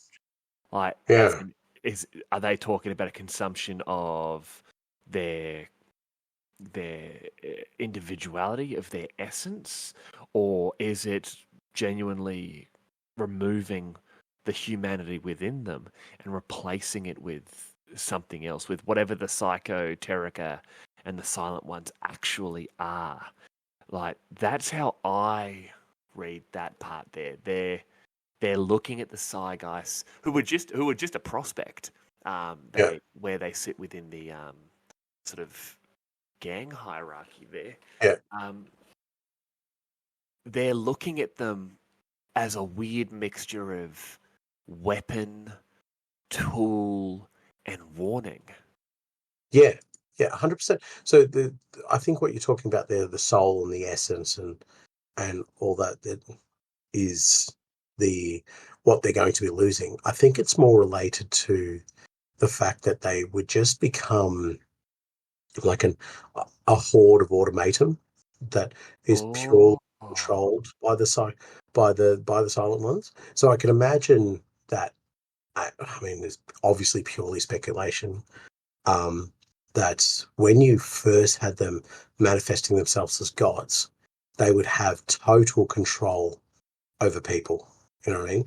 They would have not the people, the other creatures that were in those great oceans and great seas. So they would have total control. So the the drive that is pushing them to build these chambers and so forth to protect their gods isn't necessarily that of the creature, but the will of the god itself. And so I imagine that's where they think they would begin to lose themselves, because they are still human, the Delaque. Yeah. It is their link to the Psychoterica that makes them distinctively different. But that's just, I guess you could almost, from what we read there, you could almost look at the Psychoterica as a little bit of a cancerous type thing. Once it's in there, it begins to grow and grow and grow and becomes more dominant and more powerful. But to a certain degree, because we know it drops off in certain members as well. So it has like an end point. But if you have enough people, people Delaque, who become more and more taken over, eventually they're just going to weed out, kill off the members who are not as connected as they are. Not as connected, exactly. Yeah, that's the way. That's how I read it, anyway. Yeah. Yeah, that's once again. Yeah, it's a lot of speculation, which really suits the nature of the gang we're talking about. Of House Delaque. Yeah. That's really frustrating me, because I've gone from there like, oh man, I kind of feel bad for them, and now I'm sort of like, nah, they're scary. Yeah. Maybe that's what that Eldar saw.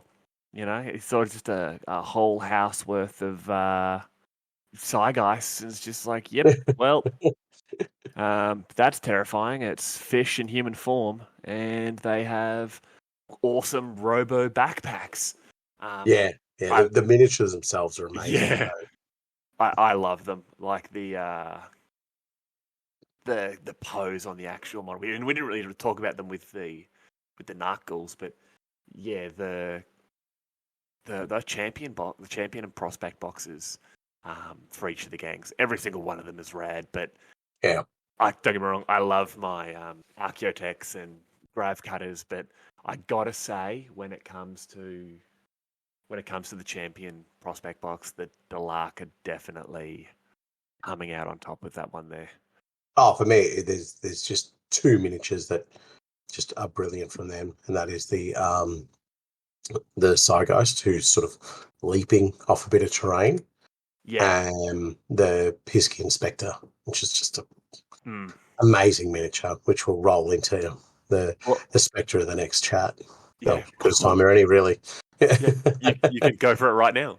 So yeah, I guess it's as good a time as any to mention the Piscean Spectre, which is such a unique miniature, I guess, but also just such a unique choice for the Delaque and a unique choice for really anything on Necromunda, because it's a foreign element.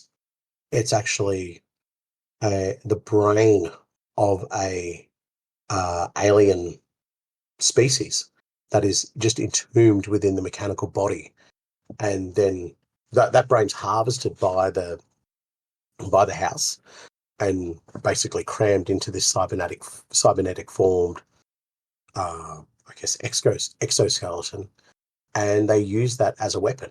And it's powerful not only in close combat but also in its ability to channel the psychoterica into actual psychic powers. So into a method that can damage its foes. I actually want to disagree with you on something there. You said that they were, I believe you said they're dealing with something foreign and dealing with aliens, which is weird because they were there first. If anything, all the Delaque and everything are the foreign aliens who have invaded the Pisceans' homeworld. And, I for one find it somewhat racist that you make reference to the Pisceans in the manner you do. Well, you're wrong, because okay, what it actually says in the book is that Pisceans, it's not too sure where the Pisceans came from, but it's believed they are an aquatic race that arrived on Necromunda a millennia ago and made their home in its subterranean seas. Occasionally, ancient members of this race come to the Delaque to have their brains placed in machines, the two races sharing a common connection with the Psychoterica. Now, they're not, their homeworld is not Necromunda. They are not native to Necromunda. It's the Psychoterica, it's the silent ones, they're native, who are infecting them, because it also says in life, a Piscean warrior is a ferocious alien shark-headed and inhumanely strong. So we're talking about shark warriors and not Charodons. Yeah. How dare you use facts and words against me? So, yeah, okay. Well, let's focus on that then. So, whether people choose to believe in the silent ones and the underground seas and the cities, we have evidence that origin story is possibly true right there. Yeah, exactly. Why are the sharks coming to the Delaque? Well, from what you've read there, it's because they both share a connection to each other through the Psychoterica. Which henceforth proves that that's probably the correct origin story, because Or it does has. it? Why Or else? does it? I don't know. I'm just trying to be a Delaque here. Or does it? Well, you explained to me why street sharks are turning up. Remember the cartoon Street my Sharks? God, That's that was exactly what they are. Yeah, no, that's awesome. Gang idea. No. That's great. And the Pisceans themselves are, it's great there because you go back far enough and it's genuinely believed the Pisceans themselves came from somewhere else, thousands or even millions of years ago Yeah. to Necromunda, back when Necromunda actually had seas. Yep. And have somehow either been absorbed into the consciousness of the Psychoterica and the Silent Ones, or have been seen as something akin to the Silent Ones, and have sort of have joined. And like you said, yeah, the ancient Piscean warriors, because you can imagine, what are they fighting down there to be ancient warriors? Is there something else down there that they're fighting, or right.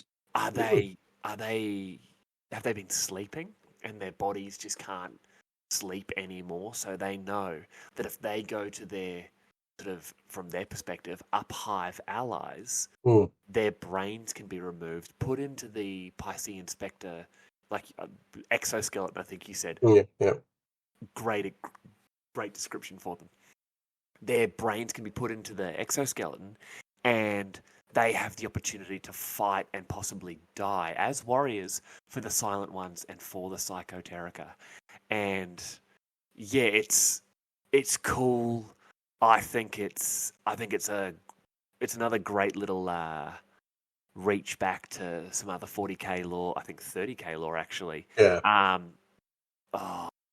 The Sahar-Duin, I believe it's pronounced. They are a Xenos species. They fought the Space Wolves during the Great Crusade, and they had a secondary name that was Pisceans. Obviously, Pisceans being like Pisces, the fish. Yeah, right. Okay. Very original. Yeah. But yeah, I'm pretty sure they still kick around now in 40k. I would have to do a bit more research on that one, I think. Well, if I'd known we were doing Delaque, I could have looked into it. But yeah, that's going into some 30k stuff, and possibly even like some Rogue Trader stuff. Once again, Steve would have been great to ask questions on that one. True. But yeah, so for me, when we begin to explore that, it's clearly working with an alien race, a sentient alien race. I think that's more important. So you do have other house gangs working with aliens. Sure. But the Escher, yeah, for sure. But the way the Delaque are doing it is, I don't know, it's a lot more insidious, a lot more dangerous to the Imperium. So where they've already got themselves some Ordo Hereticus allies, they're probably going to need some Ordo Xenos allies as well, because hey, you start exposing this, and suddenly the sniffs of the Imperium start to come around and just go, well, hang on a second here. You're starting to play a very dangerous game with what we would consider absolute threats to our Imperium. I've got a gang idea, but I'm not going to talk about it. Yeah, that's a really good point. Well, that's a great way for them to get into it. We know Inquisitors can change what order they belong to. Maybe they can get some of their Hereticus fellas to jump ship. But yeah, potentially, yeah. So, I guess what I like about the Spectre as well is that it is a hammer for the Delaque. So it is actually like an assault weapon. And they even say that when they're expecting trouble or staging an important assault, it is often their Piscean Spectres they will turn to. The creature's perfectly adapted for combat in the Underhive, with a truly alien lust for battle. So these things, and something that you mentioned, actually, I forgot to make my point on it, was whether or not they're waking up. I think they're still fighting something. Like, how else would you maintain your warrior type status or your lust for battle over millennia? I think they're probably still fighting something down in the very depths, maintaining themselves as this warrior elite. And when they know they can't push on any further, it's kind of like entombing a dreadnought. It's like a retirement / keeping me in the fight. Yes, exactly. Yeah, that's the way I sort of see it, is that whatever I've been wounded too badly, I've been turned into shark fin soup somewhere or something. So, so I'm going to be interred into one of these specters and continue the fight for the silent ones. Oh, yeah, that's sick. I want to know what they're fighting now. Do you know another thing as well? Yeah, I want to know that too, but that's, in the impossible question. It would be awesome to see, like, if they ever explored the idea of it, understanding how much of their consciousness they keep from when they were street sharks to when they become specters.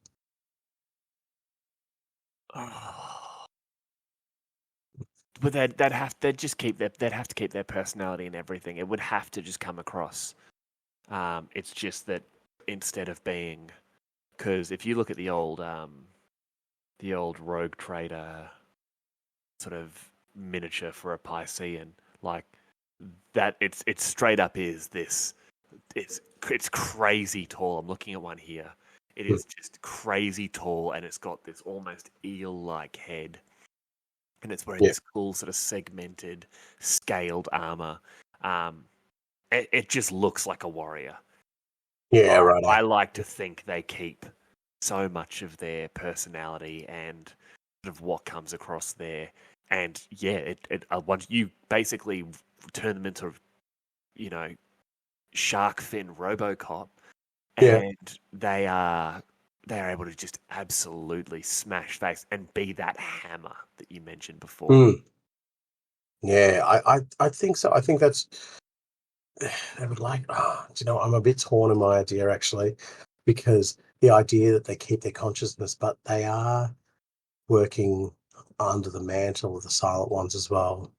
And this further plays into my idea that if the silent ones have so much control over them, akin to what they do to the Delaque members as well, they're just simply just going, you're no longer viable as a warrior.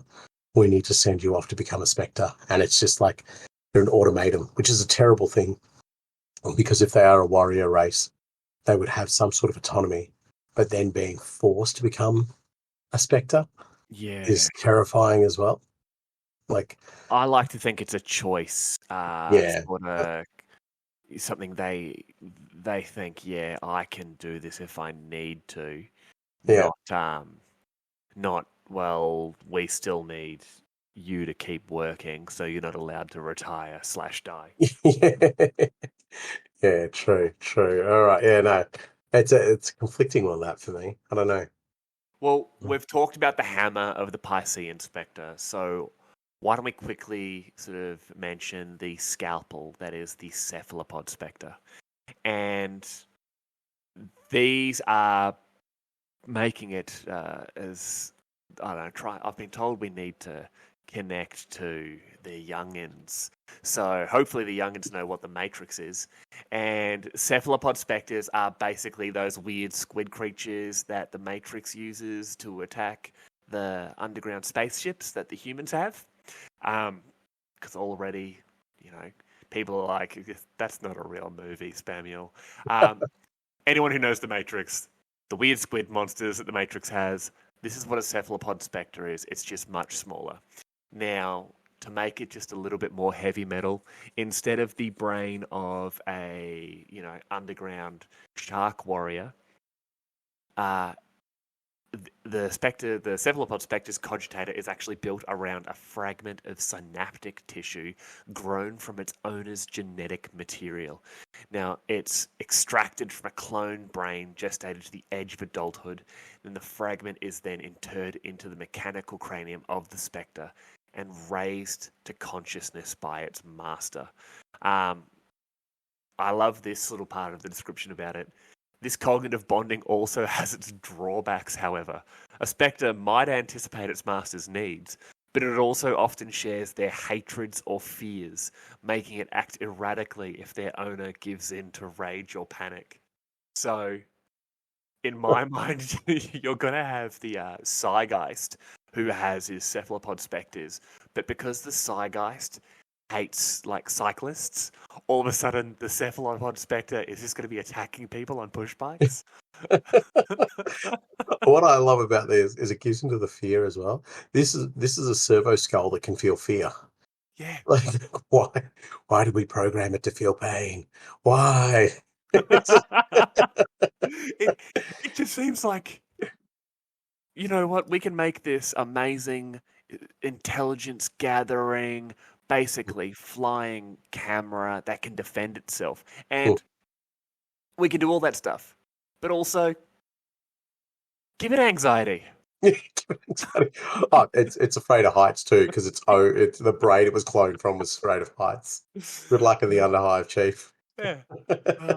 No. Just crawling along the ground with its little mechanical mechadendrites and tentacles. I don't want to look up. I don't want to look up. I don't want to look up. But the cephalopod Spectre models actually released just a little while ago with the Mindlock Weird, I believe it was. Yeah. And yeah, they're all actually pretty low to the ground. So you've somehow guessed that. You must have seen them. I've seen them. I must have been like what happened to you. It's just been stuck in the back of my head, and I've just been thinking about it. But it's funny. That one of them is almost like peeking from behind like a metal girder, like peekaboo. Yeah, I think they're rad. I love them. Inevitably, because my name is Spamuel and I'm addicted to Necromunda, I will buy these. But yeah, I genuinely don't know enough about their rules to say much. I know they're basically a walking sensor array. But yeah, and they'd be an exotic beast, so they've got to stick pretty close. So you've got some murder squids hanging out with you. I'd model them up as funny looking things though. Yeah. I really would. I'd be putting fear into the robots. That's where I think they would be the funniest. I would want to design one of them like that Homer Simpson meme where he's retreating into the hedge. Just build like a pile of rubbish in that, and just have the front of this cephalopod spectre poking out at the front of the rubbish. Like, I've got my cameras are turned off. You can't see me. Yeah. It's like, I'm here, boss, but I wouldn't rely on me in this fight, because see how you've got a little tingle of fear? Multiply that by 1 million. That's what's going on inside this little box. I don't want to be here. Yeah, I don't know why we've just absolutely slandered the name of cephalopod spectres, but here we are. We slander them because it's a servo skull that feels fear. It's a ridiculous design. Once again, the Tau are laughing at us. It's like having a gun drone that's just like, oh, no, I'm a pacifist. I don't shoot my gun, sorry. Ridiculous. Anyway, we'll move on to a cooler unit. Not as much fun, but the Psychoteric Thrall, which I think is a really cool way of having your gang. And what I was talking about earlier, very, very early in the pub, about having your gang able to take their lore and implement it onto the tabletop. The Psychoteric Thrall does that so beautifully, because it specifically states that these members are taken from all other gangs. Yeah. They're drawn in, they're brought in from everywhere, and they are exactly what the wording says. They are thralls. They are something that the Delaque are just able to use, abuse, and get rid of, basically. But also when something I love about these, it's also, like you said, putting your lore onto the table. They've got a special rule called Disturbingly Familiar. Now, when a Psychoteric Thrall is added to the gang, make a note of its house of origin. This may either be House Cawdor, Escher, Goliath, Orlok, or Van Sar. Now, this represents the origin of the unfortunate Thrall. Any enemy fighter that belongs to that house suffers a -2 modifier to leadership and willpower checks made whilst within 6 inches of this fighter. Any enemy fighter that does not belong to that house still only suffers a -1 to leadership and willpower checks made within 6 inches of this fighter.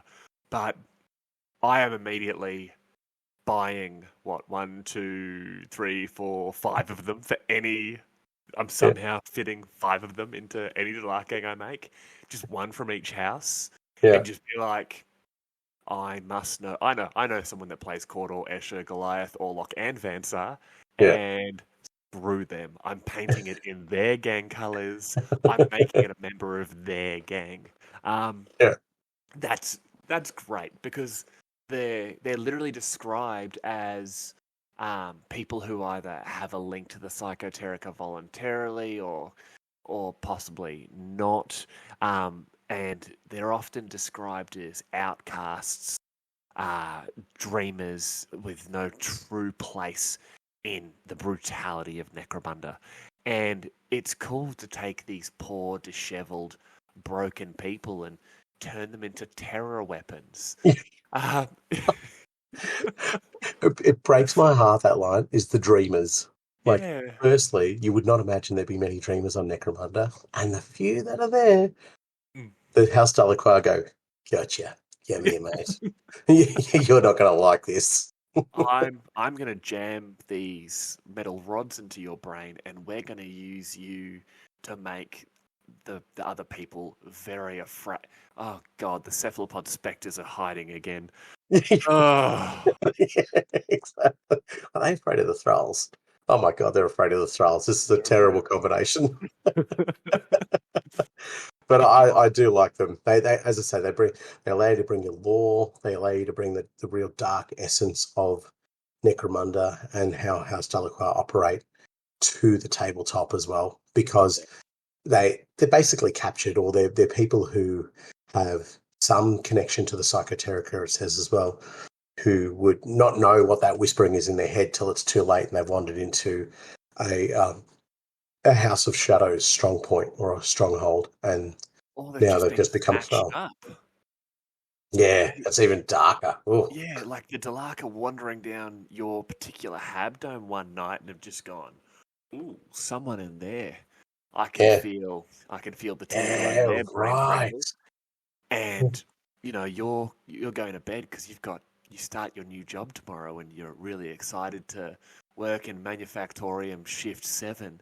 And next thing you know, you're snatched up in the night. You're basically strapped into a battery pack, and you're now like a scary whoopee cushion. Yeah, exactly. You're a signal booster.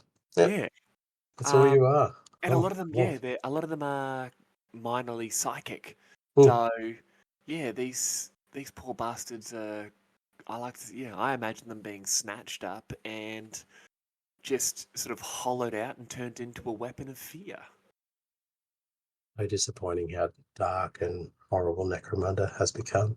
Yeah, I remember when the worst thing about Necromunda was democracy. True. Well, going from useless psychers in the form of psychoteric thralls, I'm really looking forward to talking about these next one, the Delaque spikers. You want to feel sorry for someone? These are the ones I feel sorry for. So, spikers are actually a form of psyker that are effectively forced into taking a huge amount of ghast that basically straps a rocket booster to any psychic potential they have. Now, Delaque have actually been given permission to create the spikers by Lord Helmore. Or apparently that's what they tell everyone. Now, this isn't a quick process. It can actually take months or years. So they strap you into effectively like a hospital gurney, and your body's not moving, so your muscles begin to atrophy. And with the constant injections and sort of you're constantly having a drip-fed amount of ghast and all these other chemicals fed through your body. So you'll notice on the models their heads swell, and what is it? I mean, we've all seen the memes comparing the spikers to Megamind, where he's just got the giant swollen head, he's got the tiny little body. That's what happens to these poor bastards, where they're driven insane, put onto like a rigid regime of ghast and mind-altering chemicals, and they become psychic sponges. They hear everything around them, not just the audio of it, but the psychic frequency of what is going on around them. And that destroys their minds. So they effectively are used as psychic spies, where they send a spiker into a neighboring dome and they just suck information from the people that live there, and that's how they get what they need, where they can just en masse learn every secret that exists inside a dome. And with that would burn them out. It drives them catatonic. Like they just snap, but at the same time, they're also incredibly powerful weirds to be used on the battlefield. Like, all of the things they do are offensive. Everything they do is to damage your enemy, but with mind bullets. They're mental. I love this. And you want to talk about, Delaque being a little depressing with what they do. They do this. They turn people into insane psychic sponge weapons with giant swollen brains and craniums, where they are constantly in pain. They are constantly being tormented by all the things they hear. And the Delaque are just like, man, Hank seems pissed today. Give him more ghast. Yeah, just load him up. He'll be fine. Load him up. We've got a job to do. We've got to find out old Grandma Helmore's secret brownie recipe. Exactly. Send him up high. The secret ingredient is crime. Yeah. What were you going to say? Sorry, before I started ranting. I was going to say they're obviously very dark, but they tread a fine line, and this is why you need Auto Hereticus allies, because you trade a fine line with turning these things into a demon host. You'll be right on the edge of it, because they are psychers. Yeah, they're full-blown psychers. Well, so they are by the end of it, yeah. Yeah. So now we're not talking about something that, as we believe, is, just on the planet of Necromunda, the Psychoterica, and this sort of interlocked psychic network that it doesn't really get touched by the outside. Now you're talking about a psyker who would effectively be drawing their energy from the warp, I believe, because they're a psycho. They're going to have a presence. They're a psycho. They'd have to be. It would be a screaming presence. Yeah, they would have this huge presence. So now you start to dabble with potential demons, and what's the safeguards against that? If you've got a psyker that's cranked up to the eyeballs in extra power, and then he starts zipping off warp blasts and all the rest of it, surely any demon worth his salt is just going to be, hang on, that's tasty. I'm going straight for that. Not only that, but they're insane. So if they start hearing the whispers from the warp, they're going to talk back. Yeah, great conversations with them. Oh, man. That's not just a gang idea. That's a campaign idea. Oh, yes, it is too, isn't it? Oh my God. You know what you could have, and I want to come back to say something about the psychers, but we're going to talk about the campaign idea. You could have like a choir of these spikers. The astropathic, not the astropathic choirs. What are they called? The weird vein psychers from the Guard? Yes, yeah. I don't think they were called weird vein. I think they were called Primaris psychers. Primaris psyker? No, the Primaris was you're the Guard guy. I know. I never used psychers. Wasn't the Primaris Psyker the HQ version of Yeah, it was. the Yeah, Invade you're right. Psychers? Yeah, you're right. And so for your campaign, you could have a minor hive or something like that just absolutely devastated by these completely bonkers spikers who are just wreaking havoc, but it's all the actions of a demon. So, like, boss fight for the campaign is you actually have to fight like a herald or something along those lines. Oh my god! Who's burst through the head of that Oh, particular psychic yeah, psychic choir? yeah. Oh, So the idea, and I look, other than the idea, I wouldn't know how to run it, but the idea would be that each spiker you'd have their abilities and whatever, and I think they've got like a psychic scream, psychic assault, force blast, but each one would also have another psychic thing that was representative of them individually, and then you sort of fight your way through till you get to the last one, who's just an incredibly powerful psyker. For that one there, I would just write down all of the psychic powers that are available from Book of the Outcast. Perfect. Yeah. And then randomly draw one. So you might get something super offensive, but then you also might get like something super defensive. Yeah. And run them as an arbitrator gang, and that'd be so much fun. We can't still. We're still writing Mortis. I know we're still writing. We will come back to this because we can somehow put this into our Hive Mortis campaign. But man, they would be terrifying. Sick. They would be awesome in the Mortis campaign as a group of.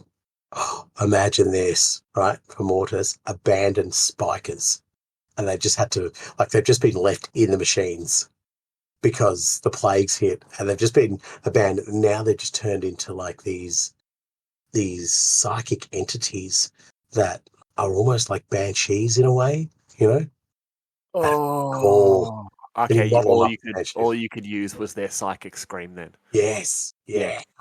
Done. All right. I need to convert a bunch of banshees to be spikers. Yeah. That would be cool. Anyway, the point I was going to make about the psychers is that what I was saying earlier is a little bit vindicated, is that they find members who are more psychically attuned, and then they crank them up on Ghast, right? Yes. So this is exactly what I was talking about before, where they have that connection to the Psychoterica, but when they find the little gems, the spoon benders, as I mentioned earlier, they're the ones who they go, well, you're special, pluck you out, do something more with you. Obviously, it's become a spiker, or they actually use them for their psychic potential for whatever they're doing. It could be telekinesis, telepathy, whatever the case might be. Yeah, that's awesome. They're a cool aspect of the game as well. Like, it just what I love about House Delaque is they're so discernibly different from everybody else as well. The way they operate, the way they think, the whole gamut of it is brilliant. And I guess that leads us into the Whisper Merchant. The Whisper Merchant, we haven't talked about it much. The artwork for the Whisper Merchant is just so cool. It is proper dark, gothic 40K, where you just look at it and go, there's no quality of life for that individual. That individual is all about just existing for whatever they're doing. So they're basically just professional rumormongers for more than anything else, and they're the ones who are like, oh yeah, I heard that, yeah, no, that's fine, and they pass it on into the gang.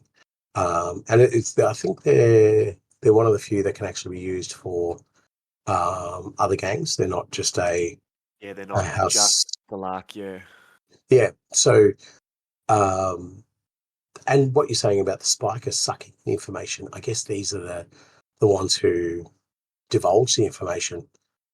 They give out the truths that they find and all those little tidbits, but they're actually able to use them. But what I love most about their description is that once you've used their ability a certain amount of times, I think it's like 6 times or something, they actually call in their debt, and that's when you pay their hiring fee. That's when you've got to prepay the hiring fee or remove them from the gang roster. So they're just like, I've given you all that I can. It's time for me to go. And pay me my money. Yeah, exactly. Pay me my money. Yeah, they're such a cool thing to add to any gang, let alone just a House Delaque gang. They're very low-key mercenary there. Exactly. Yeah. Well, the last sort of unique character / hanger-on / whatever you want for the Delaque is the psychoteric worm. Now, I find these to be probably one of the weirdest things in the House Delaque sort of armory, where psychoteric worms are disturbing creations born of dark technology and alien biology. No one save the Delaque know for sure how they're created or what gives them the semblance of life they do possess.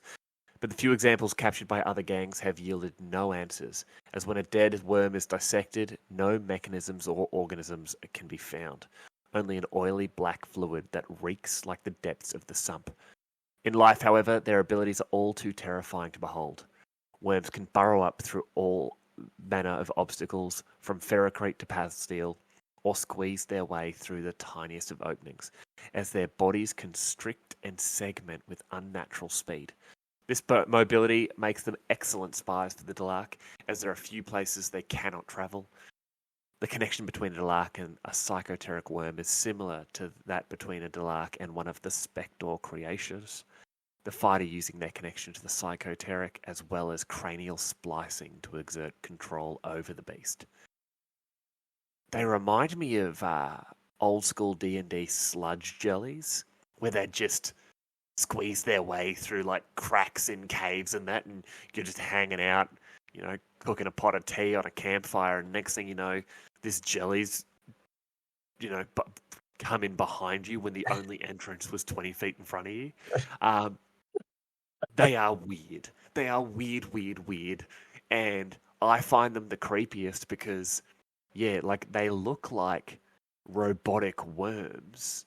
Yeah. And there's a absolutely great picture of them here on page 68 of the House of Shadows, and it's this worm almost with like a synth skin covering and then like metallic armor plating over it.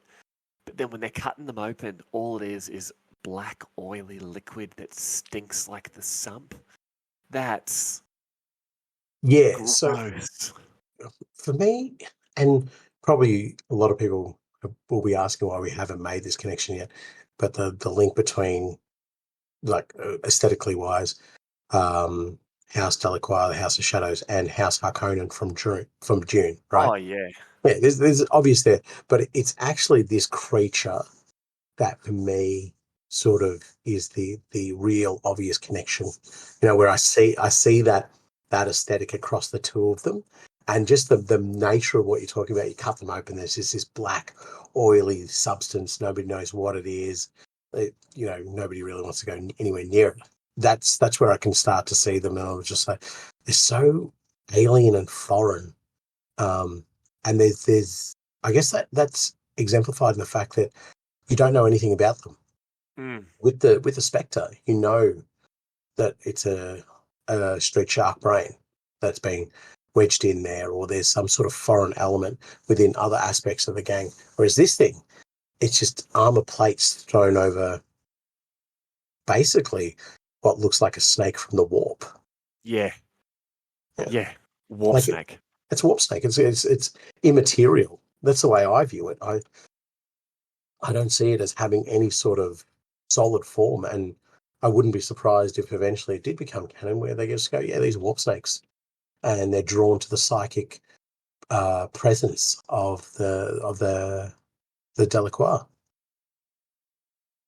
Yeah, you know what? I'm happy to say that they are weird warp snakes that the Psychoterica and the Silent One have sort of I don't know. Have they just dreamed them into existence? Is what they needed? Yeah, and like the idea that they're burrowing through ferrocrete and plasteel and all that, I don't think so. I think they're just like warp shifting through this stuff. So you say suddenly like it appears out of nowhere, yeah, because it's done a little skip hop through the warp. It's adjusted itself via the warp and has manipulated its own shape and its own almost, I guess, existence to squeeze through. Yeah, that's creepy. Yeah, and that's why I think yes, they're alien biology, but it has to me all the hallmarks of more sort of warp biology, I'd say. Yeah. Almost like demon snakes. But well, I like my conspiracy theories, and this is the exact episode to run all of them. Yes. Yes. I guess the other link we need to make, which we haven't made, we might have made it earlier in the episode, is that there's Zinchian vibes about House Delaque, and especially in all their little funny things that are outside of the normal gang selection. They all are very, very Lord of Change style. But it's an obvious one to make, I guess. But that could be an episode on Zinch talk with Nathan and Spamuel, which we eventually will have to record. Yeah, exactly. When particular strands of fate come together and certain things happen, not only within the pod but in the world, we will eventually get to that point. So basically, when we forget to do an episode and we just want to talk about Zinch for an hour and a half. Exactly as Zinch intended. Yeah. That has been a lot of stuff about unique sort of units and the hangers-on and that sort of stuff. Now, this has been a long night of recording. Most certainly has. So what if we have a look at, sort of a brief look at the sort of dramatis personae of House Delaque. Now, ironically, there aren't many of them, given the rather secretive nature of the house. Knowing people's real names isn't big. True. There's a lot of reputations, but when it comes to sort of dramatis personae and sort of known people there's like 3. Yeah. And one of them is just a really big worm. And then you've got sort of 3 really known gangs. So we can touch briefly on them, I reckon. Like, you've got a lot of notes here, but man, there's a lot of reading. There's a lot of reading. I think we just have a little... I'm tired. Yep. Same, brother. Sorry, Delaque players. Should have played Escher. So, first off, you've got... I guess I'm just going to take the first one. Yeah, go for it. I'll call it Calthixis. He's the ghost of Primus. Now, he apparently, as some people claim, he was one of the first faceless created centuries ago using the cocktail of Escher chems and Delaque dark psychic energy. And when the Star Chamber basically began that process, apparently he was one of the first to go through the whole process itself, taking that, what did I call it? Meth lab polymorphine? Yeah. Polymorphine? Yes. Backyard polymorphine. Yep. And inevitably he grows old, gets a little bit slow, and is killed. So what they do is cut his face off, literally making him faceless. But Yeah, right. but then they pass his face on from assassin to assassin, and the face molds with the new host, not only gaining their skill and their knowledge and their abilities, but through some method carrying the skill and knowledge and abilities from all of his previous hosts. And he's effectively this perfect immortal killer that can sort of transfer his existence and his ability A little bit of throughout all time. he's a little bit of a Lucius the Eternal in a way. It's just like I die, but I come back. I die, but I come back.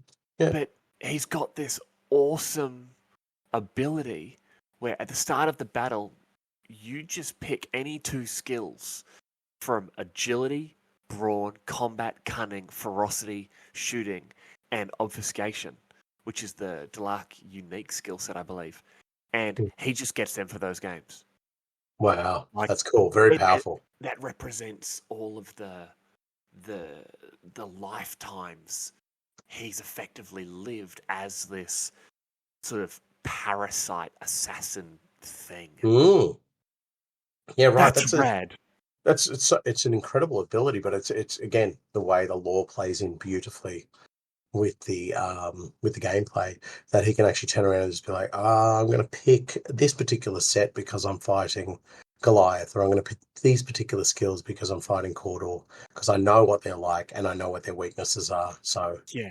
And he's also equipped with a badass auto needler, which is a rapid fire 2 toxin weapon. So you're shooting up to like 6 shots with this bad boy, and it's oh my god, yeah, right. It's a bad day for whoever's involved. Holy moly, yeah, he's street sweeper that thing. Yeah. Oh, cool. Oh, well, yeah, he's an absolute beast of a character, and somebody that you can use in your games that truly reflects your lore that you're able to carry into the battlefield as well. That he's literally faceless. That is so creepy. He reminds me of one of the Cenobites from the Hellraiser series. Oh yeah. You can just imagine this, like where they've staple gunned the face onto the new guy, and it's just sort of like, well, you used to be Billy, but you're Timmy. Look, I'll fix this now. Who used to be Timmy? Who used to be Jimmy? Who used to be Flimmy? I don't know. No, you don't. No, I'm tired. No, it's cool. They just need John Woo involved to make a movie about it. It'd be great. Yeah. But he would be played by Keanu Reeves. Of course. Yes. Yeah. There's no fools here. So I guess the next one we're going to, the Master of Whispers, Yagiloth. You pronounce it that way, wouldn't you? Yagiloth? I'd say Yagiloth. Yeah, so Yagiloth, basically a shadow come to life is the way you describe him. Well, according to the Delaque, which is all a bit sus, he went down and into the Star Chamber and has actually returned from there, and now holds an exponential amount of power that has been tapped into from the Psychoterica. So able to, I think, actually change his corporeal form so he can become a shadow, become something untouchable, which is brilliant. And in the game terms, I think he can ignore serious injury rolls. But one of the most powerful things that he has knows 5 weird powers, which just makes him so dangerous.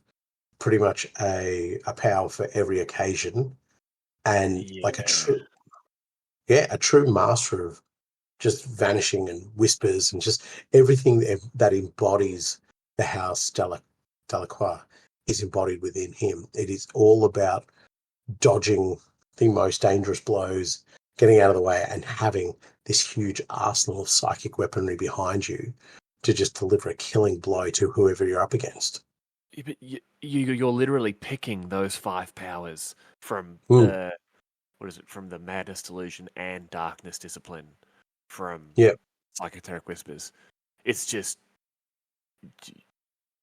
that's mental. Imagine going in and just by the way, my unsanctioned Psycho has 5 powers.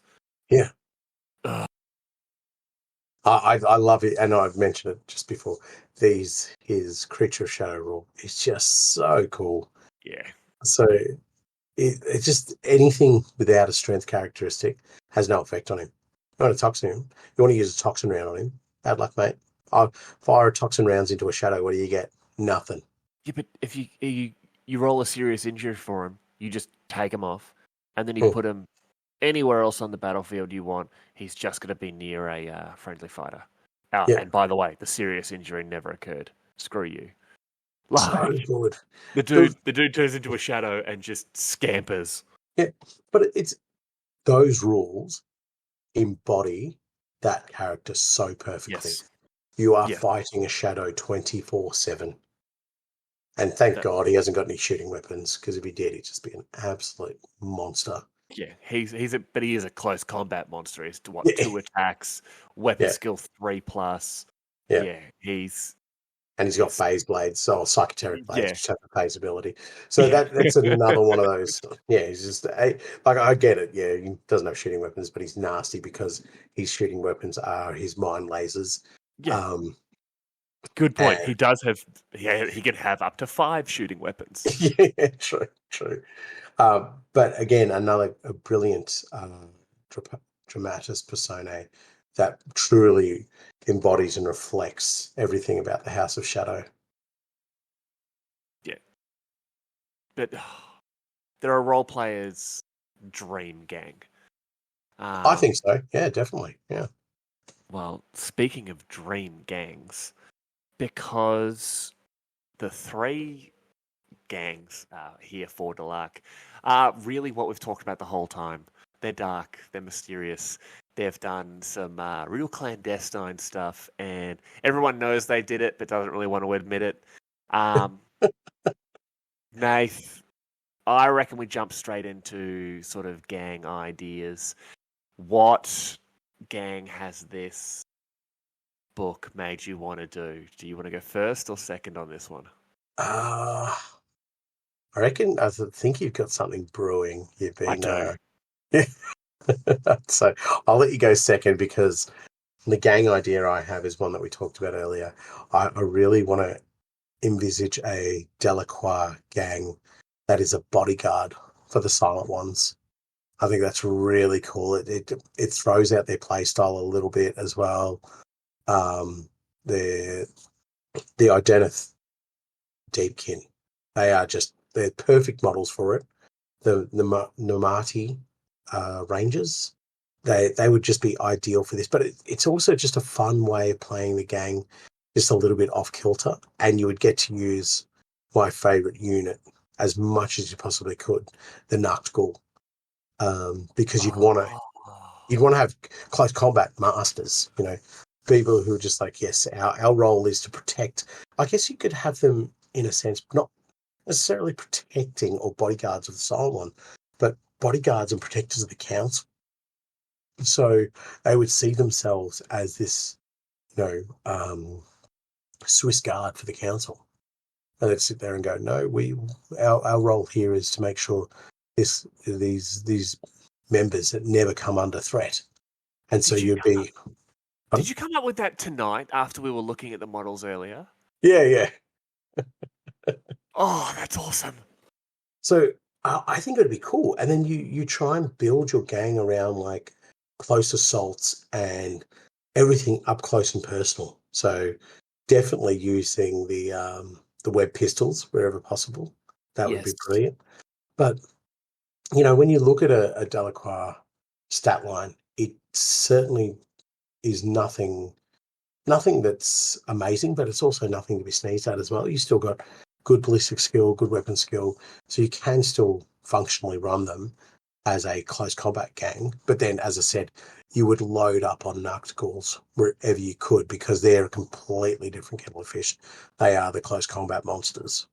Well, looking at the Nomadi Thrall models there, like you're running them as Nacht-Ghul, so obviously you're going to be heading towards Serpent Fangs or Shiver Swords or anything like that. And yeah, you could run those as that, no problem. And having a look at the Identith Deepkin models, there is I'm going to butcher this, the Acalian Thrall Master.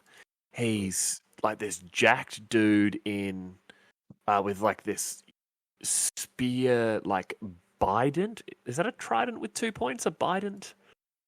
No, it's the President of America.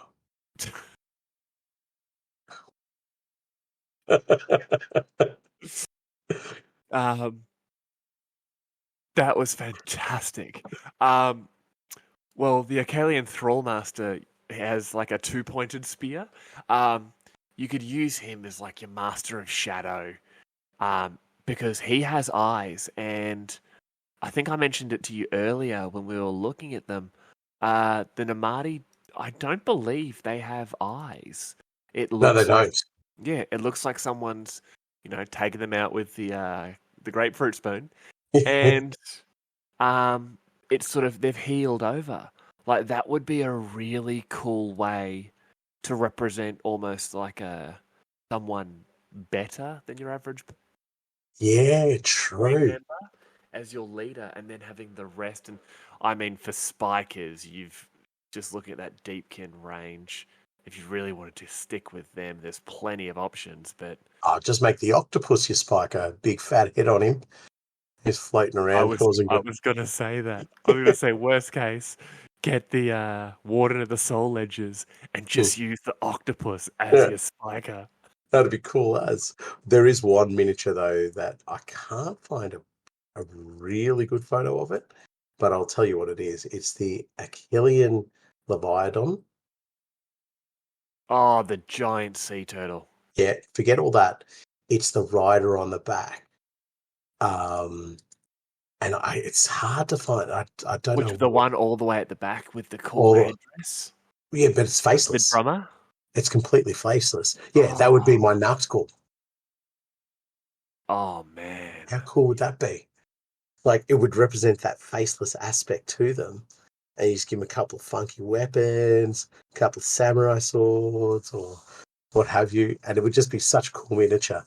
But yeah, I guess all I've got to do is buy a giant turtle for one miniature.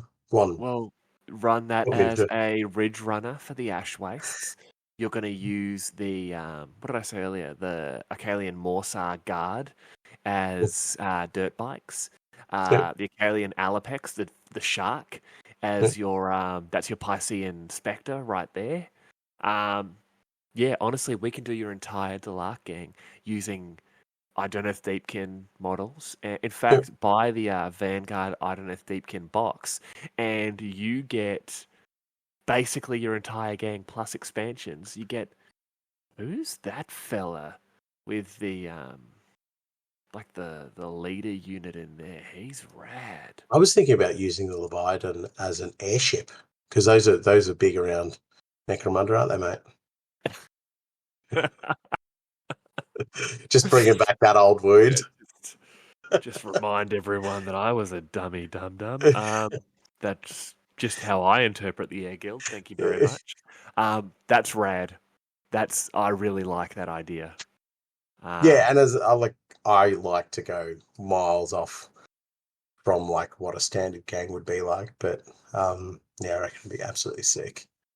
Be so much fun to play as well because you'd be playing them in this really aggressive manner, which I think would be absolutely awesome.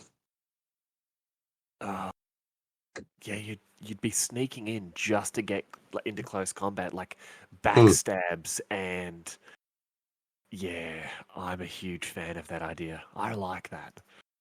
Yeah, Mine cool. doesn't seem as cool anymore. No, what was your idea? What's your Um, gang idea?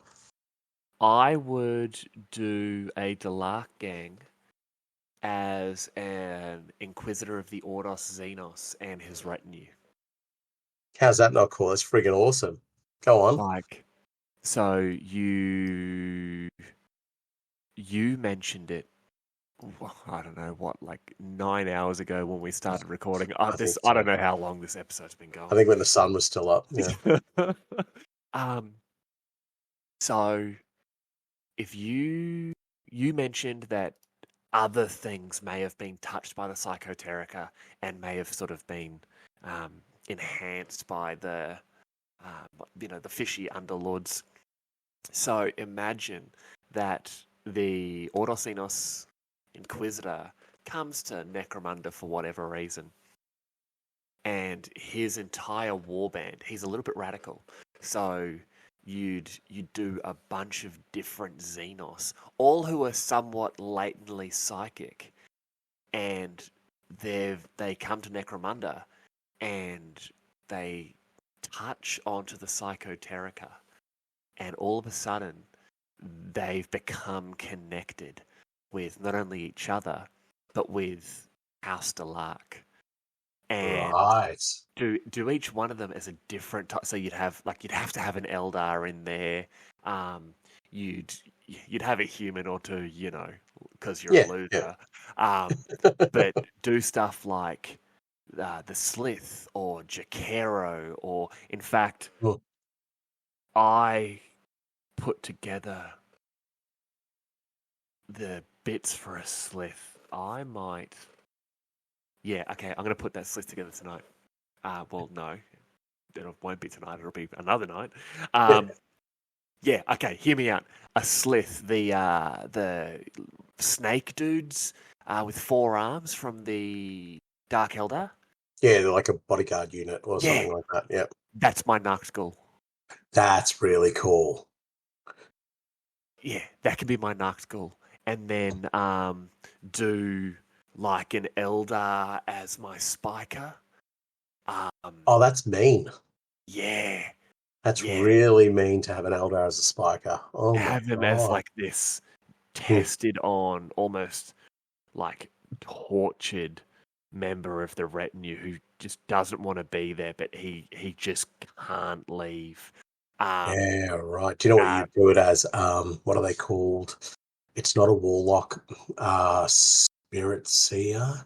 Yeah. No, Bone Singers. Bone Singers. The Bone Singers. Yes, because they're psychic in a way, but they're not powerful enough. And so they've somehow been drawn into this retinue, and now they've been turned into this like jacked up, gas-driven Eldar Bone Singer who's now become a Spiker. That'd be really cool. And then if you want to, from the Tau, do you know what I would do? Just Tau with them. The Tau aren't they have no presence in the warp. They're if you look at the Delaque thing, they say they're not very. They don't have a lot of psychers, but they do. No, but the ethereals have like a bond with the rest of the Tau, right? So you could run it as an ethereal that's been captured. Oh. And they even use that as your Spiker. That would be sick. Oh man, yeah, torture him up real hard. Have him. What that Dark Eldar unit, the Medusae, where they're the psychers that have the weird brain parasites on them. Yes. Do him like one of those where he's got chains on him, sort of. Yeah. So he's clearly a prisoner. Yeah. But then, somehow the Psychoterica has infected him. Yeah, because it's the same sort of, they have this weird connection to the rest of the Tau. Well, now the Psychoterica, which has the same weird connection to the rest of the Delaque, is being used to manipulate that already established bond that the ethereal has within their head. That's ridiculous. Okay, yeah, cool. I'm definitely doing a Ordos, and then the rest will be made up of like, there's a Kroot, and I can't think of any other aliens. No orcs. People will get weird about orcs. Do a little Ormigant Juve with a little mine lock on him. And a little trench coat. Yeah, I'd do that. I think that'd be a rad way to represent like a moderately psychic member of the Ordos Xenos. And yeah. That's cool. I like that gang. I really like that gang. I think that'd be a lot of fun. Yeah, that'd be mad. Oh, I want to do it now, but it's late, and it is late. And we have another important thing that we need to do in this episode as well. So yes, we do. As promised, about 6 hours ago. Yeah. So,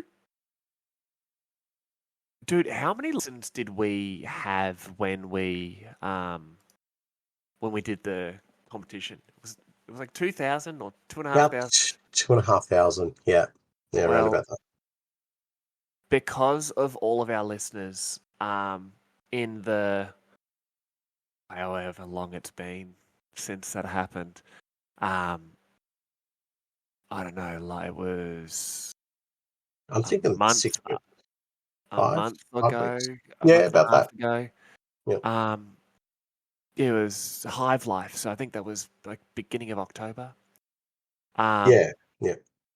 We're now on 6,000 listens. Yeah, amazing.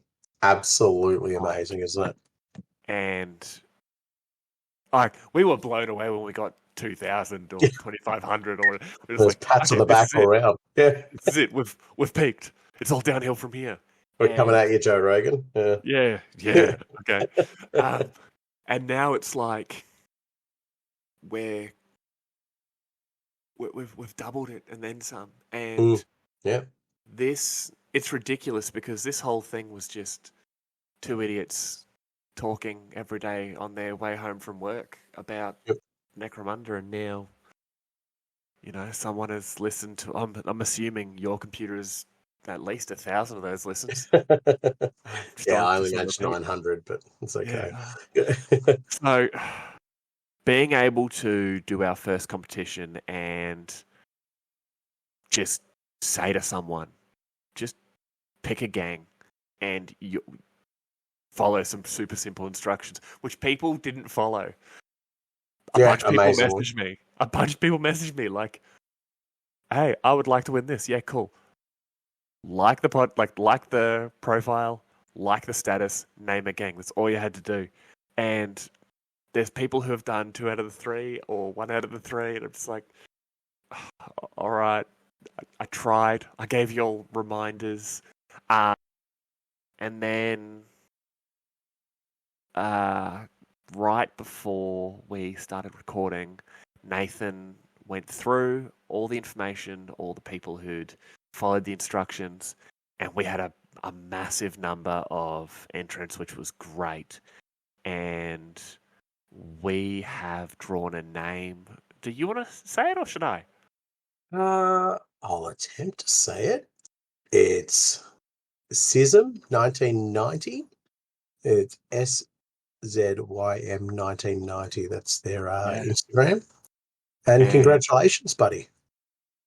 The part that I hate about this whole thing is he specifically wants to do the Cult of the Bolt. And doing a Cawdor gang that you came up with, I find really offensive. I'm giving out gang idea gold every episode, and someone comes out with Cult of the Bolt. It's Cult of the Bolt will become canon. I promise you. I really hope it does. So yeah, I guess SZYM 1990. My dude, I will be reaching out to you and sort of saying, or getting your info so we can get that box of Cawdor to you nice and quick. But I just want to say here, Sam, thanks to everybody who entered, everybody who reached out to us. It's been brilliant. And a big thank you to everybody who listens. I know I'm always quite grateful and I always say thank you, but it does mean a lot to us. It means to see our numbers ticking over, just to seeing people just reaching out and having conversations with us regarding the hobby and the content that we're trying to create as well is just fantastic. So to be able to give something back makes me feel all warm and fuzzy. And it's not just the fact that he's been drinking most of the night. You don't come up with gang ideas like I do when you're not having a few friendly ales.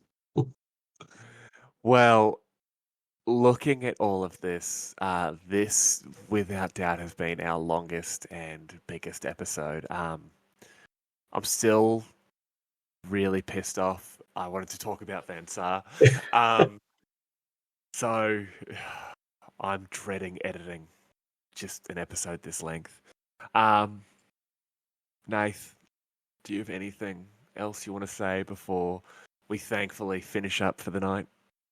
The only thing I have to say is that everything we've talked about needs to be taken with a grain of salt because it is a House Delaque, House Delaque episode. So it all might be just misinformation. So good luck, folks.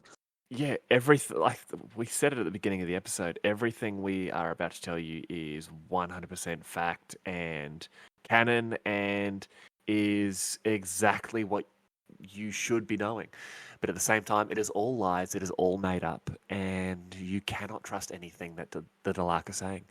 So, from my fever dream memory of what I said earlier, Delaque, ooh-ha-ha. And I think it's time for bed, dude. It is.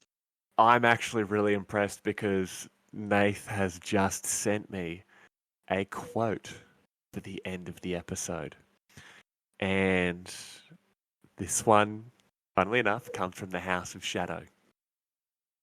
What is the truth but another lie we tell ourselves to keep from going mad? And that's Rorlock Hess, Hive Primus Whisper Merchant. And that was our latest episode of the Underhive Lorekeepers podcast. I am Spamiel, and on behalf of the Lorekeeper team, thank you for listening. Please follow us on our social media pages, available in the show notes, and don't forget to follow and review us on your preferred podcast platform. As always, if you have any questions, complaints, corrections, or if you too hear the whispered cries of ancient and restless ocean gods, please reach out to us at underhivelorekeepers@gmail.com. Thanks.